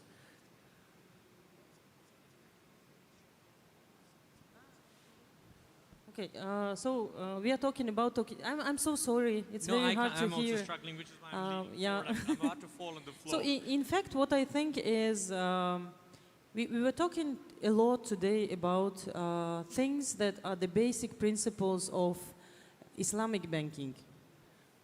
So I think that, for example, tokenization, to bring it can naturally go with the Islamic banking because the same principles, right? So it's transparent, ownership of the asset, it's risk sharing, and its connection to some asset or real economic activity. But what I probably should mention is we should not think that if we bring some sukuk into blockchain, it automatically becomes Sharia compliant, because the rules are slightly strict. And you should not, you should in fact mean it. So it's not about making the rules as if they are Sharia compliant. You should have a good Sharia governance which makes sure that it is in reality Islamic banking product. This is probably something from my side, the concern that I would have. So Gulnar, that's great. Nobu, I'm going to come to you and then Anastasia last. You guys have the final say. So name a single decision which this region should get right in the next sort of 18 to 24 months, right? And who should take the lead on it? Should it be the regulators? Should it be the bankers, the founders? And don't say all of them. Okay, my answer is, everyone, I will say. Seriously, you have to have an alignment among central bank and private banks. And what you have to sequence first is how you design the architecture correctly before, like, each bank start their own development. Central bank, does their own development without talking with the banks. This will create disruption in the future. So if, especially if you are going to build something, from scratch, it's very important you start designing a good digital infrastructure for the future. My recommendation will be that, where Japan is struggling to do now, I have to admit. And Anastasia, from a founder's perspective, what does this region need to get right? Yeah, of course I'll put it on founders. So my call will be build your products with the regulated financial systems rather than doing it around or alongside, because I'm a little bit conservative, and I believe that the next generation of mass products in fintech will combine all of this, the bank infrastructure, digital finance, and new interfaces like AI. So yeah. God. So the 5-year narrative that crypto was here to break the banks down is finally coming to an end. Thank you for that. I'd like to thank all of you. I apologize we overran, so we couldn't get equal voice share. But thank you for your contributions. Thank you everyone for listening in. Please give a round of applause to the panelists. Thank you, Arjun, and those wonderful panelists. So we've heard so much this afternoon. We've talked about the vision, we've talked about infrastructure, frontier technology, and next we're going to be talking about the fuel that will allow it all to happen, and that, of course, is capital. International investors are watching Central Asia with growing interest, but how do they turn that interest into long-term investment at scale? That will be coming up next as soon as our panelists leave the stage. Thank you all, ladies and gentlemen. That was wonderful. And of course, as I mentioned, the next panel, looking at the capital, that integral fuel that is required to fuel the investment in this region. And of course, our moderator, who's going to be doing it next, is perfectly placed to ask that question. It is Luis Lucas of the Financial Times, joined by the governor of the Central Bank of Uzbekistan, who you heard from earlier today, as well as the group CEO of GFTN. Now, Muhtaram mehmonlar, ajoyib mavzu hozir tilga olinadi. Qadrli hamkasbim ishora qilganlaridek, biz endi Markaziy Osiyo sifatida yangi innovatsiya, banking tizimidagi yangi innovatsiyalarga eshikni ochyapmiz. AI uchun endi uni ushlab qolish kerak. Uzoq muddatli bo'lish kerak, yirik investitsiyalarga aylantirish kerak. Aynan shu savollarni muhokama qilish uchun rasmiy Toshkent qutlaydi Financial Times jurnalisti Luis Lucas hamda uning notiqlari prezidiumdan joy egallashdi. Demak, ular ishtirokidagi suhbatga guvoh bo'lamiz. Marhamat. Luis, the stage is yours. Big round of applause, please. Just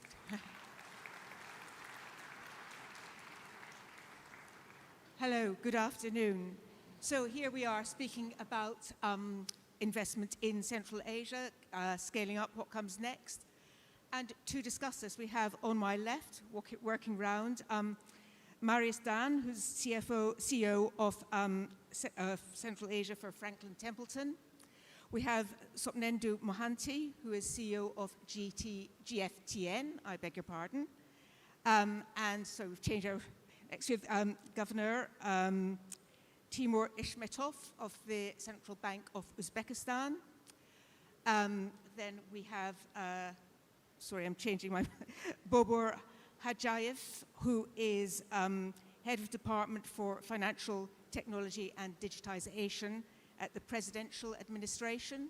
And at the end, Roman Rybalkin, who is Director for Central Asia Ratings at Standard & Poor's. So thank you very much, good panel. So, thank you. So to kick off, we've obviously seen a lot of moves in Uzbekistan towards liberalizing on the financial side. We've seen steps. Oh, sorry, beg your pardon. Steps also on opening up. We've seen steps towards opening, issuing bonds and selling stakes on the stock market. So I guess the big question is, what next? Where are we going from here? So perhaps, Governor, if I could kick off with you and just see where our next steps are. Thank you. Well, first of all, of course, for investors, we will continue to ensure macroeconomic stability, right? We will continue to reduce inflation down to our target of 5% to the next year. Secondly, exchange rate, it will be continue to be flexible and market-oriented. Just recently, IMF reclassified our exchange rate regime to floating, and we are keen to continue on that. Second, we will continue on capital account liberalization, but in a gradual and rightly sequenced manner. Just recently, with the support of IMF, we draft the roadmap of sequencing of those reforms. And our aim is, while providing more flexibility, but to improve institution, to improve safeguard requirements, to improve risk management, to make sure that we will not harm our stability issues. And the third, of course, to improve our regulation. Last year, we had a financial sector assessment program done by the IMF and World Bank. And based on those recommendations, we drafted a 3-year roadmap on regulation transformation. And by the end of this 3 year, we aim to have fully international regulation regulate by all international standards, which is Basel III, all the banks moving to the IFRS, and etc. And of course, the important one is we will continue to increase the share of the private sector in the banking sector. In the last few years, we managed to reduce the state share in the banking sector from 85 to close to 60%, and we will continue this trend. Thank you very much. Thank you. Roman, from your point of view, what do foreign investors need to see, want to see, before sort of we see the next wave of foreign investment coming in? Oh, I mean, I think when we talk to investors, it's pretty clear that the investors are looking for two things. Growth, and there has been a lot of discussion about that today.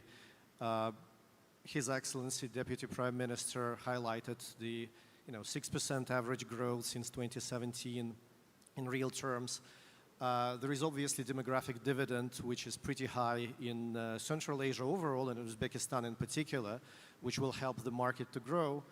And then the second part is some degree of predictability.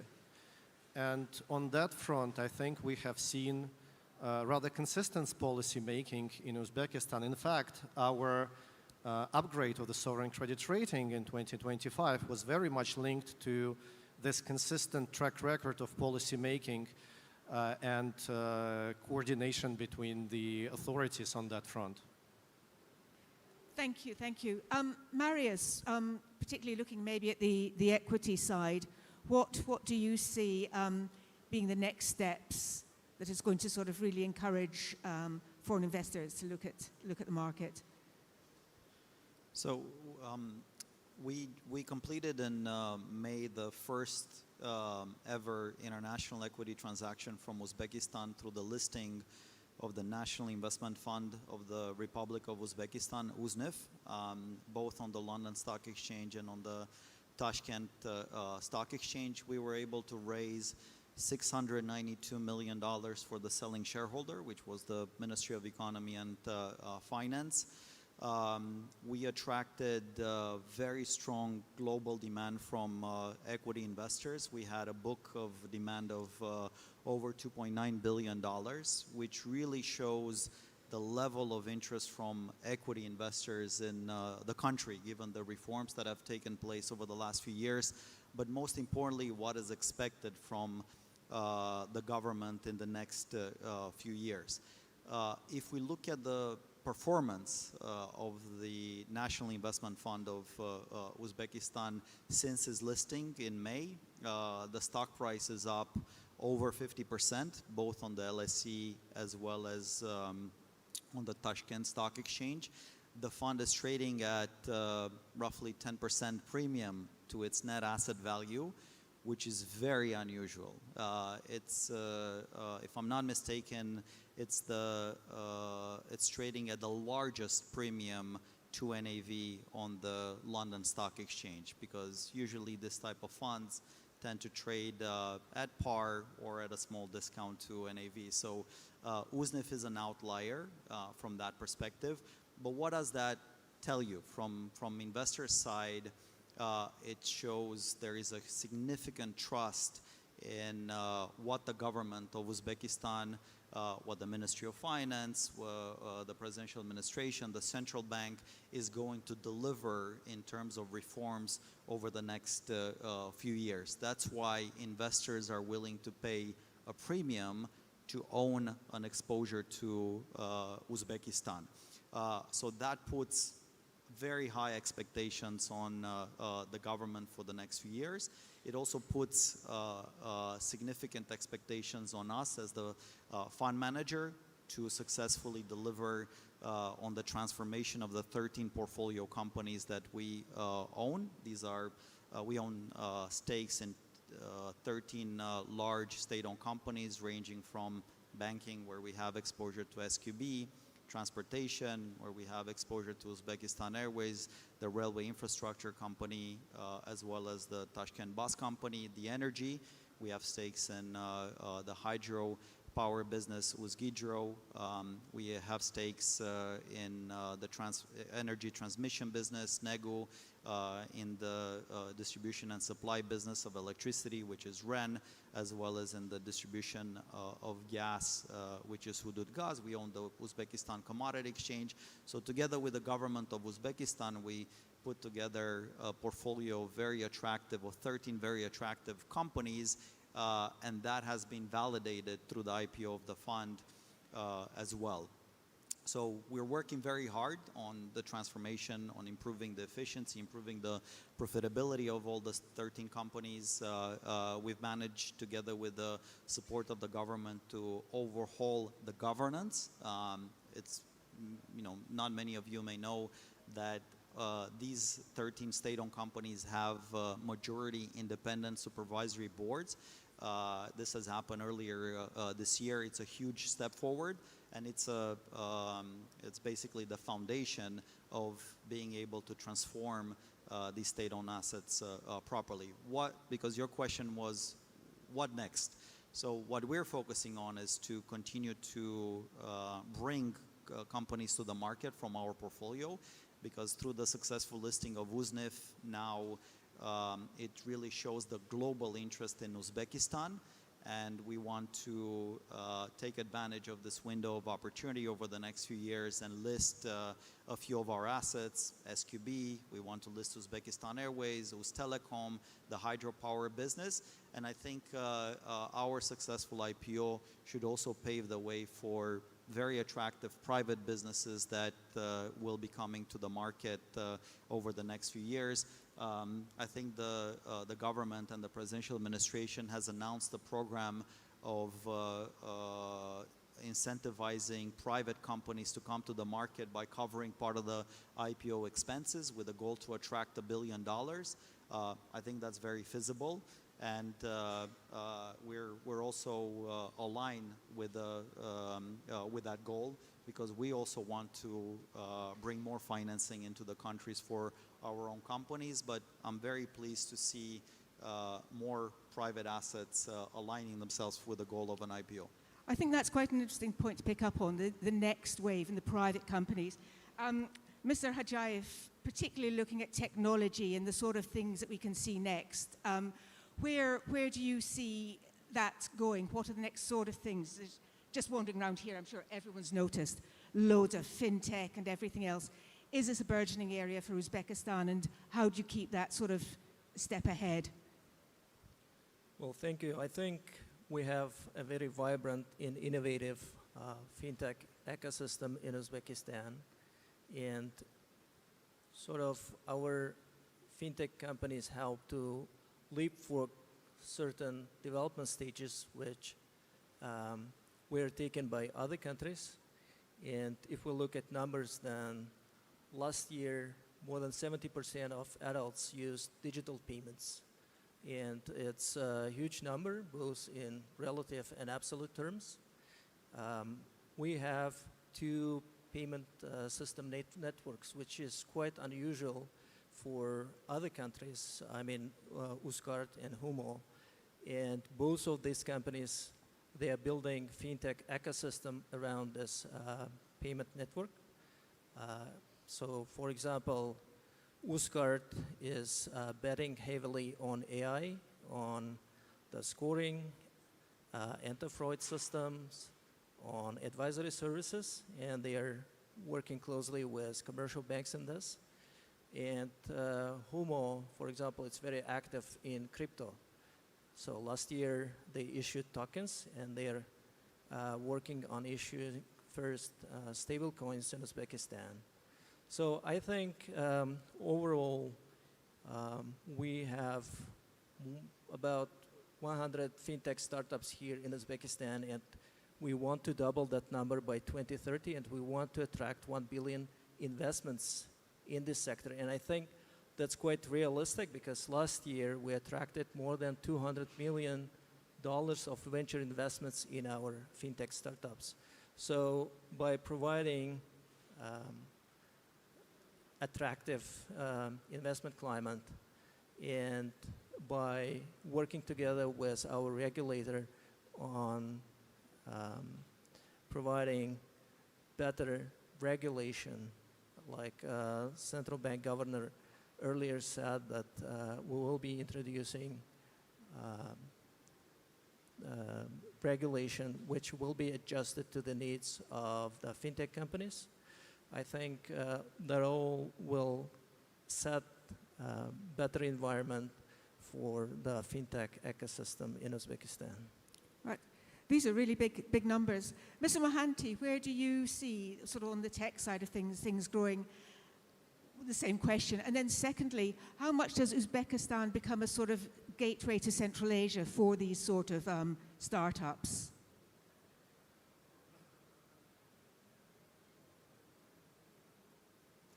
Okay. I can contrast with Singapore and Asia, if that helps to frame this question. So it's a good way to do it, yeah.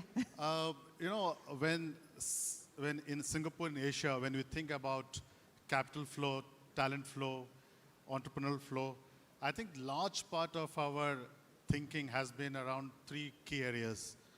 One is around processes, governance. When you have a strong governance framework, a strong transparent processes, normally trust quotient goes up. So trust becomes a huge factor for any capital to flow in. The second in Asian economy, if you look at last 10 years, is the role of digital public infrastructure. Why it is critical for startups? Startups start their idea with a very small budget. You can't expect them to put a lot of capital on technology. They need a shared infrastructure, shared public infrastructure. Look at India, Asian economy, whether Thailand, Singapore, Philippines, Malaysia.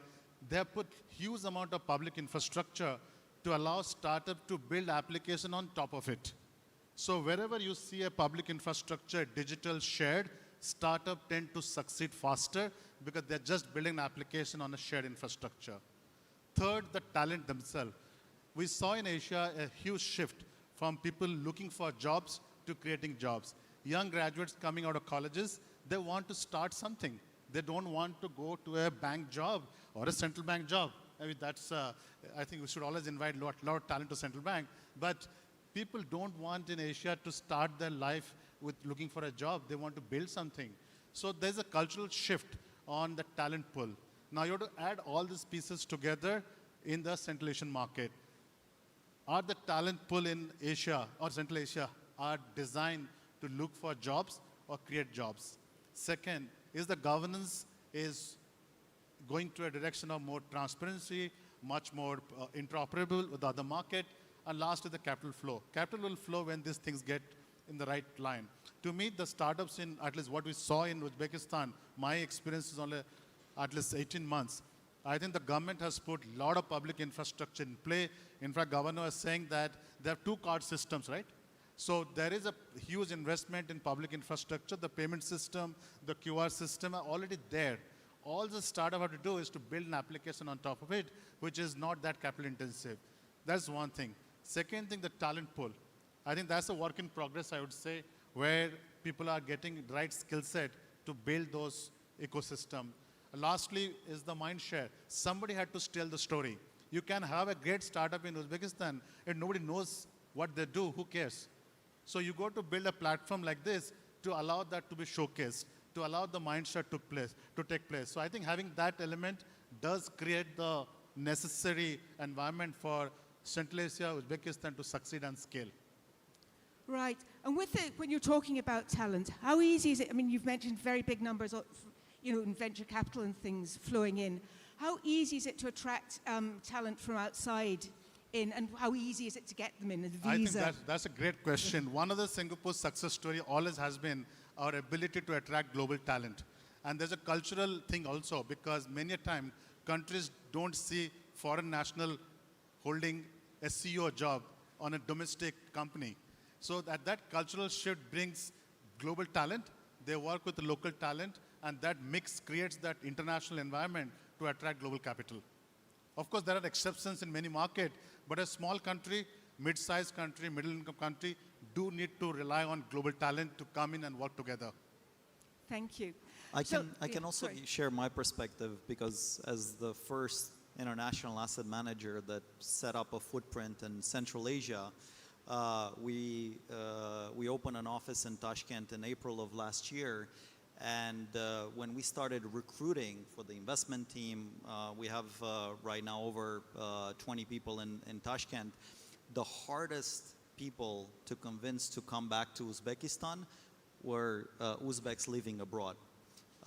So it was very easy to convince foreigners to come, move to Tashkent from London, move to Tashkent from the Middle East, because they recognize what is happening on the ground, the transformation that the country has been undergoing for the last few years, but more importantly, where the country is headed. Although initially we had that challenge, I see the shift that has happened in the last few months, especially when I think about our experience, about UZNIF, when people saw that we were actually going for an IPO, that the IPO was happening, how successful the IPO has been. We've been flooded with expats, Uzbeks living abroad, looking to come back and take a position here in Uzbekistan. And I think there will be a lot more of that in the coming years, as more people recognize that Tashkent is the place to be. Things are happening here. More businesses are being established here. There's a need for qualified talent. More and more people will move back, not just global talents, but I think what Uzbekistan needs is to bring back part of that experienced diaspora that it has globally. That's a really interesting point, because it's always a good sign as well, I think, when you get people coming back. They're shouting to the local talent. That's a very good point, clearly, yes. Governor, one thing I wanted to ask you is, we've heard from everybody one thing that foreign investors like is stability, predictability, as you said yourself. We're obviously living in very uncertain times with things just going haywire across the globe. How can you sort of start to assure people of some kind of stability and predictability when we've got wars, when we've got sort of all sorts of things going on in the rest of the world? Well, first of all, I think our primary and overriding goal, providing price stability, will continue to be the core goal. And I think what we will focus next is on improving our communication and transparency. Just recently in July, IMF has finished Central Bank Transparency Code Review, and it will be published soon. So by intention, we asked for this technical assistance to do diagnostic, okay, where we are and how we can improve our communication, because we are fully committed to deliver reforms, what we announced it, and we has nothing to hide. And we will improve those transparency. The first one will be, for example, the foreign exchange intervention strategy. As I said, we floated the exchange rate. It's officially admitted by the IMF, but there are a lot of questions about central bank's participation in foreign exchange, given that we a big gold buyer, and hence we sell a lot of foreign currency on the market because of we have to liquidate those excess national currency liquidity. So there is some intervention strategy, but we are finalizing our strategy, and we will literally publish it to show to the market that yes, we intervene in the market, but it's not to support any given exchange rate, but it's because of our gold purchase operations. So we are ready to be more open, more transparent, and to publish those strategies. As I mentioned before, a lot of question on capital account liberalization. We will finalize the sequencing of those reforms. We will publish it again. So we will focus on transparency and continue to deliver on our core mandate. Thank you very much. Roman, have you got any thoughts on that as well? Well, I think from global macro stability, our concern is that over the past few years in Central Asia, we had a number of cyclical factors that were quite positive for the countries.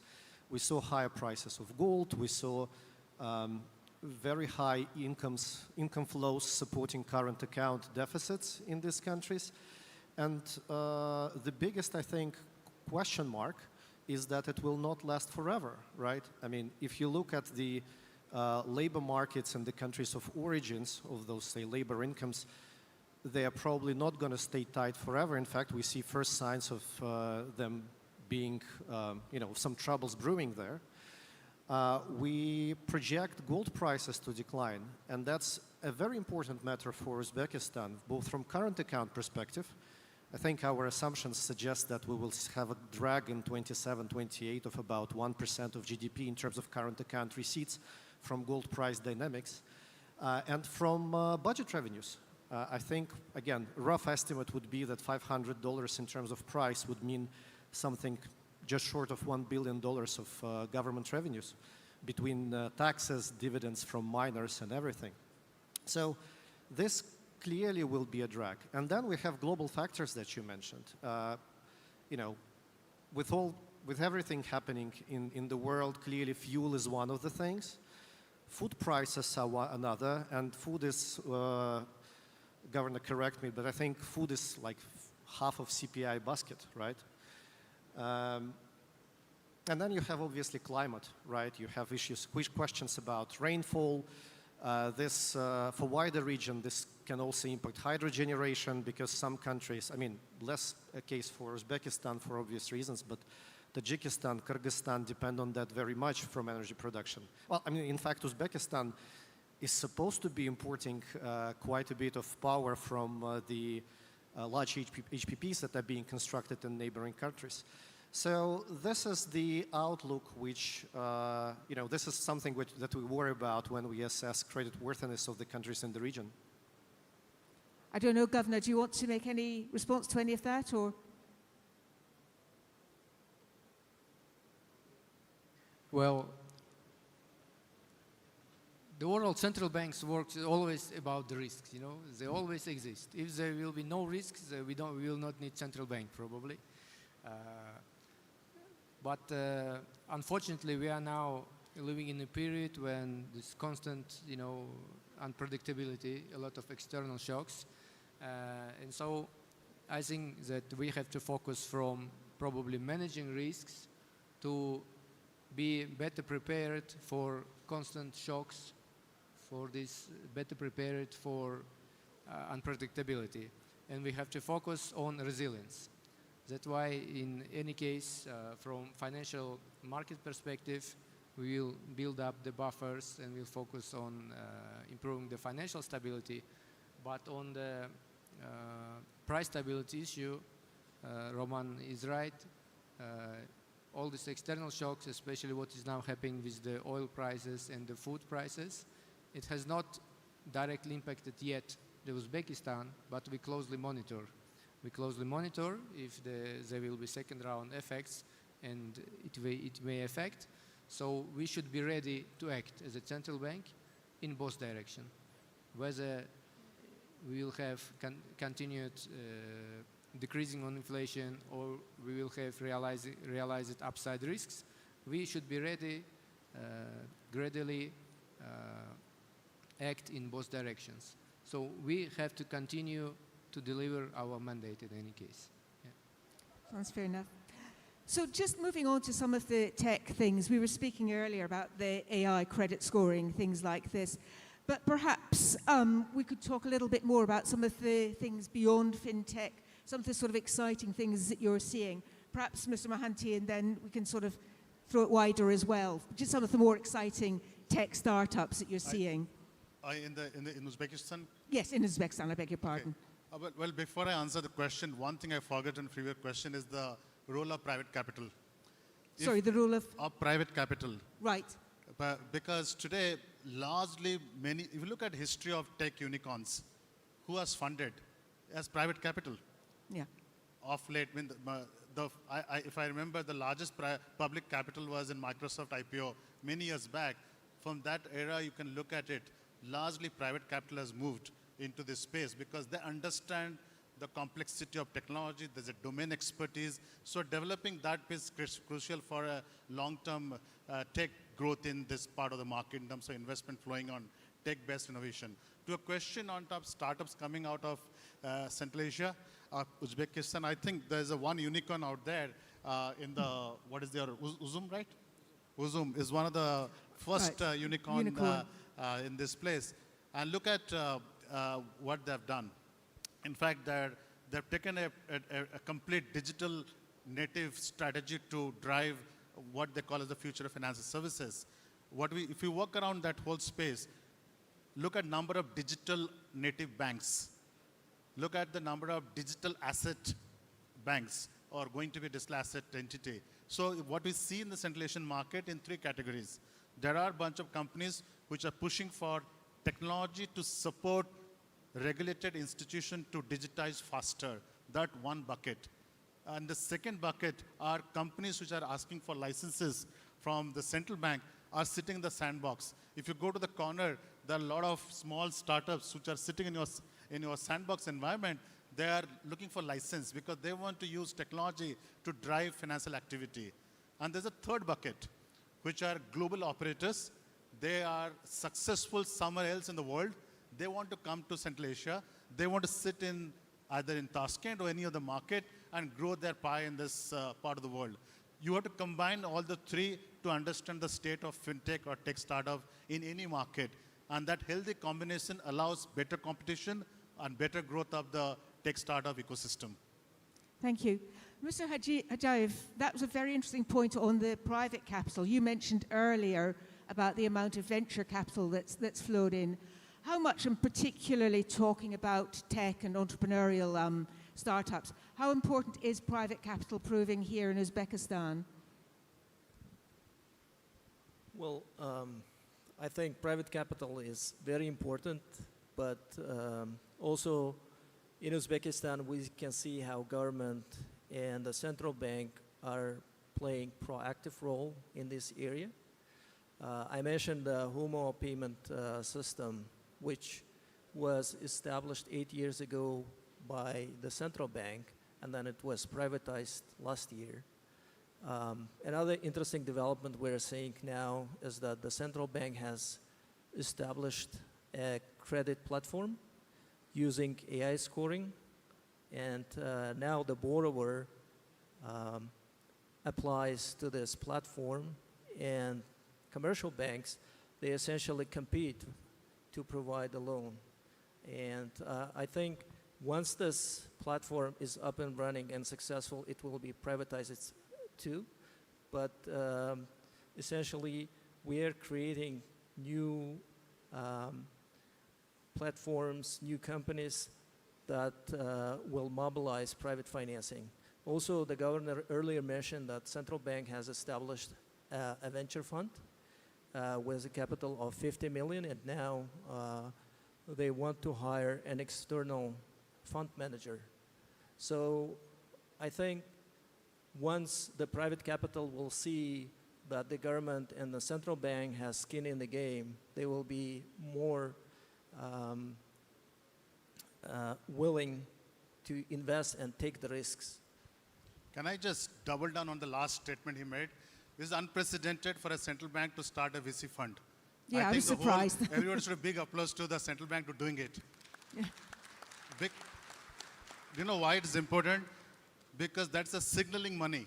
It signals the intent of central bank to take that skin in the game and the risk on a startup with a new idea. Very unprecedented. I want to thank Governor to make that choice. This is quite unusual. If you get it right, that's the secret of Central Asia growth.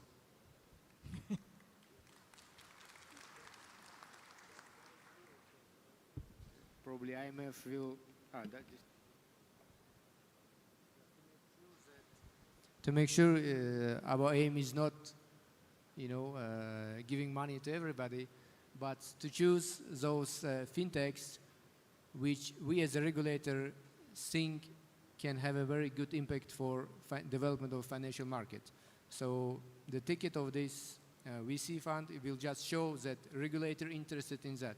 So this area is something where can get support from the regulator, right? And that's why we are not planning to run this VC fund. We are not the experts, but we are now in negotiation to bring the professionals who will work on that. Thank you very much. One thing that's interesting on that side is you've got a lot of commercial banks, you might say legacy banks. What is the chance that some of them get squeezed out as there's more fintech, or will they all move together, or can we expect to see some consolidation going on? What is the outlook when we're seeing a lot of these fintech start up, and the commercial banks, of course, making their own efforts, but is there scope for consolidation, or whoever likes to take that? Yes. Oh. And then perhaps Governor, yeah. I think this is the global trend. You are seeing a lot of startups and fintech particularly going for consolidation. Yeah. It's absolutely impossible for a small fintech on a long-term basis to sustain economic or a business growth. They must consolidate. They must have, because that's the way market functions. Because you can't have a fragmented ecosystem where every small player doing something. So take by design forces consolidation, it will happen. Now, what we see also, banks buying fintechs, because they found out it is cheaper to buy a fintech rather than buying a tech software.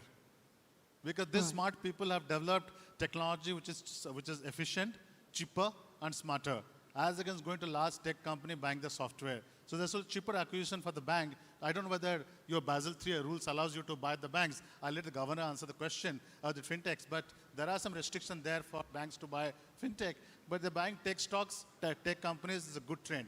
Lastly, many of the digital bank will find hard to survive purely on tech stack. Why? When the compliance and the rules and the regulation apply, the cost of compliance is normal for everybody, large bank, small bank, or fintech. They will not be able to sustain. So there's a need for consolidation to sustain the cost of compliance, which is required. You can't compromise on compliance costs, so there's a need to bring this all together. So compliance will drive a lot of this consolidation of fintech or banks buying tech companies or digital bank with license to operate with a full native tech stack. Just to add, probably that what we think is that fintech companies are the best way and the probably fastest, most efficient way for innovation.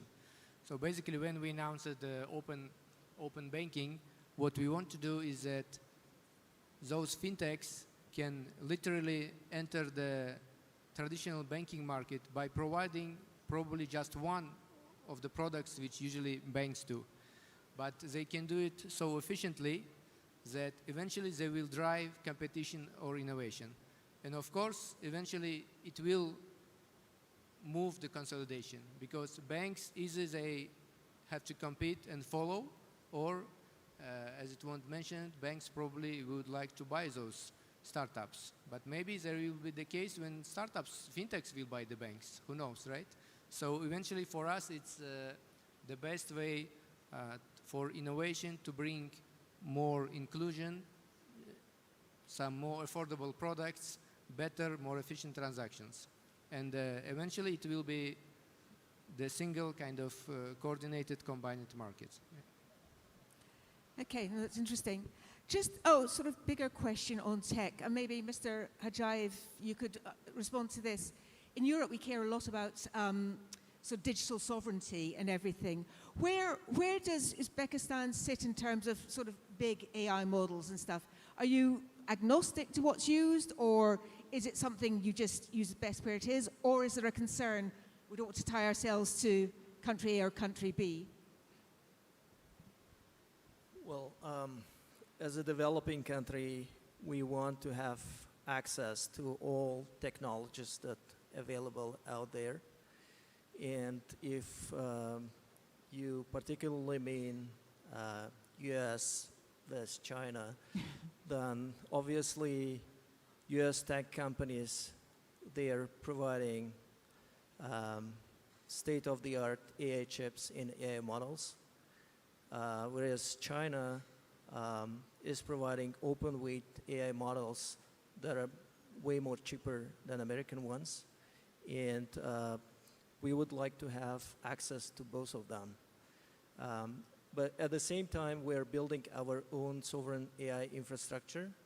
So last month, we commissioned our first large supercomputer within the digital government data center.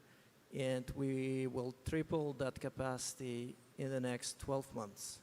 We are also working on our own AI models that will be used in education, healthcare, public services, and finance.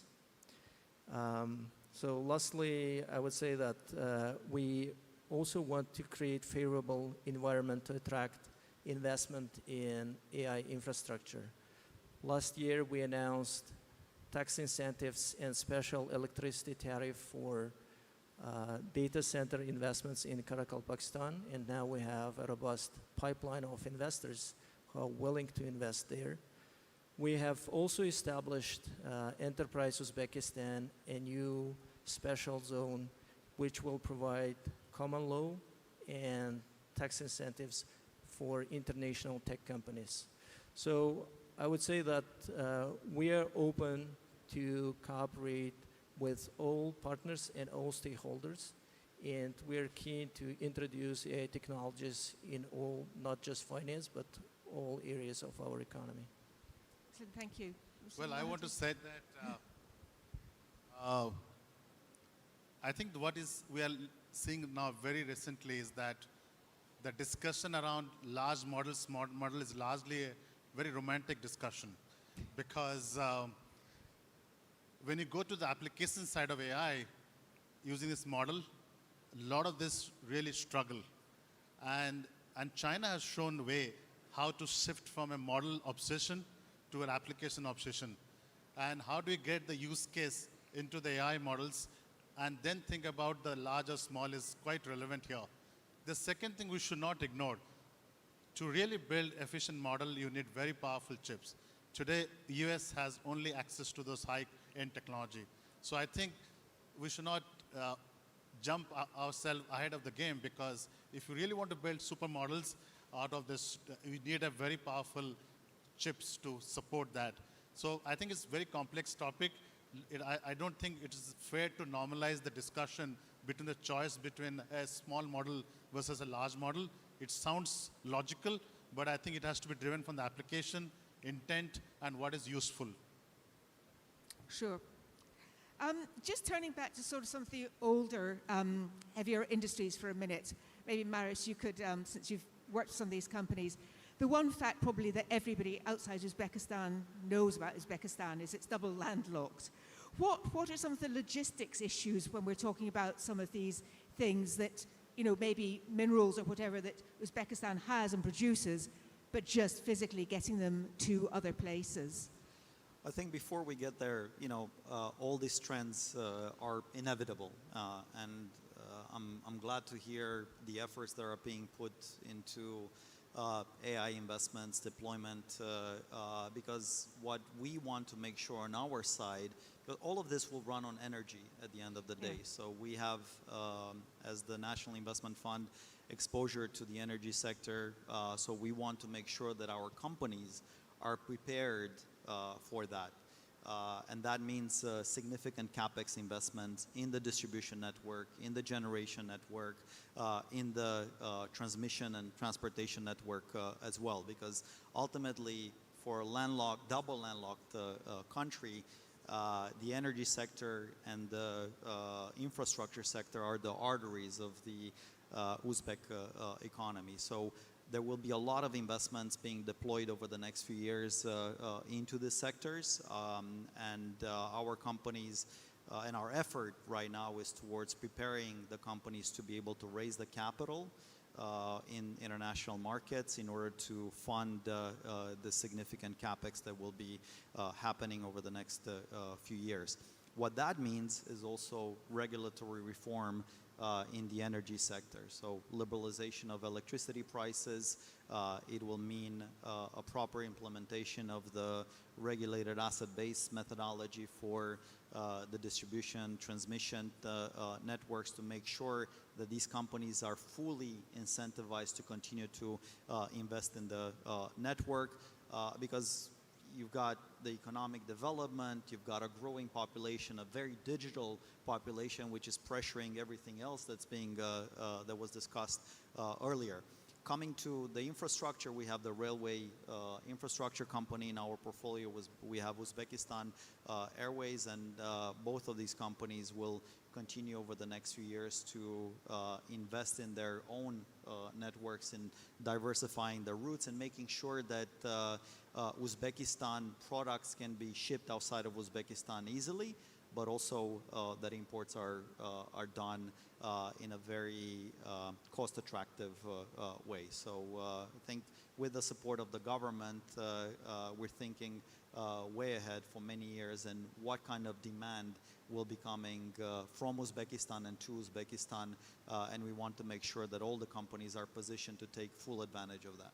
Just on energy specifically, can that happen in time? Because clearly you're going to have huge, as everywhere in the world is having huge demands on energy. If it's not just a question of capex and improving things, but also the tariff system, reforming, liberalizing prices. I mean, it sounds like there's a lot to do from the way you're discussing it.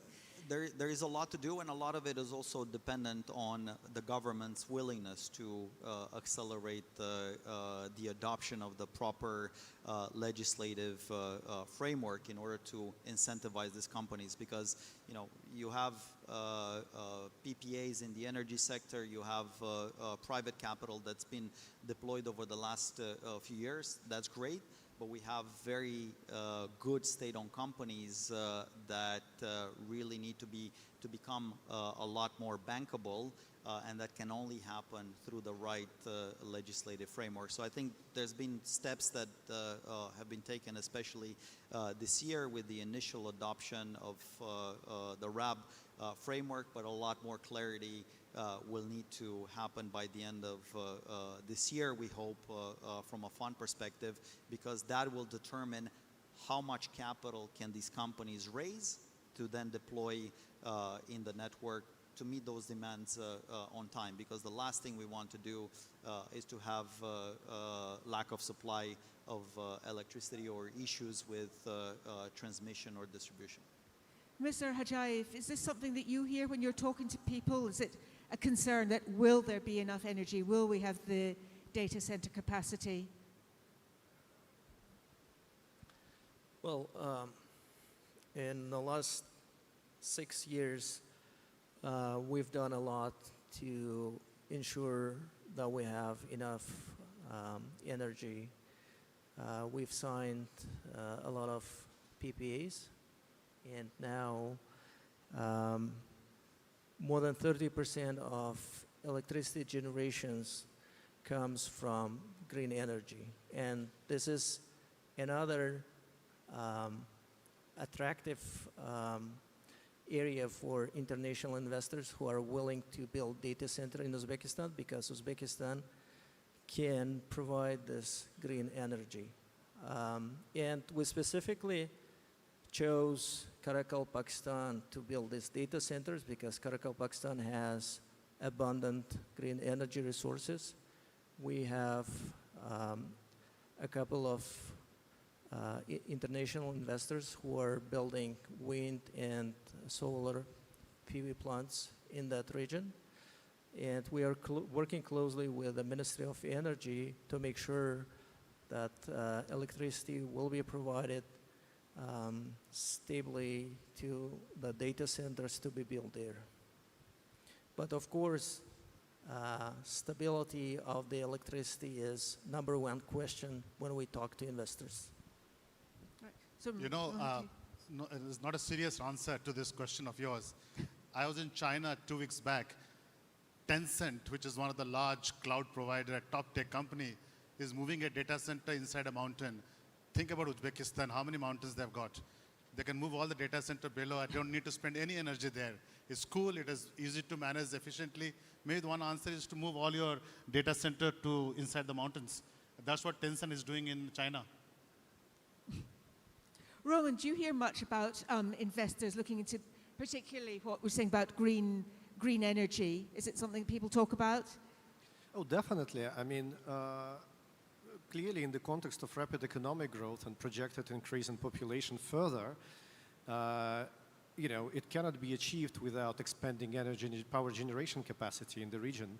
And that's one of the reasons why we see this, this effort to promote green energy in Uzbekistan with, investors from the Gulf obviously leading the way. And that's why we see the shift towards nuclear, right? You have NPP project in Jizak in Uzbekistan. You have, a large nuclear power plant, at early stages of development in Kazakhstan. So that's clearly one of the, energy overall is one of the very important items on the agenda. And, green energy is clearly one of the answers to this question. Okay, just I guess we're getting close to wrapping up. We've talked about some of the sort of big advantage we've got in Uzbekistan. One thing I'm interested in that we've touched on, and particularly Marius, you were talking about people coming back, but the young population and how much that is helping drive things, and not least in the central bank, you seem to have lots of very young, bright people wandering around. How much is this sort of a real demographic dividend for Uzbekistan? Maybe Governor, if you want to start off. Yeah, young population, how they're going to help you? They are the only hope, you know. Well, this is the best capital, right? The human capital. The median age is 29 in Uzbekistan. And when we talk about the new challenges, new problems, we as any public institution in constant kind of self-improving mode, you know. We are reforming, we are developing nation. At the same time, world is changing, so we have to move faster. And we think that exactly this young generation is the one who will kind of drive the next phase of reforms. I give example, I think, even in the press conference. When we run a lot of IT projects at central bank, like we have, of course, for the payment system, but even from the monetary policy, for regulation part, there is subtech, reptech, etc., a lot of IT-related projects, and we hire a lot of people. And it happened for one of the projects when we launching the financial marketplace, we needed some specific type of the coders, and we couldn't find in the job market. So we got recommendation, and we ran a hackathon, a very good hackathon. When in the final stage, there were 40 teams, 4 people in each of them. There is 160 people. So it was a great. And I was surprised that the most participants are actually the students. The students. The team who won the first place will consist of the 1 banker, risk manager, and 3 students. 3 students, they won the first place. And when we, actually, the main idea of hackathon was to find the bright talents. And when we said that we have a lot of projects and we are ready to hire, half of them, 80 of them, filled the job application for the central bank. Because they couldn't know, those generation couldn't know that even at central bank, there are so many IT-related projects and they can be demanded. But for me, it was a big kind of finding that we have so many bright talents. So taking on that, then we ran a central bank challenge on monetary policy. And again, it was a big surprise. This time we ran this among universities, right? And I remember when 10 years ago we started reforms. So we moved from the fixed exchange rate or managed exchange rate, so to liberalized all prices. So we completely were changing our monetary policy, and we needed models for projecting models, and we needed capacity building for our staff. And we started it. And at that time, and still continue, the Swiss National Bank, a big partner of us, were sending people, we were sending people, they were learning some modeling. And when 10 years from now, we're running this CBU challenge among the students, they were surprised us when they, to solve those problems, they already running the models, the students, which we 10 years ago were learning while we already at the central bank. So this young generation is already much more sophisticated. And I think this is the best asset which we have in this country, and that's why we are fully confident that we can continue to drive our reforms. Thank you. Thank you. If I can add one thing. Important topic, so we'll allow one more point. The point. demographic tailwind for Uzbekistan is one of the key reasons why global institutional investors, both in bond or equity markets, are looking at the country, because you have a 20, 30-year demographic support from this point on. And imagine what that, and I think that's one of the reasons why Uznif is trading at the largest premium in the world effectively today. Investors recognize that opportunity. You know, I think of course, it will influence the policy of the government because everyone will want to make sure that there are opportunities created for young people to come into the workforce in the private sector, in the public sector. But from a capital markets perspective, and Mr. Kojaev mentioned the pension fund, what that means is that there will be an institutional investor being created with contributions from the young population that will not need to pay out money. It will only have inflows for the next 25 to 30 years. That will be incredible for the local capital market. Well, that sounds terrific. Thank you very much, everyone, for your time. I think we've seen there's reforms underway, liberalisation underway, and best of all, oodles and oodles of human capital. Thank you very much. Rahmat. Xonimlar va janoblar, dear guests, please join us for yes, a group photo. The photograph is right in front of you. Esdalik uchun fotosessiya, minnatdorlik bildiramiz har bir panel ishtirokchilariga. Va bugungi 3 kunlik eng asosiy konstruktiv, bugundan start olgan asosiy forumimizning o'ziga xos so'nggi onlari yaqinlashmoqda. Wonderful today, hasn't it? Thank you for being such a great co-host as well, Jamshed. And thank you to our wonderful panelists and Louise, of course, the moderator. Such great insights that you've been gaining today. Now, a quick announcement. Please don't leave because we do have 3 roundtables that will be taking place just outside on the main floor. But coming up next is also something truly, truly fascinating, because we're going to have a change of pace from the boardroom to the build. The next hour belongs to the innovators, 10 of the region's most promising AI-driven startups. They will be pitching their solutions to all of you, to their experts, investors, and of course, all the industry leaders, all of you here in the room, so please don't leave. This is the pipeline for Central Asia's fintech future. So once again, Jamshed, what a great host you've been today. But we will be handing it over to Bulat Ganiev, who is the AI advisor to the chairman on Uzbekistan Central Bank, and he will be hosting the next segment. But you can tell them a little bit about it too.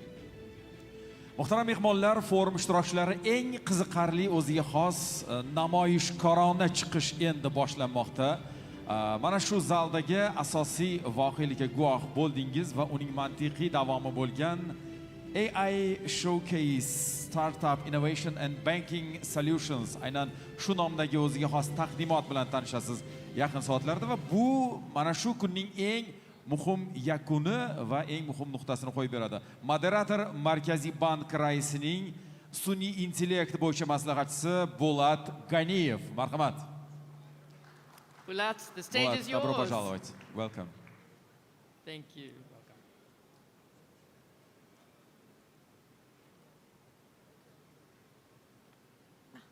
Rahmat. Так, раз.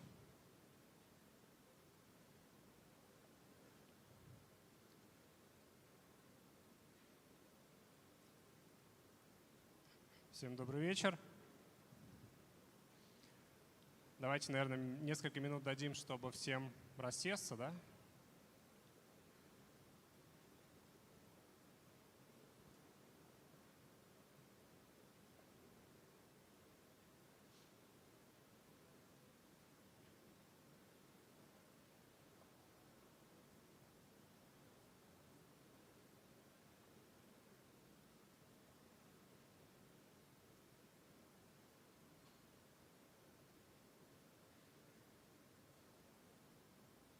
Мне кажется, достаточно подождали.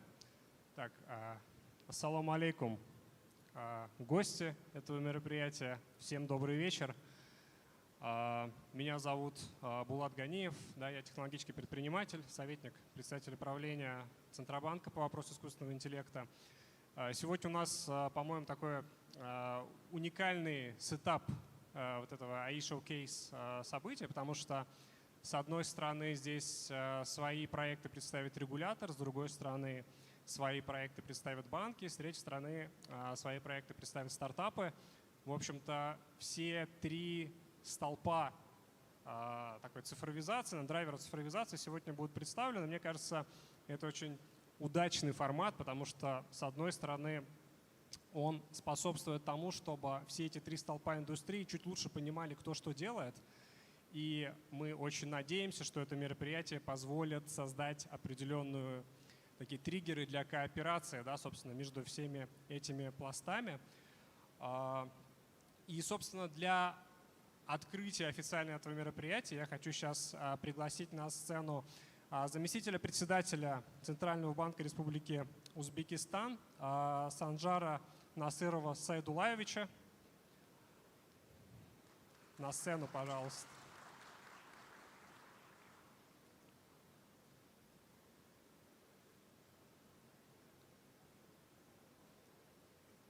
Так, кажется,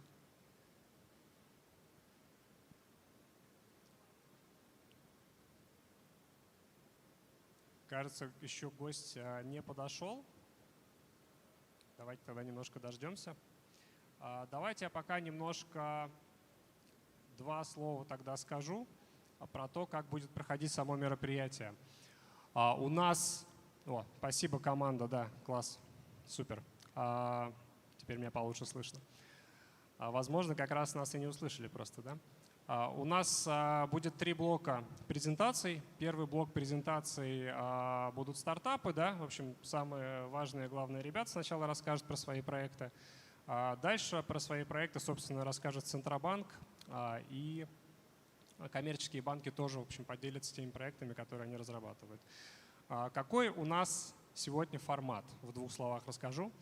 На выступление дается 5 минут, и 2 минуты дается на вопросы. Поэтому просьба оставаться в тайминге. Я думаю, что с точки зрения тайминга мне поможет Азиз здесь, да, собственно. Скорее всего, он будет сидеть с таймером. Поэтому заранее прошу, в общем-то, не обижаться, если я буду фасилитировать этот процесс, да, если вы будете немножко задерживаться, я буду просить где-то немножко ускориться. Да, вот, думаю, сами понимаете, сколько стоит минута задержки такой вот аудитории, поэтому стартапы еще могут оказаться, если будут долго выступать. Знаете, вместо инвестиций еще и счет получите, поэтому давайте время друг друга будем сегодня уважать. Вот. У меня вопрос к организаторам. Подошел ли заместитель председателя, чтобы открыть наше мероприятие?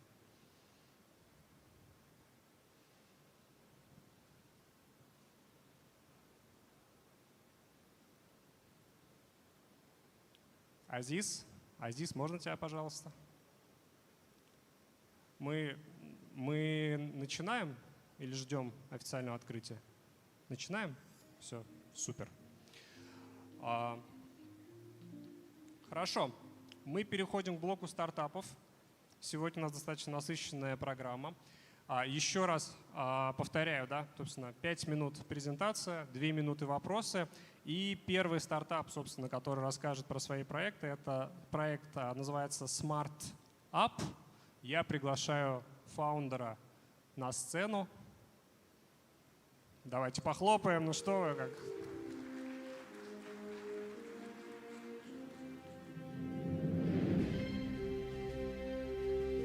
Я уж переживал, что и вы тоже не подошли. Давайте. Уступаю вам тогда трибуну, да? Проверьте микрофон, пожалуйста.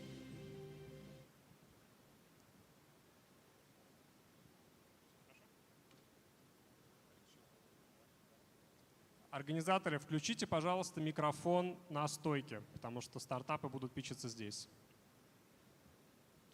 Он нажал на микрофон, вот он нажал на кнопку. Попробуй еще раз.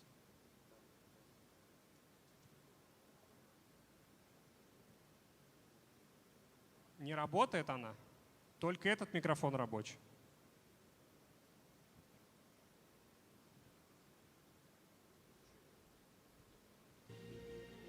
Раз.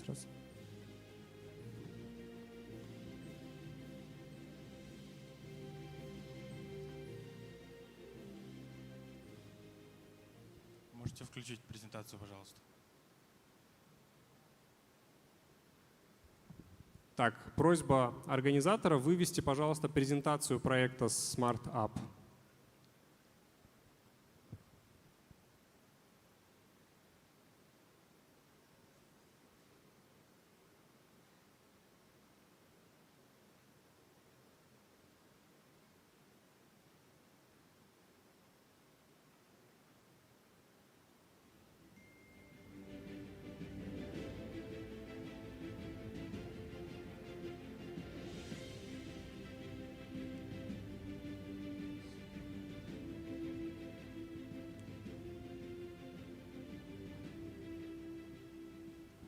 Всем ассаламу алейкум. Меня зовут Плат Фаброр. Я являюсь операционным директором в компании SmartUp24. Мы строим экосистему торговли Центральной Азии. Через нашу систему уже проходит более 7 миллиардов долларов продаж наших клиентов. Сегодня я расскажу вам, как мы превращаем этот поток продаж в транзакции.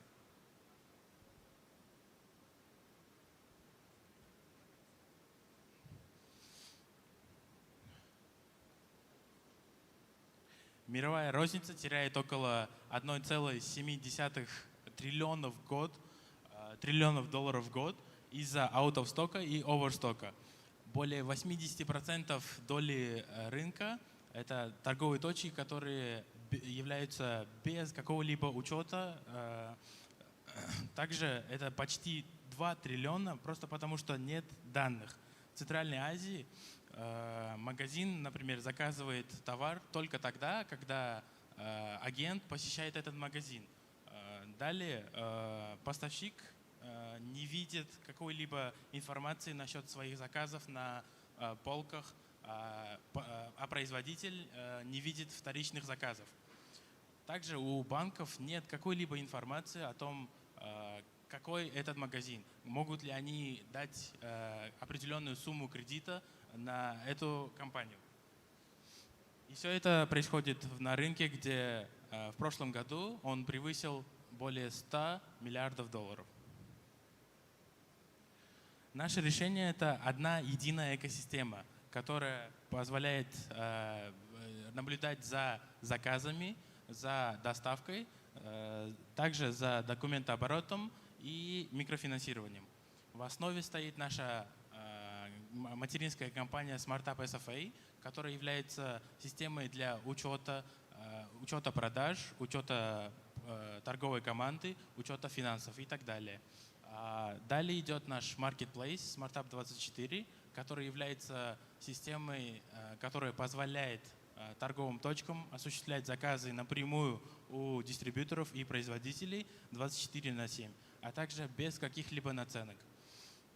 Далее идет SmartUp24 POS. Это POS-система, которая позволяет делать автозаказы, а также делать прогнозы для последующих новых заказов.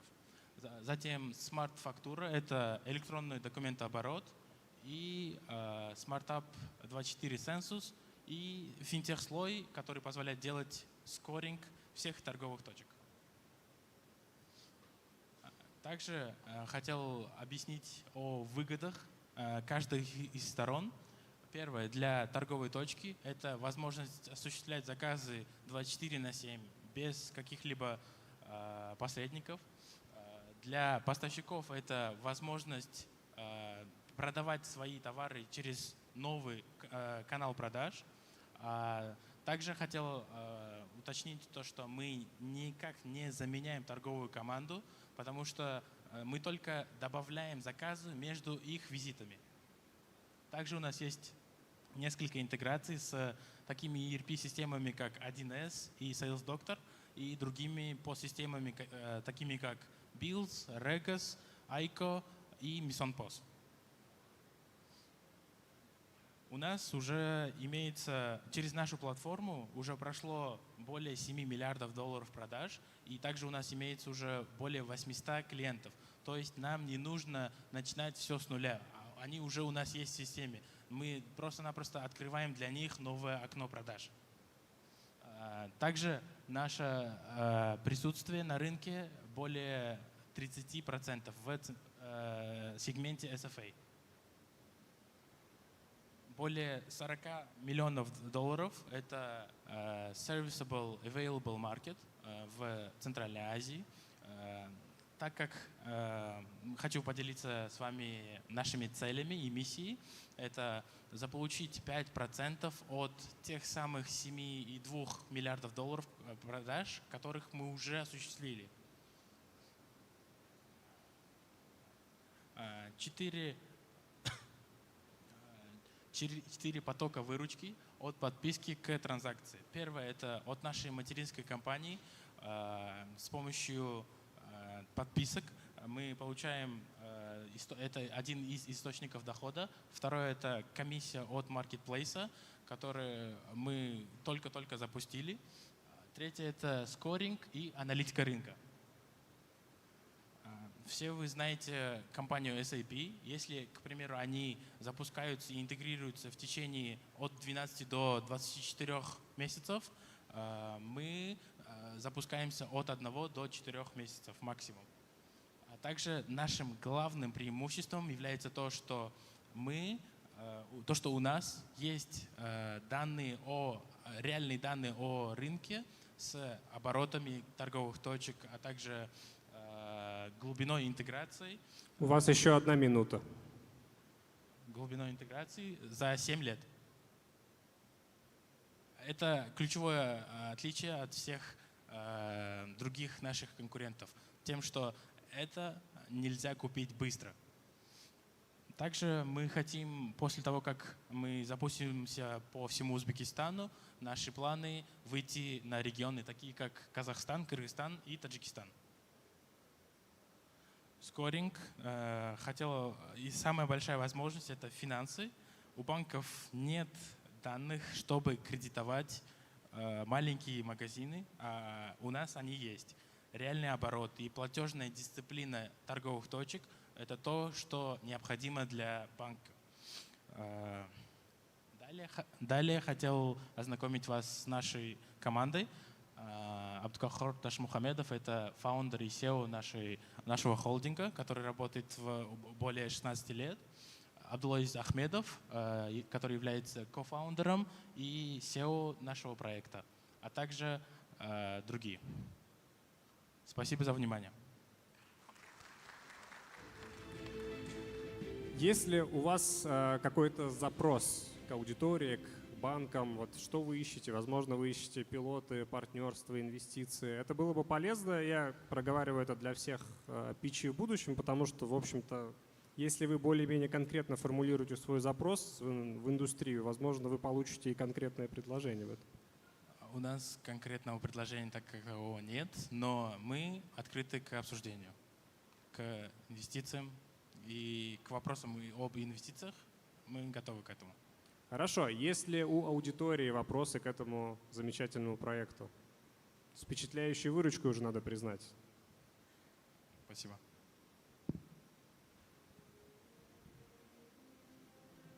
Что ж, тогда давайте двинемся. Большое спасибо.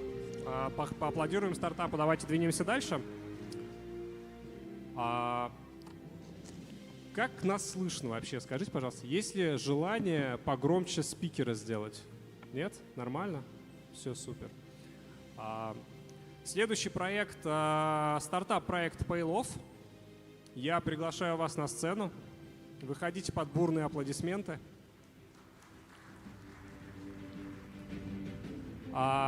Просьба презентацию вывести заранее.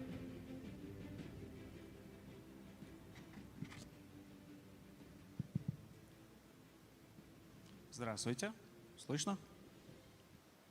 Да, вас слышно хорошо. Слышно, Пока видно. презентации нет, сейчас пока ждем, да, презентацию.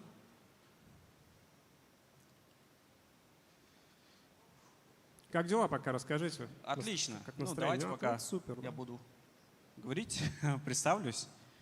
Меня зовут Атабек, я являюсь основателем проекта Paylow. И мне очень приятно сегодня выступать в окружении таких людей, прекрасных, в том числе и банков.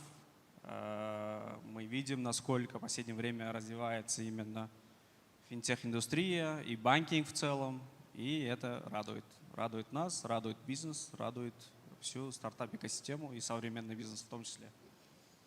Так, вас мы уже видим Да, на это экране. я. Осталось увидеть вашу презентацию, да? Как там с презентацией? На подходе. Нам показывают все в порядке, но мы пока ее не видим, да? Вот, А вот всё, я ее вижу, видно. кстати, да.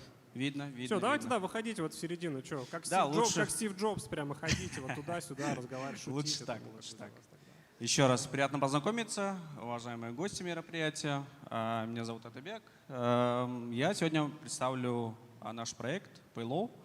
Мы работаем в финтех-индустрии и довольно-таки уже давно. И когда мы начали обслуживать своих клиентов, мы увидели, насколько достаточно проблем на рынке. И вот, как вы можете увидеть, да, особенно для банков всегда проблематично было иметь или создать свой собственный шлюз для платежей, потому что всегда высокие капитальные затраты и долгий процесс выхода на рынок, так как операционный процесс занимает определенную бюрократию. Плюс к тому же скоринг. Да, мы много чего в банках преуспели, но все равно на рынке остается определенная ниша, где банки не могут получить доступ. Это данные. И здесь мы начали предлагать тоже свои решения. Да. Видим, что не всегда данные корректные, в одном месте собранные, чтобы банкам удобно было ее использовать.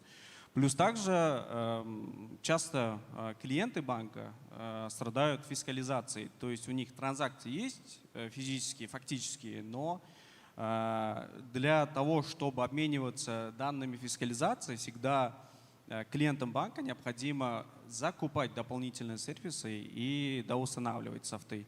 Плюс еще и soft collection. Да, мы знаем, что у банков хорошо развит hard collection, но soft collection тоже никто не отменял, потому что прежде всего это плюс банку экономит определенные ресурсы и средства до выхода клиента на просрочку. Что мы предлагаем?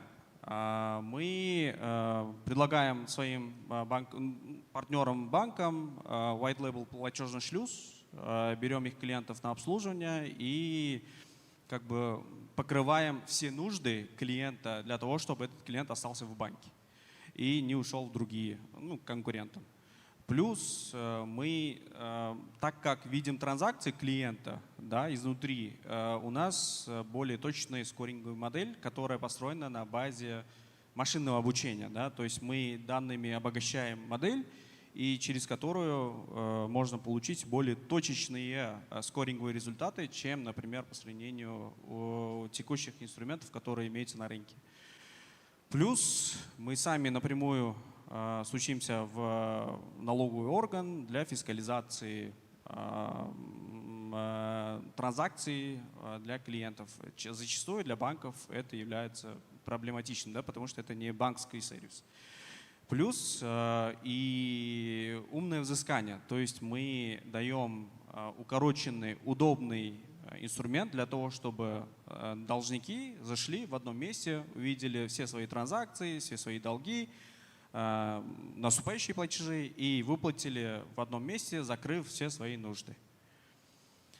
Давайте тогда в следующем расскажу о компании в целом. Мы все свои разработки делаем in-house, то есть собственная разработка наша. Уже на платформе работают более 1000 B2B клиентов, это юрлица, бизнеса, которые используют наши инструменты. Плюс имеем собственное приложение, Paylow, мобильное приложение, где любой клиент наш или партнер будущий может испытать, потыкать своими руками финтех-сервисы. Также прямые интеграции с основными провайдерами или игроками рынка и с фискальным модулем. Команда довольно-таки опытная, более 15 лет опыта на рынке, именно в банковской сфере собрано у нас. Плюс в дополнение платежные рельсы, которые могут автоматизировать ваши транзакции или ваш экспириенс по приему оплат. 1 минута у вас. Спасибо. Также по кибербезопасности мы отвечаем стандартам PCI DSS, и имеем лицензию от Центрального банка. В принципе, все. Я даже запасом оставил время. Готов ответить вашим вопросам. Аплодисменты стартапу, мне кажется, отличное, актуальное решение. Какой у вас запрос? Если у вас есть какой-то сформированный запрос? Да, конечно. Мы готовы, мы вообще ищем партнеров, банков-партнеров, и готовы им помочь с вышеуказанным пунктом. Мы понимаем, что многие банки сейчас пытаются выйти на эту нишу, дополнительно у себя предлагать своим клиентам финтех-услуги. И, естественно, для самих банков это может быть трудозатратно, ресурсоемко, а мы тут можем прийти уже с готовой экспертизой. Ищем партнеров, партнерство. Отлично. А если у вас в презентации был где-нибудь там QR-код или как с вами можно связаться? Вот. Да, контакты в самом конце оставил. Да, можно попросить контакты вывести, пожалуйста? Вообще, просьба организаторов слайд с контактами в конце держать немножко подольше, чтобы представители банков могли, если что, связаться с ними. А то слишком быстро скипается. Ну ладно, давайте вы запомните этого прекрасного парня с прекрасным проектом. Я буду рад, если вы к нему подойдете, пообщаетесь. Итак, следующий проект у нас IPAC AI. Надеюсь, я правильно назвал. Выходите на сцену. Так, видим, к нам движется человек, похожий на парня на этой фотографии.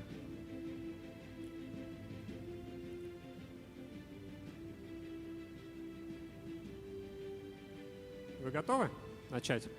Так, микрофон унесли, кажется. Ну вот здесь, смотрите, вот здесь есть микрофон, вот здесь на диване я вижу, или вот у вас на диване тоже есть. Так, таймер вывели на экран, и теперь внизу. Можете вот смотреть туда, собственно. Assalomu alaykum, hamma mehmonlarga. Ismim Ravshanbek, familiyam Nuriddinov. IPAC AI asoschisiman. Bizni yechimimiz bu call centerlar o'rniga o'zbek tilida tabiiy suhbat yurita oladigan sun'iy intellekt ovozi yaratish.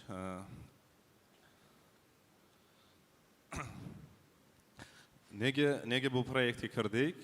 Birinchi o'rinda bizga motivatsiya bergan bu o'sha Harvard biznes maktabini ikkita eksperimenti bo'ldi. Birinchisi shu eksperiment haqida ozgina aytmoqchiman. Ya'ni bir xil marketing bilan leadlarni 3 ga bo'lib, 3 xil leadga har xil vaqtda telefon qilishadi va o'sha telefon zvonogida natijalari bizni hayron qoldirdi. Ya'ni tez qilingan mijozlarda konversiya, ya'ni daromadga aylanish foizi juda ham katta. Misol uchun 1 soat ichida qilingan klientlarda 100 ta, 24 soat ichida aloqaga chiqilgan mijozlarda 2 ta konversiya bo'lgan, ya'ni juda ham past konversiya. Tez aloqaga chiqilgan mijozlarda juda ham tez konversiya bo'lgan. Ikkinchisi bu Braziliyada o'tkazilgan yana bir eksperiment. Bu o'sha 3 ta yo'nalish bo'yicha mijozlarning to'lov intizomini yaxshilash bo'yicha 3 ta eksperiment o'tkazishgan. Uchalasi ham asli yaxshi natija bergan, lekin bizga qiziq bo'lgan joyi bu eng yuqori natija ko'rsatgan 9% o'sish, ya'ni mijoz o'z vaqtida to'ladi degan 9% o'sish shunchaki vaqtida SMS eslatma berish. Ya'ni cashback, keyingi foizlardan skidkalar, bulardan tashqari shunchaki vaqtida SMS eslatma berish eng katta natija. Ya'ni bu deyarli tekin. Bank uchun va boshqa ya'ni pul undiruv bilan shug'ullanadigan tashkilotlar uchun bu deyarli tekin. Shunchaki eslatma berish va bizga shu motivatsiya berdi. Xo'p. Buni inson bilan qilish mumkinmi? Ha, mumkin, lekin juda ham og'riqli, ya'ni ko'p 2-3 ta smena bilan ishlashga to'g'ri keladi. Doim yangi skriptlar, yangi trening, ketib qolgan yangi kelganlar bo'yicha yangi treninglar o'tkazish va hokazo. Lekin sun'iy intellekt ovoz bilan bu juda ham oson yuritiladi. Ya'ni shunchaki skriptlarni to'g'rilab bir marta berilgandan keyin shu doim stabilni ishlaydi, ya'ni muntazam mijozlar bilan aloqa qiladi. Hozir men jonli demo qilmoqchiman ozgina. Ovoz bo'yicha. Ya'ni bu faqat eshitmaydi, gaplashadi va undan tashqari keyingi harakatlarni ham bajaradi, ketma-ketligini yoki Telegramga ulanishi va hokazo bo'lishi mumkin.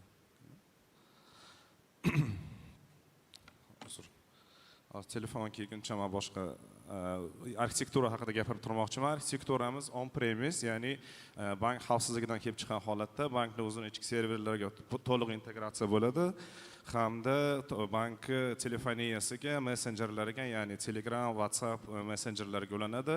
Bank bilim bazasiga ulanadi, ya'ni bankdagi bilim baza yangilansa, sun'iy intellekt ovoz mijozlar bilan yangilangan ovoz bilan ishlaydi. Biz bankka nima taklif qilyapmiz? Birinchisi virtual collector, ya'ni mijozni o'sha to'lov muddati o'tib ketganda yoki o'tmasdan oldin ularga ogohlantirish qo'ng'iroqlarini bajarish, ularni undirishlari bilan shug'ullanish. Bu bankka nima beradi? To'lov darajasini oshirishga va muddati o'tgan kreditlarni kamaytirishga yordam beradi. Ikkinchisi virtual yordamchi. Virtual yordamchi nima qiladi? Virtual yordamchi 24/7 mijozlarga informatsiya beradi, ya'ni ma'lumot yetkazadi. Mijozlar telefon qilganda ularda o'zbek tilida yoki rus tilida tabiiy tilda gaplashib, ular uchun ma'lumot beradi va bank xizmatlarini sifatini oshirishga yordam beradi. Bizni ya'ni xatolik darajamiz, ya'ni studiya nutqidagi darajamiz 4% tashkil qiladi. Telefoniyada 9% xatolikda ishlayapti. Bank atamalari 8% va raqam va summalarda 5% adashish bor. Ya'ni insonga solishtirganda inson deyarli 9-10% xatolikda ishlaydi, to'g'ri real inson. Shunga solishtirganda juda ham insonga yaqin xatolik bilan ishlayapti. Bizni boshqa bulutli SaaS platformalardan yoki mintaqaviy vositalardan farqimiz nimada? Bizda xavfsizlik jihatdan, ya'ni on-premise banklarning o'zini ichki serverlariga o'rnatilishi, ya'ni ma'lumot xavfsizligi bo'lishi, har xil sanksiyalardan ya'ni tashqarida bo'lganligi, ya'ni bizni o'sha boshqa platformalardan farq qiladi. Mana bizning jamoamiz bular ya'ni juda katta banklarda, katta proyektlarda, katta loyihalarda ishlashgan va o'sha loyihalarda Извините, у вас вышло время. Я предлагаю вам немножко ускориться, закончить вам договорить.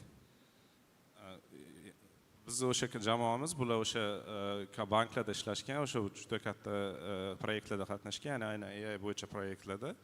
Hozir men o'sha harakat qilyapman, kol qilishga 1 minut. Prezentatsiya tugadi, hozir men demo o'qib berishga harakat qilaman. Большое спасибо. Давайте похлопаем. Есть ли, наконец-то, вопросы из зала?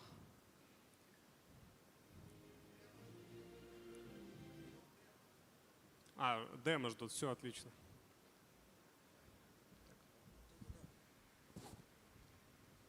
Организаторы, как там с демо?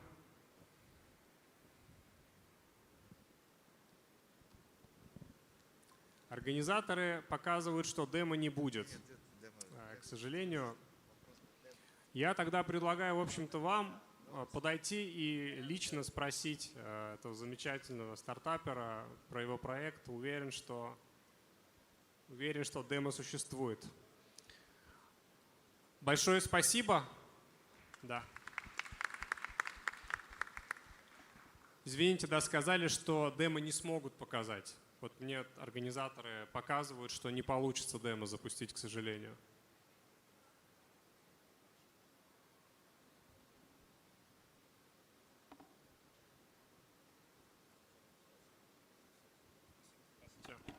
Спасибо вам большое. Всего хорошего, да.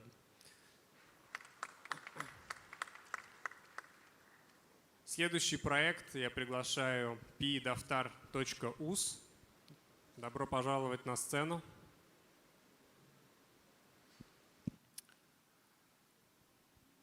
Да, давайте просьба организаторов оперативно вывести презентацию.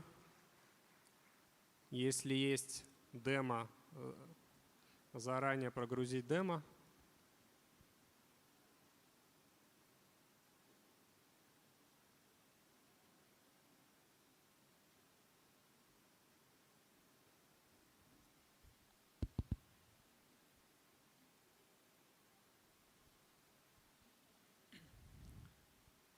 Hello. Hello, everybody. I've prepared the presentation in English, so I'll stick to English language. And hopefully I'll give valuable information and disclose every detail that I wanted to.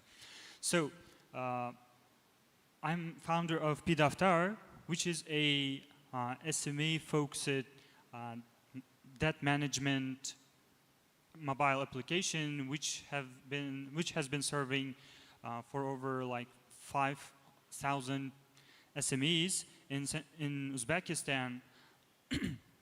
And you may ask, well, what this is.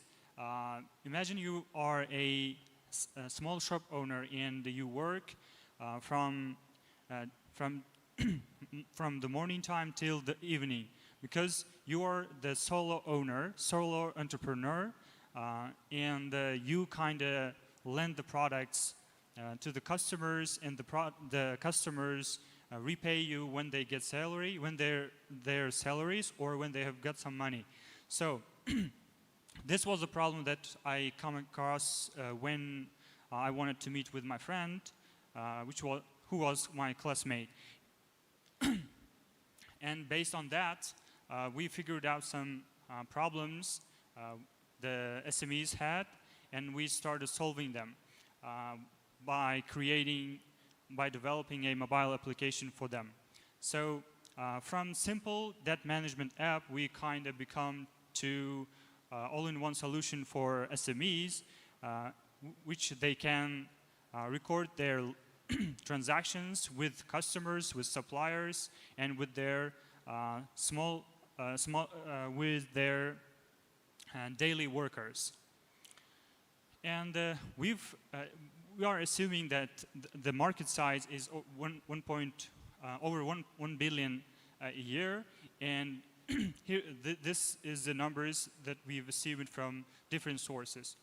So so far we've made like in monthly revenue over 5,000K, and we did 10x growth after getting investment from Aloka Ventures in 7 months. And here are the tariff plans that we've got, and we are focusing in the next few years to distribution sector, which is very painful because lots of distributors have the problem as well. And you can take a look at these numbers, which is very important to investors if you are an investor.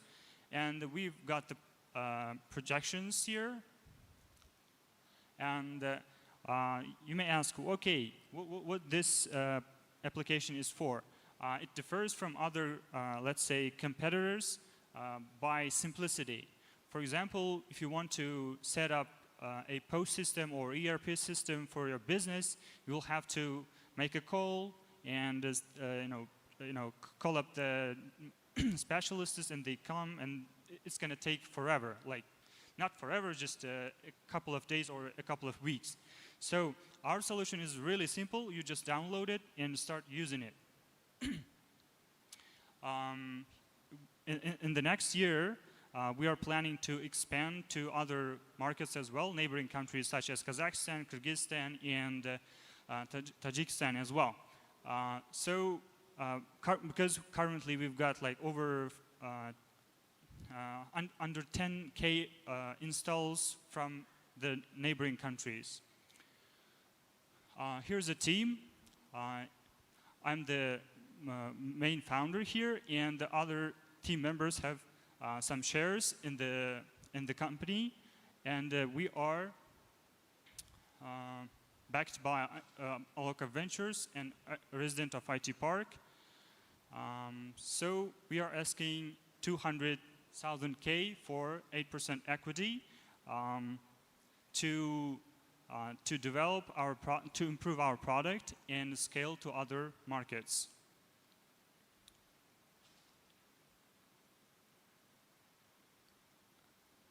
Okay, that's it, and you can contact me via the QR code in there, and you can try our product, by visiting to pdaftar.uz.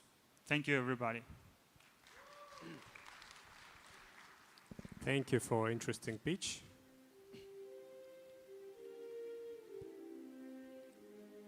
Do you have any answers?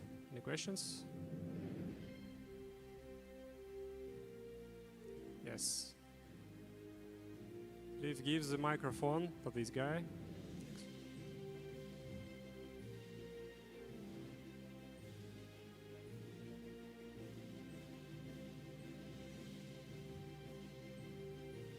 Здравствуйте. Задам вопрос на русском. На самом деле вопрос один и практически ко всем спикерам. Я смотрю на AI Showcase и вопрос, а где искусственный интеллект? Where is the artificial intelligence here? At this stage, we are collecting data. For example, I can tell you we've helped the SMEs to manage over 1.5 trillion sums over the year, 1.5 years, 1.5 years. So that's a lot of data, and we can work on it, but after raising some funding with business analysis to figure out what kind of features to develop. For example, we are planning to develop a scoring system for SMEs. For example, as a distributor, I want to understand how much I can risk my product, or how much products I can lend to the small shops, which are my clients, so I can de-risk my capital. So that's the next stage we are focusing on.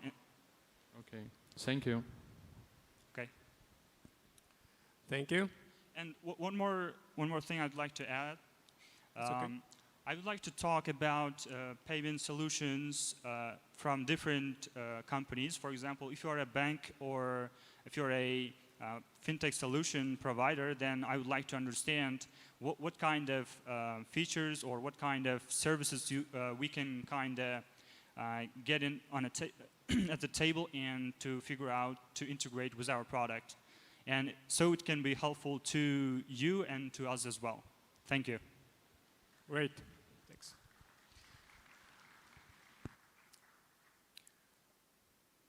Вообще, мне кажется, очень сложно представить, даже если компании не говорят прямо про искусственный интеллект, сложно представить, что хотя бы что-то из этого работает без искусственного интеллекта, если честно. Хотя, может быть, прямо об этом не говорится, но вопрос хороший, кстати. Если AI Showcase, то, возможно, как-то надо делать акцент, где у вас AI, даже если он глубоко-глубоко спрятан. И у нас следующий стартап, стартап Float, кредитный скоринг на базе ИИ. Это должно быть особенно интересно для банков. Так что вот вам авансом аплодисменты. Ждем от вас хорошую презентацию. В общем, вот.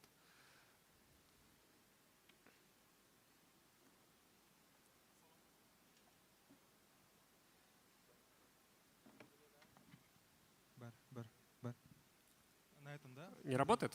Вот это не работает. Попробуйте вот в этот микрофон. Вот который вы в руках держите, вот этот не работает, да. Нет, этот микрофон на стойке, он не работает. Не работает. Вот это работает, да? Отлично. Да. Все, супер. Можно ли продолжить на узбекском? Потому что да, на конечно, узбекском, сегодня удобно, вот, да, так да, сказать, всем, на всех возможных языках. Да, если есть вопросы, можете на русском, на английском, каком угодно языке можете задать вопросы, но хотел продолжить на узбекском, если не против. Biz Float bank va nobank kredit tashkilotlari uchun raqamli yechimlar taklif qiladigan startapmiz. Hozirda bizda faktoring tashkilotlari va banklar uchun faktoring platformasi, islomiy mikromoliya uchun mikromoliya platformasi mavjud va BNPL uchun ham platformamiz to'liq ishlab chiqildi. Va biz bu platformalar ichida eng asosiy e'tibor bergan joyimiz risklarni to'g'ri tahlil qilish, to'g'ri underwriterlar uchun kerakli bo'ladigan ma'lumotlarni berish va AI yordamida uni to'g'ri tahlil qilib fraud yoki firibgarlik risklarini kamaytirish. Bizda faktoringga urg'u berganimiz asosiy maqsadi shundaki, faktoring o'zi tarixiy jihatdan o'zi produkt jihatida juda ham riski baland produkt hisoblanadi. Ya'ni bu yerda hech qanaqa garov mavjud bo'lmaganligi buni riskini juda baland qilib beradi va shuning uchun ham biza urg'u bergan asosiy momentimiz risklarni qanaqa qilib to'g'ri tahlil qilish kerakki, faktoring qilinganda NPL riski kamroq bo'ladi. O'shaning uchun biza urg'u bergan joyimiz to'g'ri nalogga borib, nalogdan short faktorlar olib kelishimiz, korxonalar haqidagi hamma ma'lumotlarni va даже korxonani o'zi bilmagan ma'lumotlarni ham to'plash va shu orqali to'g'ri risklarni tahlil qilishga ko'proq urg'u berganmiz. Hozir platformamiz to'liq ishlaydi. Platformamiz 6 dan ko'p bank va nobank kredit tashkilotlari ishlatadi va hamda yirik yetkazib beruvchilar va yirik qarzdorlar ham platformamizdan foydalanadi. Biza e'tibor bergan muhim jihatlardan biri korxona tahlil qilayotganda uning umumiy ma'lumotlari, sud ishlari, MIBdan qarzi, soliqdan qarzi, aloqadorliklar, aloqador korxonalar bilan bo'ladigan tranzaksiyasigacha e'tibor beramiz. Maqsad nimadaki, faktoring zaifkasi kelgan paytida yoki moliyalashtirish uchun zaif kelgan paytida risklarni to'g'ri tahlil qilish uchun. Va muhim jihatlardan biri, biz risklarni doimiy nazorat qilib turamiz. Faqatgina bir martalik xulosa emas, pul chiqarib yuborilgandan keyin uni doimiy tahlil qilib turish, o'sha bergan mijozga sud ishi ochilsa yoki MIBdan qarzdorlik paydo bo'lsa, o'shani ham birdaniga ogohlantirish imkoniyatiga egamiz. Va bu narsa bizada o'sha ma'lumotlar bazasida hosil qilingan aynan korxonalarni AI bilan tezkor tahlil qilsa bo'ladi. Bu ma'lumotlarning hammasiga kirish shart emas, AIning o'zi xulosa berish imkoniyatiga ega. Yana bitta muhim jihatlari, bizada faktoring bo'yicha xalqaro faktoring o'zi yo'lga qo'yildi. Xalqaro faktoring zelkalari o'tdi va dunyoning 120 dan ortiq davlatlariga elektron imzo qo'yish imkoniyatlari bo'yicha hamkorlik qilganmiz partnyorlar bilan, masalan, Xitoy va Yevropa davlatlariga o'xshaganlarga elektron imzo bilan, ularni elektron imzosi bilan tasdiqlasa bo'ladi. Va xalqaro faktoringda ham aynan kontragentlarni tahliliga e'tibor qaratganmiz. Muhim qismlardan biri hozir bizada mana shu protsessning to'liq qismida bank tomonidan ham, mijoz tomonidan ham AI ni ishlash imkoniyatlari yo'lga qo'yilgan. Ya'ni mijoz bitta AI zapros bilan faktoring uchun zaifga bera olsa bo'ladi, bank ham bitta chat bilan uni riskini tezroq baholasa bo'ladi yoki kerak bo'lsa raw datani underwriterlar uchun ham yetkazib beramiz. Yana bitta muhim produktlarimiz, bu hozir ko'pchilikka qiziq, islomiy mikromoliya bo'yicha Tayyib degan platformani ishga tushirganmiz. O'zi to'ra mikromoliya hozirda ishlatmoqda va bir ikkita mikromoliya tashkilotlariga o'zi qo'yib berish jarayonidamiz. Ya'ni to'liq o'sha murobaha, ijara kontraktlari hozir qo'yilgan va biza ishlaydigan muhim taraflari aynan mikromoliya va faktoring uchun o'zidan kelib chiqib, o'zini produktlariga moslab berish imkoniyatiga egamiz. Va to'liq asosiy qiladigan narsamiz, to'liq protsessda boshdan oxirigacha nazorat qilamiz va muhim narsa ABS ham o'zimizda. Ya'ni ABSni boshqani ABSni ishlatmaymiz, o'zimiz to'liq ABS qilganmiz. Markaziy bankka, Girki XBSga otchotlar jo'natamiz, KTMga otchot jo'natamiz va platforma hamma sistemani to'liq qamrab oladi. Va yangi qilingan yo'nalish, yangi BNPL bo'yicha hammamiz bilamiz. 1-yanvardan BNPL ham o'sha hisobotlar berishga o'tish kerak.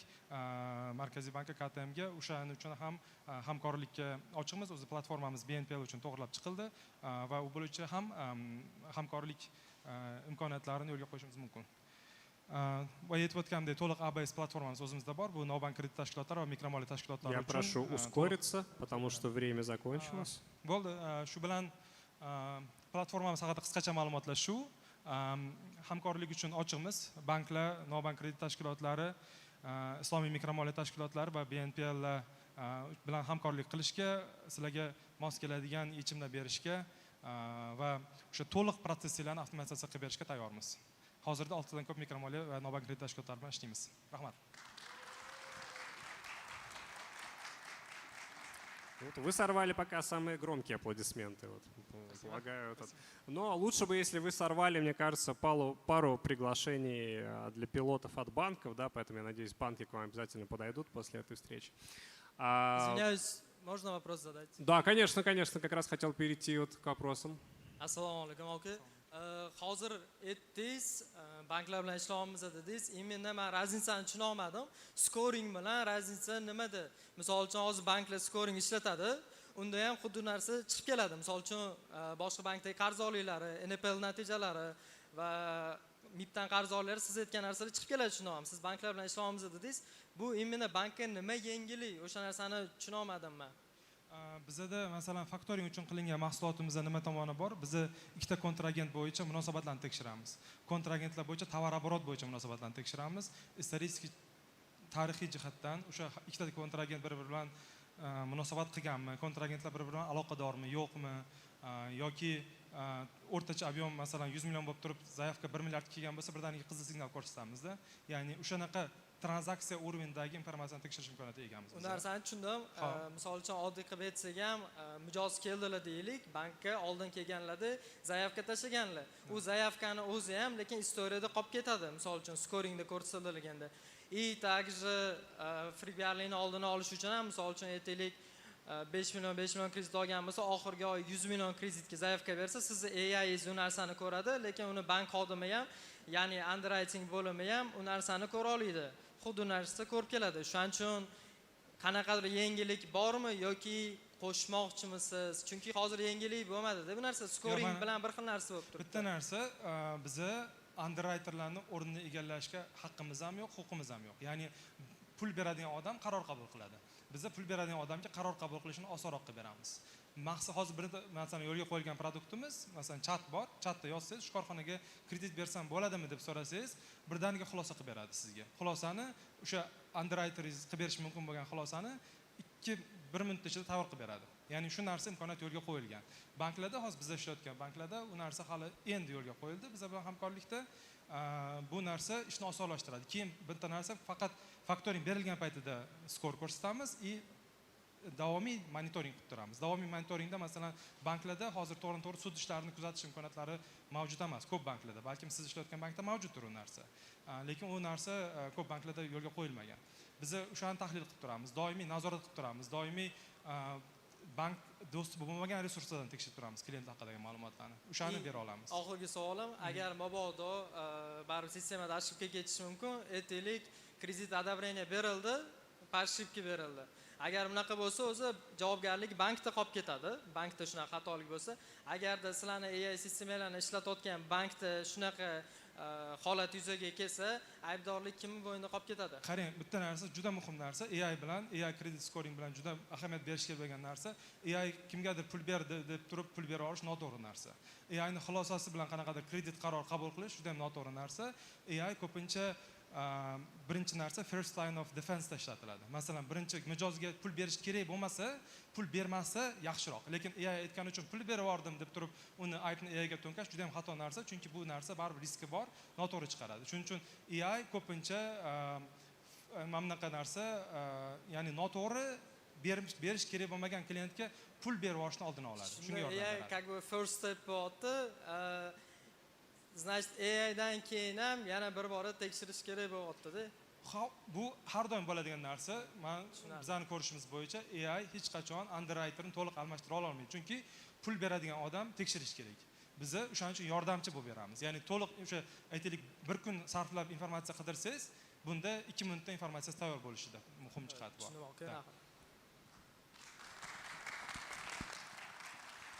Спасибо. Есть ли еще вопросы? Предложение по инвестициям, слияние, поглощение. Вот показывают, видимо, кто-то хочет купить вас. Ну ладно, вы там сами разберетесь дальше уже. Пальцем показали куда-то туда, я предлагаю вам там посмотреть. Большое спасибо. Вопрос еще был, да? Вопрос, извините.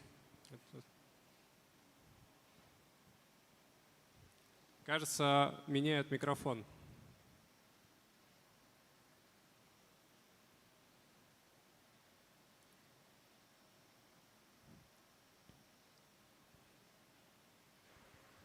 Assalomu alaykum. Assalomu alaykum. Siz aytdingiz, hozir banklar tekshira olmaydigan, do'stupi yo'q bo'lgan boshqa resurslarni ham o'sha ikkita kontragent o'rtasidagi oldi bersini tekshirib bera olamiz deysiz. Imna qaysi resursni nazarda tutasiz? Bizda soliq bilan integratsiya bor. Soliqda yangi texnologiyalarda biz operatorimiz. Operator bo'lgandan keyin mijozlarning roziligi bilan biz nalogdan shot fakturalar bo'yicha ma'lumotlar ola olamiz. O'sha shot fakturaning informatsiyasi bilan biz zaiflik kelgan paytida tranzaksiya darajasida tekshirib berish imkoniyatimiz mavjud. Endi qarangda, u do'stlik bankda o'zida ham bor-ku. Shot Masalan, debitor kredit olish uchun klient zaifga tashlagan paytda debitorka kreditorka o'rganilmaydimi? o'rganiladi, lekin klient Excel faylda beradi ko'pincha. O'sha ma'lumotlarni taqdim qiladi bank sifrosiga qarab turib, biza o'sha ma'lumotni klientdan umuman aytaylik ortiqcha qog'oz so'ramasdan, hech narsa so'ramasdan o'zimiz nalogdagi olingan informatsiya bilan tahlil qilib beramiz. Хорошо, rahmat.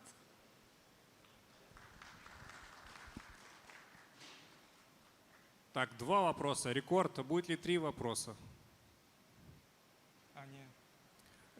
Вот, идем на рекорд. Смотрите, 3-й вопрос.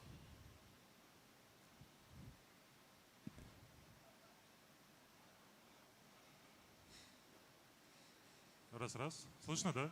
Да, слышно. Да, слышно. Здравствуйте, очень интересный доклад, спасибо. Хотел у вас про скоринг узнать, что именно использовали для скоринга, откуда брали таргет, ну или как-то у вас по-другому это. Спасибо. Спасибо большое за вопрос. Мы вот хотели акцентировать на том, что скоринг это в основном сейчас работает как стоп-факторы. Да? Скоринга, для хорошего скоринга нам нужны данные по NPL. И вот таргет, который вы как упомянули, да, для этого нам нужно именно собрать информацию, в каких случаях получается вот NPL. Да? Вот, так как факторинг это более новый продукт, и только развивается, и мы можем назвать наш вот этот скоринг как скоринг, когда у нас получается вот этот данные, которые позволяют нам именно поставить правильные таргеты, правильные вот модели, да, и при этом тоже мы вот хотим тоже вот сотрудничать с Центральным банком, вот дали заявку на поступление в Sandbox, песочницу Центрального банка, где мы можем получить некоторые данные по транзакциям, факторинговым транзакциям, чтобы мы могли правильный скоринг сделать. Да? Но в текущем моменте, получается, у нас работает система как стоп-факторы, и мы анализируем, получается, все данные компании, которые можно собрать уже в текущем моменте, и транзакционные данные между двумя компаниями получается. И от этого мы делаем вот rule-based approach, чтобы дать какую-то подсказку для финансирования. Очень круто. Большое спасибо. Извините, нам надо немножко ускориться просто. Я понимаю интерес. Вот запомните этого молодого человека. Я думаю, он с радостью вам в кулуарах ответит на ваши вопросы. Так, следующий проект приглашается Document AI, корпоративный ИИ-помощник. Надеюсь, явился не ИИ-помощник, а настоящий. Да, вот видим. Работает? Не работает? Попробуйте, включите, нажмите, там работал только что. Раз. Слышно, да? Работает? Все нормально, да? Здравствуйте, коллеги. Если позволите, мы продолжим на узбекском. Да, конечно. Обратите внимание на таймер. Не хочу вас прерывать. Сами следите за временем, пожалуйста. Assalomu alaykum hammaga. Hozir qisqacha muammo va biz yechimlar haqida hamkasbim aytib o'tadi, keyin men davom etiraman. Assalomu alaykum barchaga. Bugungi kunda banklar oldida ikkita katta muammo turibdi mijozlarga xizmat ko'rsatishda. Buni birinchisi call centerga nagruzkani ko'pligi va javobsiz qo'ng'iroqlar. Ikkinchisi esa mijozlarga xizmat ko'rsatishda bank xodimlarining bilim saviyasini ozgina yetishmovchiligi. Biz o'zimiz bank tizimida ishlaymiz. Bir tijorat bankida analiz qilganimizda mana bugungi kunda kunlik javobsiz qo'ng'iroqlar soni 1,5 mingtadan oshib ketyapti. Bu, конечно, biznesda yo'qotish hisoblanadi. Bank xodimlari mijozga xizmat ko'rsatishda yuzaga kelgan savollarga javob topish uchun o'rtacha 5 minut vaqtini sarflamoqda. Banklar esa bu xodimlar bilimini oshirishga 1 yilda 1,5-2 milliard mablag' sarflamoqda. Biz hozir sizlarga taklif qilayotgan yechim mana shu ikkala muammoga yechim bo'ladi. Birinchi yo'nalishimiz bu support uchun AI assistent 24/7 mobaynida mijozlarning kelib tushadigan murojaatlarga javob bera oladi. Multikanalniy, multiязычный instrument. Keyingisi esa bu xodim bir vaqtning o'zida xodimlar uchun AI pomoshnik, ya'ni xodim bank mahsulotlari haqida, bankdagi tartiblar, instruksiyalar bo'yicha bemalol qisqa vaqt ichida javob topishi mumkin. Bugungi kunda analiz qilinganda 30% murojaatlar bular konsultatsion murojaatlar hisoblanadi. Shuning uchun bizning AI bemalol bu murojaatga javob bera oladi. Demak, bundan kelib chiqadi biz 20% ga support uchun qilinadigan xarajatlarni qisqartira olamiz. Endi hech qanaqa murojaatimiz javobsiz qolib ketmaydi. Albatta AI javob beradi. Javob bera olmagan murojaati uchun esa eskalatsiya tizimimiz mavjud, mas'ul xodimga yo'naltiradi. Davayt keyingisi. Xodimlar uchun esa xodim o'zidagi savoli bo'yicha 5 daqiqa emas, 5 soniyada murojaatga javobini oladi. Endi hech qanaqa xodimlarni o'qitish uchun mablag' sarflab o'tirmaydi. AI tizimi o'zi analiz qilib, xodimdagi bilimda yetishmagan muammosi bo'yicha xodimga trener sifatida ham ishlashi mumkin bo'ladi. Texnik taraflarini maqsadli tushuntiradi. Bu yechimimiz oddiy rak tizim emas, ya'ni faqat savol-javoblarga savol-javob ko'rinishida emas, uni bu yerda qo'shimcha, ya'ni klientni yoki xodimni aynan kerakli masalalarni yechib berish imkoniyati ham mavjud. Ya'ni masalan xodimga qanaqadir ma'lumot olish, kartasi haqida ma'lumot olish, istoriyasi haqidagi ma'lumot olish yoki xodim uchun o'zini jarayondagi yuzaga keladigan muammolarni ham nafaqat savol-javob ko'rinishida va amaliy bajarish imkoniyati ham ega. Ya'ni bu yerda qanday masalan ham xodim ham klient bajarishi mumkin deyishingiz mumkin. Bu yerda biz do'stlar orqali boshqaranamiz. Ya'ni agar bu klient savol berayotgan bo'lsa yoki klient biron vazifa bajarish so'rayotgan bo'lsa, u klient o'ziga kerakli bo'lgan do'stlar doirasidagina bajaradi, funksiyalarni bajaradi. Masalan, zaifga yaratish deganda klient faqat zaifga yaratadi. Xodim zaifga yarata olmaydi. Xuddi shunday funksiyalarni do'stlar orqali boshqarish imkoniyati bor biz taklif qilayotgan yechimda. Bu funksiyalar o'sha integratsiyalar, hisobotlar, xatlar shakllantirish va tahlillar qilish va har xil shu kabi funksiyalarni o'z ichiga oladi. Keyingi asosiy bizda yana featuremiz desak bo'ladi. Bu bank doirasida ma'lumotlarni xavfsizligi, ya'ni ma'lumotlarni chetga chiqib ketmaslik anaqasi ko'proq yotadi. Shuning uchun ko'pchilik banklarda on-premise, ya'ni o'zini lokal serverlarida ya'ni AI modellarini o'rnatish talabi qo'yiladi. Bizda shunaqa yechimimiz borki, nafaqat on-premise, cloud API'larini, ya'ni clouddagi modellarni ishlatish imkoniyatini ham qo'shganmiz. Buning uchun biz ma'lumotlar xavfsizligini, ya'ni klient ma'lumotlarini tashqariga chiqib ketmaslik yechimlarini qilganmiz. Ya'ni agar klient ma'lumoti yoki bank sirli ma'lumotlari bo'lsa, biz uni anonimlashtiramiz. Buning uchun algoritmlarimiz, instrumentlarimiz bor.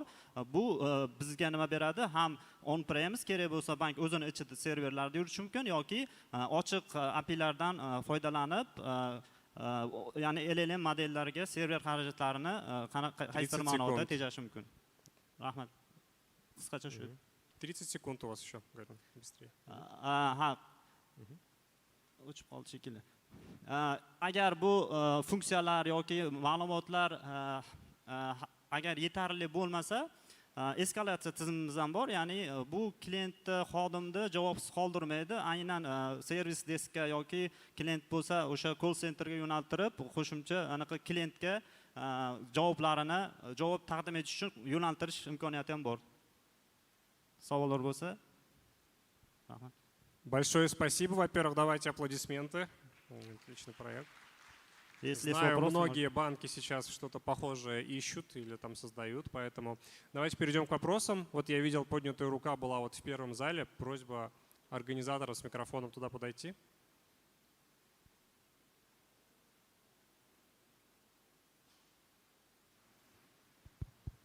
Assalomu alaykum. Savolim shundan iborat. Hozir aytganinglarda xodimlarni o'qitish kerak emas dedi. O'shini tushuntirib beringlar. Nimaga o'qitish kerak emas? Qanday savollarga qanday javob ola oladi? Shu yerda sal tushunmay qoldik. Bu joyda xodimlarni qisman o'qitish xarajatlarini kamaytiramiz dedik. Ya'ni o'zi AI analiz qiladi. Xodim gaplashganidan xodimni taniydi, biladi. Aynan qaysidir xodimlar bankning qaysidir sohalari bo'yicha bilim yetishmayapti. Например, omonat bo'yicha tushunchasi kamroq. AI o'zi analiz qilib, AI unga o'quv material tayyorlaydi. Shuning uchun AI trener roli ham mavjud bizda. Tushundim. Rahmat. Есть ли еще вопросы? Вот я вижу, еще вопрос есть. Да. Assalomu alaykum. Rahmat prezentatsiyalar uchun. Texnik savol bo'ladi menda. O'zim shu sun'iy intellektda ishlab turganimizdan kelib chiqib, vektor rak bazadan deb aytib o'tdinglar prezentatsiyada. Mani savolim qanaqa turdagi vektor bazadan aniqdan iborat rak sistemali va ikkinchisi qanaqa turdagi search qilib borasizlar, чтобы kerakli bo'lgan ma'no sifatdan va so'z sifatdan kerakli bo'lgan ma'lumotni LLMga reasoning uchun berish uchun.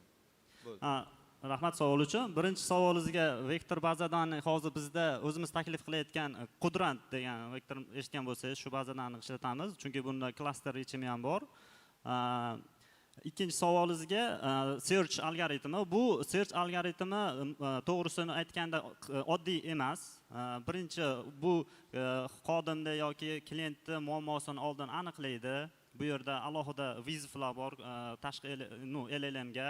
Undan keyin aniqlagandan keyin qidirish jarayonida ham ma'lumotlar saqlashimiz, prosta ma'lumot oldik, vektorlab ketdik emas. Bizda o'zimizni ishlab chiqqan algoritmlarimiz bor, uni turlaydi, gruppalaydi, undan keyin vektorga saqlaydi. Qidirish jarayoni ham xuddi shunaqa. Ya'ni butun katta dengizdan ma'lumot qidirmaymiz. Biz uni hammasini turlarga, qismlarga bo'lib va buni qidirish jarayonini osonlashtirish uchun, ya'ni ma'lumot o'qitish jarayonini shunaqa qilganmizki, qidirish oson bo'lish uchun. Qidirishdan xuddi shunaqa bitta prosta dengizdan ma'lumot qidirmaymiz, u algoritm ishlab chiqqanmiz, shunaqa tezroq topish va kerakli ma'lumot topish uchun. Rahmat. Есть ли еще вопросы?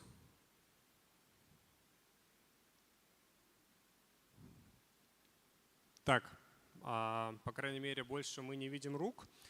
Большое спасибо. Я думаю, вы можете присаживаться. Отличный проект. Аплодисменты. Спасибо. Давайте глобально я предлагаю похлопать всем стартапам. Более бурный аплодисмент. Это был последний проект в стадии стартапов. Уверенных кратно больше. И надо почаще встречаться индустрии с такими проектами. Дальше мы перейдем, собственно, непосредственно к индустриальной части, где своим опытом в ИИ поделятся непосредственно Центробанк, и представители банков расскажут о том, какие АИ-решения сейчас они разрабатывают. Для того, чтобы непосредственно открыть эту часть, я хочу пригласить на сцену зампреда Центробанка Насырова Санжара Салайдиновича. Проходите, пожалуйста, на сцену под аплодисменты.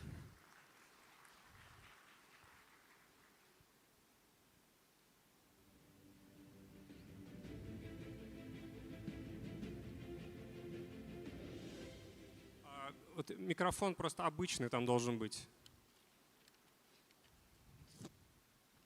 Проверьте, работает ли. Assalomu alaykum, hurmatli mehmonlar, aziz hamkasblar, qadrli ishtirokchilar.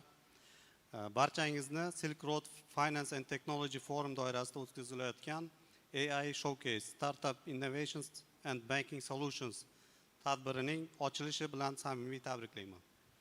Bugungi kunda sun'iy intellekt moliya sohasining rivojini hal qiluvchi omilga aylanmoqda. Kredit scoringdan tortib mijozlarga xizmat ko'rsatishgacha bo'lgan barcha yo'nalishlarda bank tizimining ish uslubini tubdan o'zgartirmoqda. Bu borada mamlakatimizda mustahkam huquqiy asos ham yaratilgan. O'zbekiston Respublikasi Prezidentining sun'iy intellekt texnologiyalarini 2030-yilga qadar rivojlantirish strategiyasini tasdiqlash to'g'risidagi hamda startaplarni qo'llab-quvvatlashning kompleks ekotizimini joriy etish chora-tadbirlari to'g'risidagi qarorlarida ushbu yo'nalishlar bo'yicha aniq vazifalar belgilangan. Ammo har qanday strategiya va dasturning haqiqiy natijasi amaliy loyihalarda ko'rinadi. Bugungi ushbu sahnada jami 14 ta loyiha, 7 ta innovatsion startap, Markaziy bank hamda 5 ta tijorat bankining sun'iy intellekt yechimlari taqdim etiladi. Tadbirlarimizning asosiy maqsadi startaplar va bank sektori o'rtasida mustahkam ko'prik yaratish, ilg'or g'oyalarni real hamkorlik loyihalariga aylantirishdir. Barcha ishtirokchilarga muvaffaqiyatli taqdimotlar, mehmonlarimizga esa mazmunli muloqot tilayman. AI Showcase Startup Innovations and Banking Solutions tadbirini ochiq deb e'lon qilamiz. Rahmat. Спасибо большое, Санжар Саладинович. Так, мы переходим, собственно, к корпоративной части. И первым выступит Центробанк. Вот я приглашаю на сцену Шируана Башара. Он расскажет про проект AI Sandbox и том, как в целом, наверное, Центробанк сейчас смотрит на то, как эта ниша должна развиваться. Ну, похлопайте Центробанку, вы что, вас запомнят же здесь в зале всех, как вот кто-то. Так, меня слышно? Отлично. Так, ждем презентацию. Всем привет. Еще раз, меня зовут Шируан. Я сам работаю в ГЦИ, и в Центробанке мы делаем некую иизацию, агентизацию. И вот сейчас выйдут слайды, и станет понятно, о чем мы говорим. Когда говоришь про ИИ, обычно даже слайды не помогают понять, о чем мы говорим. Что Мы не говорим вообще. Да. Но слайды мы видим, предлагаю начинать. Да. В общем, мы замутили проект на 3 компании. Да? Это у нас ГЦИ, Центробанк и McKinsey. И вы спросите, зачем нам нужна еще одна песочница? Вроде песочниц достаточно должно быть. Сейчас я вам расскажу. С какими проблемами мы сталкиваемся, я лично уже сталкиваюсь не в первый раз. То, что, во-первых, нет единых правил внедрения AI. Да, то есть некая governance-политика, как в моем представлении, она развивается параллельно в разных организациях, в разных участников, и у каждого свое представление, как вообще безопасно и прозрачно внедряется искусственный интеллект. Вторая проблема – это то, что чтобы внедрить on-prem production-ready решение сейчас, это достаточно дорого и долго, как правило. Потому что это закупка ГПУ, их всегда не хватает. Это маленький эксперимент, который был легким и веселым, да, превращается в такой достаточно тяжелый и большой проект. Как бы. И теряется вся вот эта магия как бы, экспериментов и внедрения инноваций. И совместно с McKinsey провели небольшую домашнюю работу. И эта проблема не нова. То есть вот ряд уважаемых стран, которые уже с этим сталкивались, и как они подошли к этому решению. Мы на основе их опыта хотим сделать шаг вперед. И давайте уже более предметно поговорим, что, собственно, это такое вообще, как это будет выглядеть в итоге. Первое – это мы хотим разработать общую AI governance политику, которая будет непосредственно такая минимальный здоровый уровень для внедрения безопасного, прозрачного, понятного AI в банковском секторе. Потому что мы работаем с чувствительными данными, как бы не все кейсы можно там использовать облачный LLM, например, да, это все понимают. И это будет некий такой ориентир и прожиточный минимум. То есть это будет таксономия сценариев, будет требования к моделям, каналам, как работать с данными, чтобы избежать дискриминации и далее, далее, далее, вплоть до некого такого процесса аудита, да, AI-продуктов, потому что нам нужно понимать, что вообще происходит как бы, с AI-решениями. Но запрещать может каждый, да, как бы, и усложнять жизнь мы не хотим, поэтому совместно с вот этими новыми правилами мы хотим и дать инструмент, чтобы можно было легко и весело следовать этим правилам. То есть это некая платформа, которая будет предоставлять вам доступ к AI-сервисам, которые вы уже так или иначе используете в создании своих AI-продуктов. Представьте, это может быть inference LLM, это может быть OCR, это может быть RAG, это может быть anything else, да, что вам нужно будет. Но уже с примененной governance политикой, безопасно, в закрытом контуре, каждый участник подключается и получает инференс необходимых ему AI-сервисов. То есть, естественно, это все будет изолировано, то есть данные не будут перетекать из одного участника к другому и все такие дела. Но что более важно, мы хотим сделать там некий AI marketplace. Да, marketplace уже заезженное слово, как бы, но суть в том, что будет больше и больше появляется полезных use cases применения искусственного интеллекта, да, в банкинге в целом. И нет необходимости, мне кажется, чтобы там 35 банков 35 раз сделали одного и того же агента какого-то. Как бы. То есть какой-то успешный use case, чтобы можно было пошарить непосредственно через этот marketplace, просто подключиться, использовать и начать создавать что-то новое, более интересное, а не заезженное. Так, и что, собственно, эта платформа нам дает? Как бы, да? Для государства это более устойчивая как бы, AI-платформа, то есть инфраструктура. Для ЦБ мы как бы, можем больше как бы, понимать, управлять рисками, но как бы, не душить инновации при этом, как бы, чтобы все-таки это было достаточно легко. Но для игроков как бы, мы видим несколько классных преимуществ. Как бы. Во-первых, более честная конкуренция у нас будет, потому что игроки, у кого нет больших бюджетов, да, не могут себе позволить большие кластера покупать. Как бы. Им гораздо проще будет непосредственно начать внедрять AI-продукты. Развитие компетенций, потому что мы фокусируемся не на управлении, ГПУ и всем таким, как бы, а непосредственно на use-кейсах, которые приносят реальную пользу уже. Как бы. И быстрый вход вообще в целом. Как бы. Когда это все планируется? То есть в конце года мы планируем выпустить MVP, самой политики и пилот с одним банком. В следующем году мы будем обогащать эту платформу количеством сервисов, которые есть сейчас. Понятно, что сразу сходу все подключить не получится в должном качестве. И мы будем подключать больше и больше участников, естественно, на добровольной основе. И это все. Спасибо. Уверен, у банков должно быть много вопросов. Давайте начнем.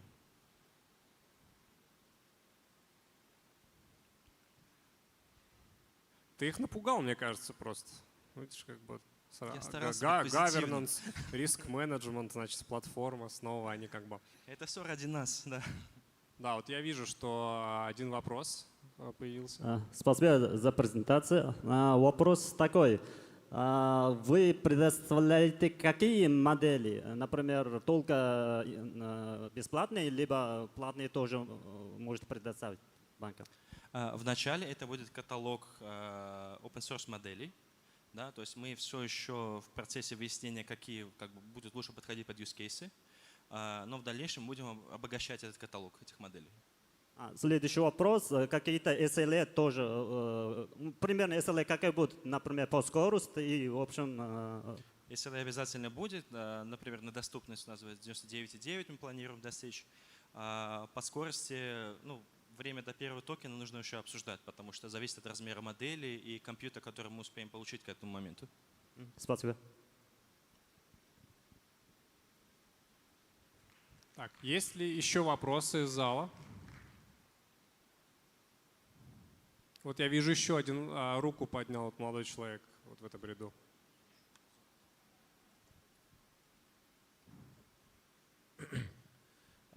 Здравствуйте.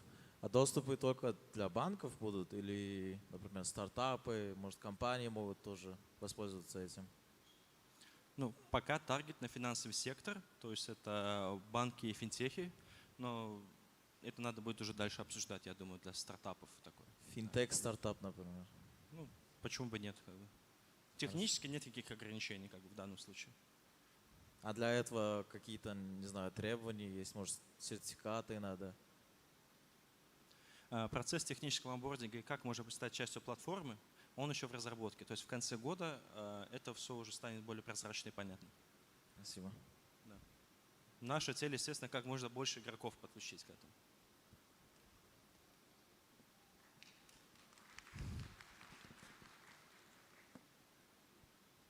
Так, есть ли еще вопросы? Раз, два, три. Вопросов нет. Большое спасибо, Шаруан. Спасибо всем. Да. Вот. Да. Поаплодируем. Да, мне вообще кажется очень круто, когда вот, собственно, регулятор в таком формате там, конференции, презентации публично для непосредственно какой-то регулируемой отрасли рассказывает про свои планы технологические в том числе. Это хорошая такая коммуникационная практика. Давайте дальше перейдем непосредственно к решениям коммерческих банков. И первым свои решения в области AI нам продемонстрирует банк SQB. Приглашаю вас на сцену. Аплодисменты. Даже музыка заиграла, смотрите. Вот.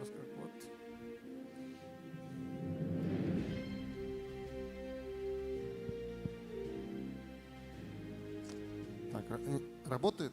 Работает, да? Так, слайдики покажут. Дайте минутку прогрузиться. Ну, для начала, перед тем, как покажут слайды, хотелось поздороваться, познакомиться с тем, с кем мы не знакомы. Значит, я действительно работаю в SQB банке. Меня зовут Сергей и Козлов. И я уже больше полугода исполняю роль советника по AI и главного директора банка в этом смысле. Называют меня гораздо проще CEO of AI, а кликер. Вот этот. Вот. И вы знаете, успех, секрет успеха хорошего показа, хорошей презентации, он во многом, как считается, идет от личного. То есть он идет от себя, потому что я хочу рассказать о том, что мы сделали, и о том, с чего мы начали. Начали мы с того, что...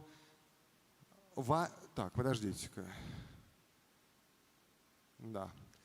Вот. Начали мы с того, что текущая ситуация, которая сложилась, которую я увидел, да, полгода тому назад, понял, что с одной стороны регион, в котором я оказался, Центральная Азия вообще, и Узбекистан в частности, он достаточно своеобразный. То есть с одной стороны есть глобальные истории, да, глобальные тренды, которые реализуются и у нас с вами тоже. Вот. С другой стороны, есть изрядная местная специфика, касающаяся и языка, да? Вот смешивание, перескакивание с одного языка на другой, куча диалектов и так далее. Очень мощные легаси, которые в Узбекистане существуют. И очень мощная история, связанная с тем, что финтехи, вот мы сейчас наблюдали прекрасных ребят из стартапов, финтехи убежали далеко вперед, и банкам с этим надо что-то делать. И я человек систематический очень. И с чего мы начали? Мы утвердили у себя концепцию развития по искусственному интеллекту, которая включила в себя 7 основных направлений развития. Это и данные, это инфраструктура и все такое прочее. И приступили к ее реализации, собственно говоря. И вот по весне, кто меня, может быть, помнит, видели, что я рассказывал о том, как оно будет. И вот сегодня, наконец, пришла пора рассказать о том, как оно случилось. То есть показать какие-то уже результаты, которые мы добились вот за эти несколько месяцев нашей AI-трансформации. Значит, некоторые вещи мы уже запустили, то есть саму программу AI-трансформации в банке. Мы собрали очень крутую команду, мы уже провели очень мощный апскиллинг наших людей и в самом банке в Ташкенте, и по всем регионам. Мы сделали большие шаги в области управления AI, governance, то, о чем только что говорили. Да? И это все было сделано. Но самое главное другое. Мы поняли, что вот одним из лозунгов, с которого мы начинали, нам не интересно чат-ботики делать. Больше того, нам не очень интересно даже слайды о них показывать. Поэтому то, что мы сделали, мы решили создать внутри банка AI-платформу. Полноценную банковскую AI-платформу, которая покрывает все процессы банка. Причем имея под капотом все, что банку необходимо для полноценной работы. В итоге получается, что у нас реализуется концепция AI at a scale, то есть масштабируемого искусственного интеллекта. Мы начали с азов. Гораздо проще взять и притащить в банк какую-нибудь небольшую игрушку, какой-нибудь небольшой инструмент и, собственно говоря, с его помощью реализовать какую-нибудь отдельную функцию. Скоринг, колл-центр там и так далее. Мы пошли другим путем. Мы сначала отстроили базис, а затем обеспечили его переиспользование для того, чтобы каждый новый проект, каждый новый продукт в нашем банке был дешевле. И наши сотрудники придумали для этого проекта название SQB Nova. Я попрошу сейчас запустить видео, которое мы заготовили. Мы не можем показать эту платформу живьем, потому что она работает в изолированном, защищенном банковском контуре, но кое-что, я думаю, мы сможем посмотреть. Итак, пожалуйста, видео. Nova SKBning xavfsiz sun'iy intellekt platformasi bilan tanishing. Nova bank haqida hamma ma'lumotlarga ega. Omonatlar shartidan tortib xizmat ko'rsatishning barcha jihatlarigacha ma'lumotlarni aniq taqqoslaydi va faqat tasdiqlangan ma'lumotlarni taqdim etadi. Qo'lda ma'lumot kiritishni unuting. Skan yoki hujjatni yuklang. Nova matnni avtomatik tarzda taniydi. Hujjat mazmunini tushunadi va uni qaysi bo'linmaga yuborish hamda qaysi talablarni hisobga olish kerakligini tavsiya qiladi. Nova ovozli yozuvlarni aniq matnga aylantiradi. Asosiy fikrlarni ajratib beradi va yig'ilish yakunlari hamda keyingi vazifalar ro'yxatini darhol tayyorlaydi. Barcha tarifingiz va barcha vositalaringiz bitta qulay interfeysda. Nova tezlik, aniqlik va ishonchli qarorlar. Nova kamroq mehnat, ko'proq samaradorlik. Спасибо большое. Можно похлопать нам. Это на самом деле очень большая работа была, и я искренне горжусь тем, что мы смогли ее сделать. Нас очень порезали по таймингу, просто жестко порезали, поэтому вот всего 5 минут. Поэтому я предлагаю поступить следующим образом. Я не буду показывать дальнейшие слайды о том, куда мы идем, о том, что у нас там дальше в планах. Я даже не буду показывать, что у нас там под капотом. Потому что у нас там под капотом очень много чего. Даже в первом релизе, который у нас планируется в этот четверг, ха-ха, секрет, у нас есть и распознавание текстов, и изображений, и видео, и речи, и чат, и RAG, и идентификация. В общем, это очень мощный набор. И еще раз, ребят, повторяю, мощная история заключается в том, что это переиспользуемое. Кроме того, уже сейчас в нашем банке штук 5, наверное, проектов, которые мы ведем, точнее даже не мы ведем, да, не я, не департамент AI, а ведут бизнес-подразделения и ведут бэк-офисные подразделения, которые с помощью нашей AI-платформы переиспользуют ее capabilities для себя. Это и юристы, это и закупщики, это и операционные, короче говоря, очень много. У нас вот там, как выйдешь налево, наш стенд нашего банка, вся команда там. То есть, кто хочет узнать побольше, подходите, расскажем, покажем. У нас работают очень сильные специалисты, мы собрали их с миру по нитке, и не просто так. Тайминга больше нет, поэтому, сори, что так коротко. Спасибо. Спасибо. Синоптики объявили, видимо, сегодня, как этот парад платформ аишных, да, в общем, поэтому будет конкуренция, кажется, будет интересно. Так, будут ли еще вопросы из зала? Вот я вижу одна поднятая рука. Это одна для начала. Здравствуйте. Добрый день. Я бы хотел спросить, я на слайде увидел, как вы управляете рисками AI, пока government у вас в обработке или in progress было написано? Смотрите, риски в AI тема жутко болезненная, потому что лично я, на основе своего небольшого опыта, я им занимаюсь всего 10 лет, у меня очень мало опыта, могу сказать, что существует 3 ножки вот этой табуретки, на которых стоят риски. Это интегрированный риск-менеджмент, это управление модельными рисками и это валидация. Значит, сейчас мы находимся в стадии становления каждой из этих функций, и с помощью нашей платформы можно заниматься и модельными, и управлением модельными рисками, и риск-менеджмент. Валидации нельзя, для валидации она не предусмотрена.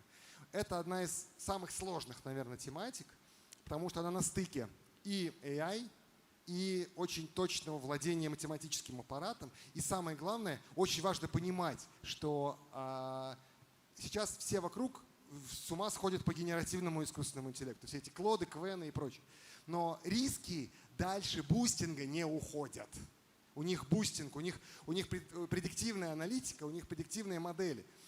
Поэтому очень важно понимать, и что их не нужно загонять под крышку генеративного искусственного интеллекта, а давать им возможность работать эффективно. И вот одна из наших специальных фич – это не только ген AI под капотом новый, но и обычные модели классического искусственного интеллекта, тот самый репозиторий, о котором мы говорили только что.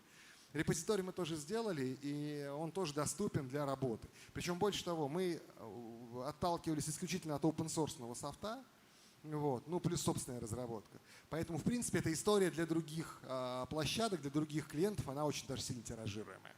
Так что вот так я на ваш вопрос отвечу. Спасибо, я только хотел узнать механизм, который вы применяете. Вот видите, а я ответил заранее. Спасибо. Мы все примерно об одном думаем. То есть, Я прошу прощения, мне там всякие разные жесты уже показывают, знаете, вот из-за рубки, и говорят, что времени нет, но я думаю, что вы можете подойти к спикеру и в свободном да, ребят, вот там выходишь и налево, там стенд нашего банка. Большое спасибо, давайте поаплодируем. Спасибо вам. Вот. Так, следующим я приглашаю на сцену Озмили банк. Презентация АИ проекта. Без деталей, но детали, надеюсь, нам сейчас расскажут.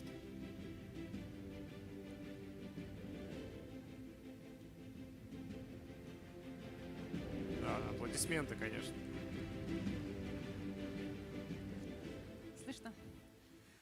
Всем здравствуйте. Я попытаюсь сократить эти 5 минут, которые потратил Сергей, и выступить очень коротко и быстро. У меня, по сути, всего один слайд. Мы с Сергеем идем плюс-минус в одном направлении. И целевая архитектура. Как мы уже говорили, наверное, за весь день все устали видеть это плюс-минус один и тот же AI, UI, UX, и все в плюс-минус похоже. Поэтому давайте перестанем об этом говорить как о разрозненных инициативах внутри каждого бизнес-направления, а возьмем как одну единую цельную архитектуру. Нацбанк пошел именно этим путем. В первую очередь мы с вами должны сказать о данных. Чаще, чем доброе утро, я слышу AI поработит мир, и без данных ваше AI говно. С первым я могу поспорить, со вторым спорить не буду, это точно. Поэтому в первую очередь мы выстраиваем платформу данных. Я не буду на этом концентрировать ваше внимание, потому что это, как бы, скажем, школьная программа. Сейчас мы все уже на уровне университета, если мы говорим про AI, поэтому данные должны быть уже на хорошем уровне у всех банков. Я так думаю, потому что 23-24 год, Влад, поправьте меня, если не права, был под эгидой централизации данных. Поэтому, когда мы говорим правильные данные, это data governance, MDM, не знаю, медальонные системы и прочее, там data lake, data lakehouse и так далее. Дальше, источники данных. Туда я не лезу. У каждого банка свое количество источников данных, ну, плюс-минус, наверное, 15-20 штук. Ну и самое главное, наверное, это AI-платформа, которая будет включать в себя, не будет включает уже, в себя все стадии от обучения моделей, ML-ных инструментов. Здесь мы от них никогда с вами не откажемся, потому что все предиктивные модели, как уже говорил Сергей, они нужны, будут, и в рисках это как бы главный инструмент. Дальше мы говорим про работу с промптами, OCR-ки, RAG. И, в принципе, самый охват. Очень важно в данном вопросе именно, если мы, когда мы говорили про данных, был data governance, то сейчас, когда мы говорим об AI, это уже AI governance. И это очень важный пункт, когда мы должны записывать паспорты всех моделей. Мы должны мониторить эти модели, мы должны раздавать доступы и политики. Вот как вы сегодня спрашивали про AI-безопасность. Это все прописывается именно вот здесь, в доступах и политиках. А также управление промптами – это обязательная история. Вот, поэтому AI governance, наверное, шаг номер 2 и не менее важный. Дальше я хотела бы обратить ваше внимание именно на платформу агентов. По сути, это интеграционный слой между системой источником, который будет получать то или иное AI-решение, и нашим интеллектом. Все агенты перенастраиваются, собираются или могут быть отключены или подключены к той или иной системе, которая необходима. Скажем так, AI-платформа – это больше как шведский стол. И для каждого бизнес-направления вы выбираете то, что более-менее или очень нужно именно этому направлению бизнеса. Допустим, если мы говорим про контакт-центр, то это обязательно там ТТС, СТТ и не знаю, чтение писем и обращений клиентов. Да? Вот. Если мы говорим про агентов, также очень важно оркестрировать этих агентов. И для этого предусмотрена отдельная платформа, которая управляет этими агентами, собирает конструкторы и имеет какую-то библиотеку необходимых агентов. Ну и сам внизу вы увидите, это наши системы, которые дальше будут выгодополучателями. В ближайший год это эти системы. Как бы по воронке продаж, наверное, они приносят больше всего денег, поэтому мы идем в первую очередь по ним. Ну и дальше уже все остальные по остаточному принципу. У нас порядка 45 департаментов. Если в каждом хотя бы будет одно AI-решение, то порядка, не знаю, 40-50 агентов должно быть. Если 1-2, то следить за 100 AI-инициативами очень сложно, поэтому без платформы вам не обойтись. И я вангую, что на следующий год мы уже будем не показывать AI-инициативы, мы будем соревноваться архитектурой. Вот. Всем спасибо. Спасибо, да, аплодисменты. Да, надеюсь, будем соревноваться в архитектуре. Давайте вопросы, собственно. Вот я вижу поднятая рука. Человек готовился сегодня. В чат GPT собирал вопросы или сам? Нет? Сам? Вопрос по неструктурированным данным. Например, понятно, что структурированные данные хранятся в SQL базе данных, да? У вас какие стратегии, либо, в общем, решения по неструктурированным данным? Это документы, голосы, остальные данные. В общем, какое решение вы планируете? Да, в презентации было видно, что у нас будет база знаний, в которой мы будем собирать как бы общую информацию по внутренним банковским документам. Ну и отдельно хранение картинок и текста будет у нас в отдельной системе. Ну это как бы... Тут понятно, где это хранится. Тут проблема в банках – это актуализация данных, да? Это данные быстро меняются. А какое решение, либо какой платформы вы планируете внедрить, либо есть? Ну, у нас все решения в основном с IBM идут. Ну ладно, моей презентации нет. Это все касается данных. Это даже не AI-платформа, это на уровне выше. То есть предыдущий шаг, про который я говорила. И там у нас абсолютно разные системы захвата этих данных. И я просто не могу понять, какие именно. Вы хотите картинки забирать, текст хотите забирать, документы клиентов. Ну, как бы для каждого решения есть свой инструмент. Понятно, спасибо. Спасибо. Время нас поджимает, поэтому большое спасибо вам за демонстрацию вашего решения. Так, дальше я приглашаю на сцену представителей Октобанка. Аплодисменты.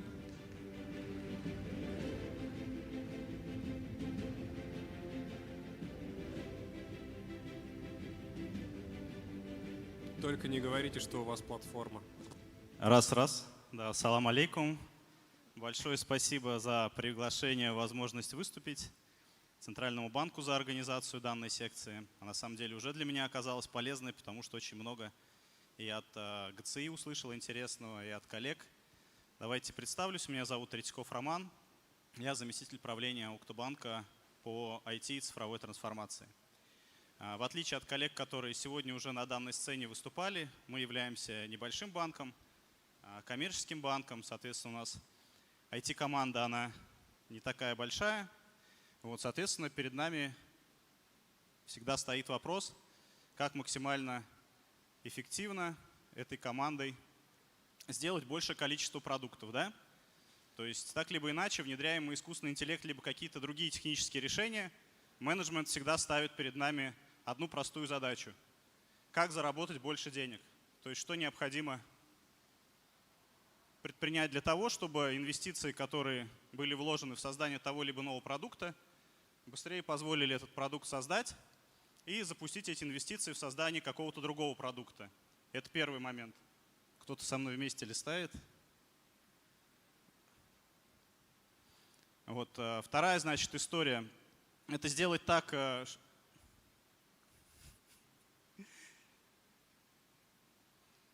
Так, дайте человеку перелистнуть, пожалуйста. Можно назад вернуться, и я дальше сам продолжу. Ну, или мы в моменте, когда ИИ нас начинает захватывать просто вот. Ну, видимо, началось, да. Началось. Видите, вот, и уже нас захватило. Да, это первый момент. Ну, то есть я сказал, что надо продукты запускать быстро, все должно окупаться. И третье, соответственно, практика по запуску цифровых продуктов, она должна быть масштабируемой. То есть не должно быть такого, что одна команда успешно запускает продукты, вторая этого сделать не может. Вот. Есть ключевые сотрудники, от которых зависит запуск продуктов. Можно еще раз попробовать презентацию включить? И просьба таймер тоже обновить, пожалуйста. Да, его, кстати, не включили. Так вот, просят перезапустить, да, презентацию заново. Вот, поэтому, пока презентация запускается, я, наверное, расскажу, на что мы потратили предыдущий год. Да, то есть год был направлен на то, чтобы создать как раз-таки инфраструктуру, которая позволит использовать искусственный интеллект в наших процессах. Как коллеги уже до этого говорили, есть определенные сложности, связанные с тем, что инженерная инфраструктура разрозненная, гетерогенная, данные хранятся разрозненно, доступ к этим данным тоже организован с различными способами. И инженерные команды не всегда понимают, где и как получить доступ к той либо иной системе, либо как получить доступ к тем либо иным данным. Соответственно, 3 вещи, про которые я хотел рассказать и показать, что мы сделали. Первое, это мы сделали внутренний портал разработчиков, так называемый Internal Development портал. Этот портал позволяет разработчикам и инженерам нашей компании получать инженерное окружение стандартным образом. Это инженерное окружение сразу ставится под необходимые системы мониторинга, для того, чтобы можно было видеть, как та либо иная система работает, есть ли в ней проблемы, кончается ли там память или диски и так далее. Вторая история, это, собственно, была создана платформа управления данных. Данные были с помощью Open Metadata каталогизированы. Это позволяет нашей инженерной команде понимать, в какой системе и какие данные хранятся. Также там у нас, соответственно, есть некий агент-консультант, который позволяет ответить на вопрос, где, например, находятся данные по клиентам. Она говорит, типа там, такие-то данные находятся в АБС, такие-то данные находятся в процессинге, эти данные находятся в мобильном приложении, и, соответственно, ресурс аналитиков менее необходим для того, чтобы этим делом, этими данными воспользоваться. И, соответственно, третья часть нашего технического решения – это интеграционная платформа.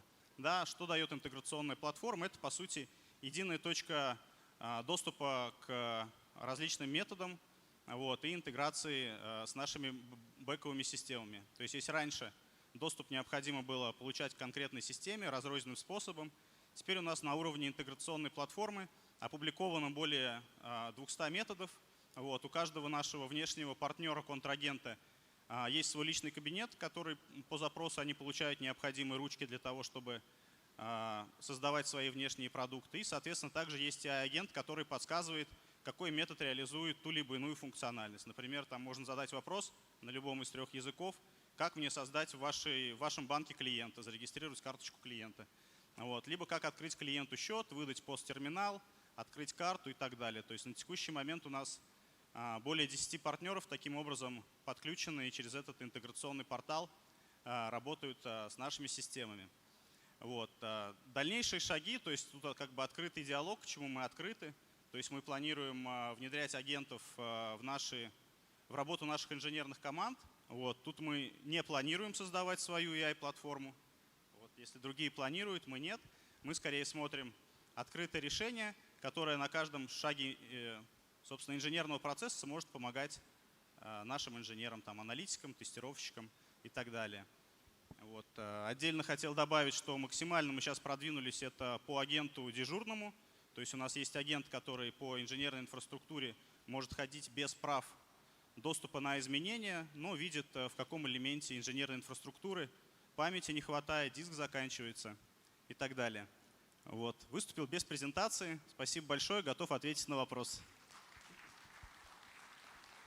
Роман, спасибо. Да, во-первых, спасибо за то, что мне показалось, очень конкретно ты про эти вещи рассказал. То есть не про абстрактные АИ и прочее, а сразу видно, как человек, который сам создает, в этом разбирается. Такие были предметные кейсы. Мне даже кажется, что было хорошо, что презентации не было, просто на тебя смотрели, как ты воспринимали. Спасибо. Я теперь знаю, кто это сделал. Так, давайте к вопросам. Я вижу, человек аж встал, подпрыгнул, чтобы задать вопрос. Да, добрый вечер.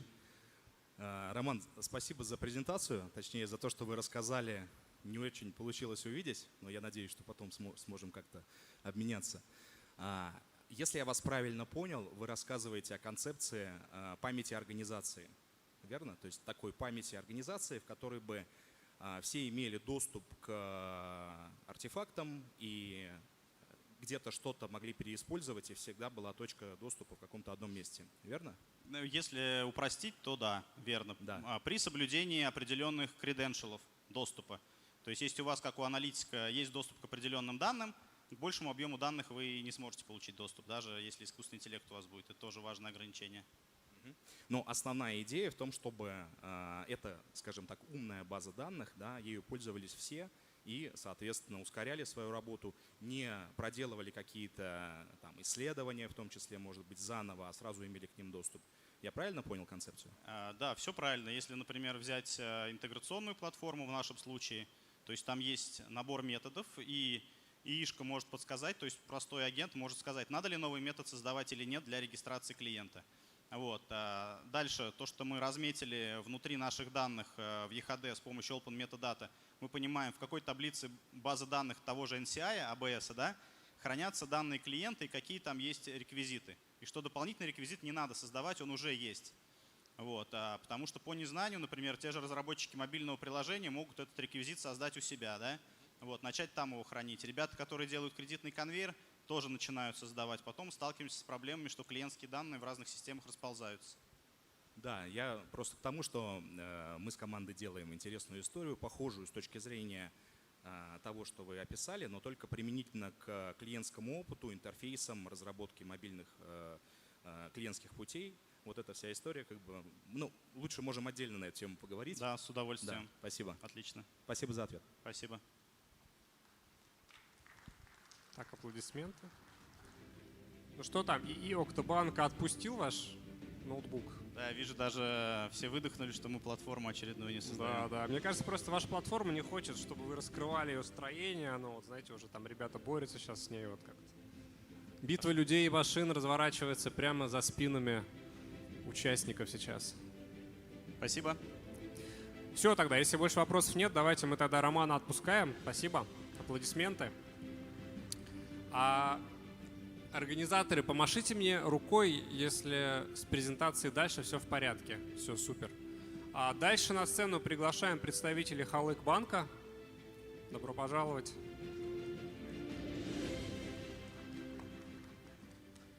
Добрый день, коллеги. Спасибо за такую возможность выступить здесь, на форуме.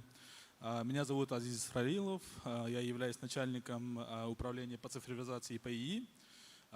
Я скажу вам так, что я не такой красноречивый, как мои коллеги с СКБ или с НБУ, но я хочу вам рассказать про историю, как мы создавали наш ИИ.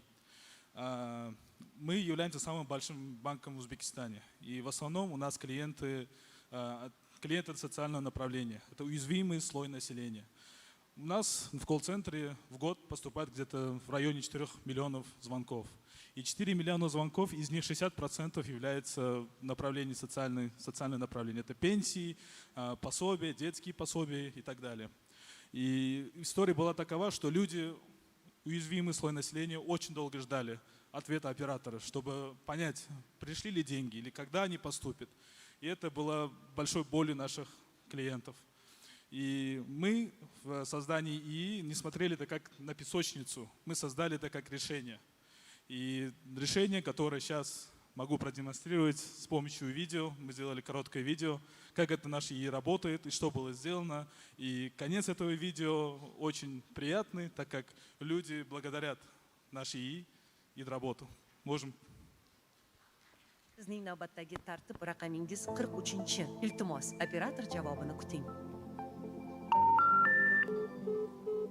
Har oy bizga 390 mingdan ortiq qo'ng'iroq kelib tushadi. Ularning asosiy qismi ijtimoiy to'lovlar bo'yicha murojaatlar. Ba'zida mijozlar operator javobini 40 daqiqagacha kutishga majbur bo'lishardi. Ammo 2026-yil 20-maydan boshlab hammasi o'zgardi. Biz iste'dodli o'zbekistonlik mutaxassislardan iborat jamoani to'pladik. Ular AI Stack'ni noldan mustaqil yaratishdi va o'z LLM modellarini o'zbek tiliga moslab qo'shimcha o'qitishdi. Endi bu modellar mamlakatning turli hududlaridagi odamlarning nutqini tushunadi va ular kabi gapiradi. Jamoamiz 15 tadan ortiq amaliy AI modelini ishlab chiqdi. Bu shunchaki bitta yechim emas, butun bir ekotizim. Va bu darajaga yetish uchun ulkan mehnat qilindi. Ovozni aniqlash modeli uchun biz 15 soatlik audioni qo'lda, millisekundlik aniqlikda belgilab chiqdik. Nutqni matnga aylantiruvchi model 600 soatlik audio materialda o'qitildi. Sifatni ta'minlash uchun 20 nafar lingvist bu ma'lumotlarni qo'lda belgilab chiqdi. Natijada so'zlarni tanib olishdagi xatolik darajasi atigi 7-9% ga tushdi. Tizimning yuragi 31 milliard parametrli LLM modeli bo'lib, uni o'qitish uchun 2 milliard tokenli ma'lumot bazasini yig'ib, instruct tuning jarayonidan o'tkazdik. TTS modeli esa audio kitoblar, podkastlar va studiyada professional diktorlar ishtirokida yozilgan materiallar asosida o'qitildi. Natijada AI tabiiy, jonli o'zbek ovozida gapiradi. Eng muhimi, tizim Xalq bankining o'z GPU klasterlarida yaratilgan.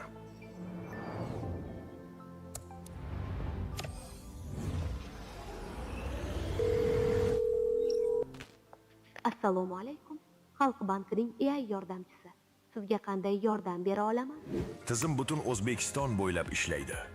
U turli hududlarning shevalarini, dialektlarini va hatto kundalik jargonlarni ham bemalol tushunadi. Vodiy shevasida gapirasizmi? Xorazm lahjasidami AI sizni tushunadi. Bolalar puli haqida qaysi oydan tushgan, qaysi oy tushdi oxiri aytib beralasizmi? Men bola puli menga chiqarilgan edi, lekin hali hech qanaqa xabar kelgani yo'q. AI yordamchi tayyor javoblarni shunchaki takrorlamaydi. LLM asosida ishlaydigan tizim har bir so'rovni chuqur tahlil qiladi, mijozning maqsadini aniqlaydi, kontekstni hisobga oladi va bank ma'lumotlar bazasidan eng mos yechimni topadi. Har bir javob aynan shu mijoz, aynan shu vaziyat uchun shakllantiriladi. Bola puli bo'yicha sizga to'lov tayinlanmagan, lekin ijtimoiy nafaqa bo'yicha to'lovingiz bor. 297.950 so'mlik to'lovingiz 2026-yil 20-iyul sanasida baraka kartangizga tushdi. Mayli, yaxshi bo'lardi. Shu vaqtgacha AI yordamchi so'rovlarning 47%ni mustaqil hal qildi. Mijozlarning 900 kundan ortiq kutish vaqtini tejadi. Qo'ng'iroqlarning 59%da masalalarni 3 daqiqadan kamroq vaqtda hal qildi. Operatorlarning qariyb 1300 soatlik uzluksiz muloqot vaqtini tejadi. Rahmat, kattakon. Bo'pti, rahmat, salomat bo'ling. Rahmat. Что ж, Рахмат, мы тоже вам это скажем. Если вы действительно научились хорошо распознавать язык, тем более диалекты, мне кажется, это действительно огромному количеству людей облегчило жизнь, поэтому, наверное, давайте поаплодируем этому проекту, мне кажется. Спасибо большое. Проект. Спасибо большое. Есть ли вопросы? Контакт оператора хотя бы стрельните. Вы говорите, какой ролик сделал? 11.006 или 71-209-2002. Вот, можете смотрите, звонить, вот. проверить. Спасибо большое. Так, спасибо большое за вам время. спасибо. Вопросов, рук я пока не вижу, поэтому давайте большое спасибо. Итак, у нас сегодня последний представитель банка. Алока банк я приглашаю на сцену.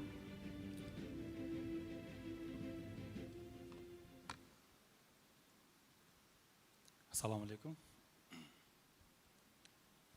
Кажется, не совпадает фотография спикера и спикер. Вот, сейчас все в порядке, да. Все.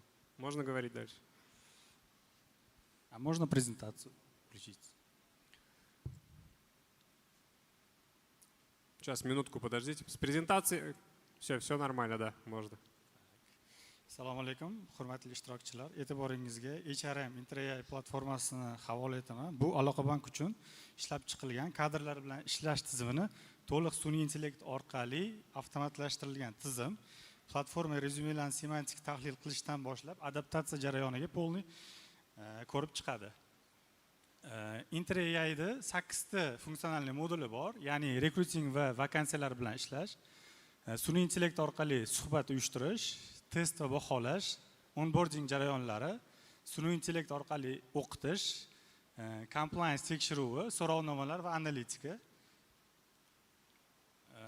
Hozir real raqamlarda ko'rsatamiz, ya'ni shu kungacha bankda erishilgan natijalarni ko'rishingiz mumkin.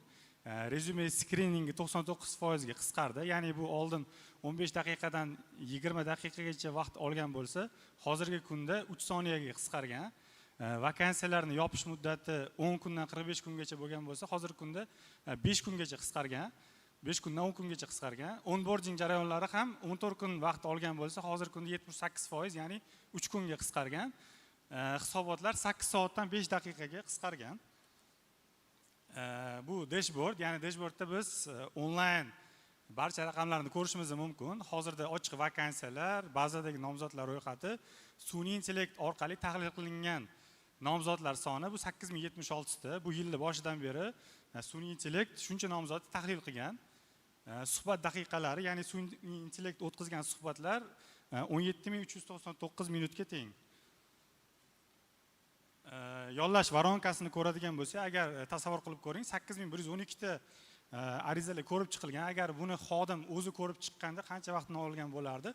Hozirgi kunga kelib mana 8112 tadan 2825 tasi sun'iy intellekt orqali skrining qilingan.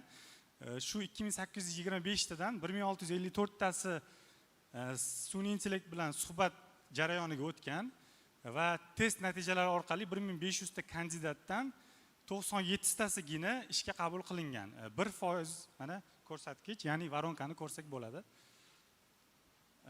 Barcha etaplar avtomatlashtirilgan va sun'iy intellekt orqali amalga oshiriladi. Birinchi etapni ko'radigan bo'lsak, rezyume tahlili va tilni aniqlash, ya'ni bu Headhunter, LinkedIn va boshqa platformalar bilan integratsiya qilingan. Agar xodim bo'yicha rezyumeda ma'lumotlar kam bo'lsa, boshqa tashqi platformalardan olingan holda uni ma'lumotlarni yanada to'liqroq qilib shakllantiriladi.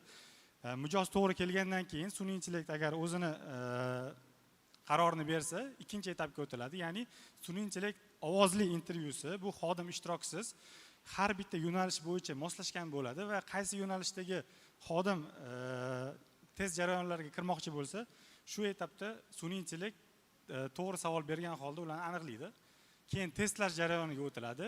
Test ham ikki xil turi mavjud, ya'ni checkbox orqali tayyor test natijalari va ikkinchisi yozma ravishda. Agar xodimni yozgan tekstini ko'radigan bo'lsak, sun'iy intellekt tahlillab, uni psixologik tomondan ham o'rganib beradi. Va keyingi etaplarga o'tiladi, ya'ni Telegramga bilan ham integratsiya qilingan, ya'ni onboarding jarayonlari ham avtomatlashtirilgan. Rezyumedan ko'proq ma'lumotlarni ko'rish imkoniyati bor. Ya'ni birinchisi sun'iy intellekt ovozli intervyusi. Model real vaqt rejimida tabiiy nutqda muloqot qiladi. Vakansiyalar talablaridan kelib chiqib aniqlashtiruvchi savollarni dinamik shakllantiradi va nomzodlarning shaxsiy sifatini aniqlaydi. Ikkinchisi testlash moduli. Testlash moduli kasbiy bilimlar timer rejimi orqali tekshiriladi va unga yarasha xulosalar mijoz profilida shakllanadi. Yana bu eng qiziq tomoni, anti-cheating funksiyasi mavjud. Ya'ni har bitta suhbat, har bitta test jarayoni video kuzatuv orqali amalga oshiriladi. Agar nomzod qandaydir cheating harakatlarni amalga oshirsa, bu barchasi protokolda yoziladi. Ya'ni keyingi suhbat etaplarida ta'sir ko'rsatadi. Dastlabki onboarding va adaptatsiya jarayonlarini ko'rishimiz mumkin. Ya'ni bizda fayl, video materiallar hammasi qo'llaniladi. Keyin 3 ta tilda ishlash imkoniyatiga ega. O'qitish jarayonlarini ham sun'iy intellekt yaratadi. Ya'ni har bitta yo'nalishga qarab, agar o'ta texnik savollar bo'ladigan bo'lsa, sun'iy intellekt orqali yaratiladi va test natijalariga qo'yiladi. Asosiy jihatlardan bittasi yana murojaatlar mavjud. Agar xodimda qandaydir e'tirozlar bo'lsa, murojaatlar orqali yuborishi mumkin. Eng asosiysi, ya'ni banklarda compliance tizimiga e'tibor va xavfsizlik tizimiga e'tibor kuchaytirilgani sababli compliance natijalari ham nomzodni to'ldirgan arizasiga qarab compliance xodimlariga to'liq shaklda boradi. Ya'ni ular compliance tekshiruvi ruchnoy o'tkazishga talab qolmaydi va eng asosiysi barcha sertifikatsiyadan o'tgan bu tizim, ya'ni kiberxavfsizlik tomonidan sertifikatlangan. Endi qisqacha qilib aytadigan bo'lsam, biz bankda hozirgi kunda ko'proq аутсорс компаниялар bilan ishlash. Прошу прощения, я прошу вас немножко ускориться. Ладно, время вышло. Последнее давайте. Заключение. Oxirgi qilib aytadigan bo'lsak, ya'ni biz ko'proq outsource kompaniyalar bilan ishlash yo'lga qo'yganmiz. Hozirda sun'iy intellektga ketadigan xarajatlarning ko'pligi va ularni hozirda endi rivojlanishini oladigan bo'lsak, keyingi etaplarda biz o'zimizni modellarni yaratish boshlaganmiz va birinchi etapda persdanni ishlatilmaydigan tayyor yo'nalishlarga kirib, sun'iy intellekt asosidagi loyihalarni ko'rib chiqamiz.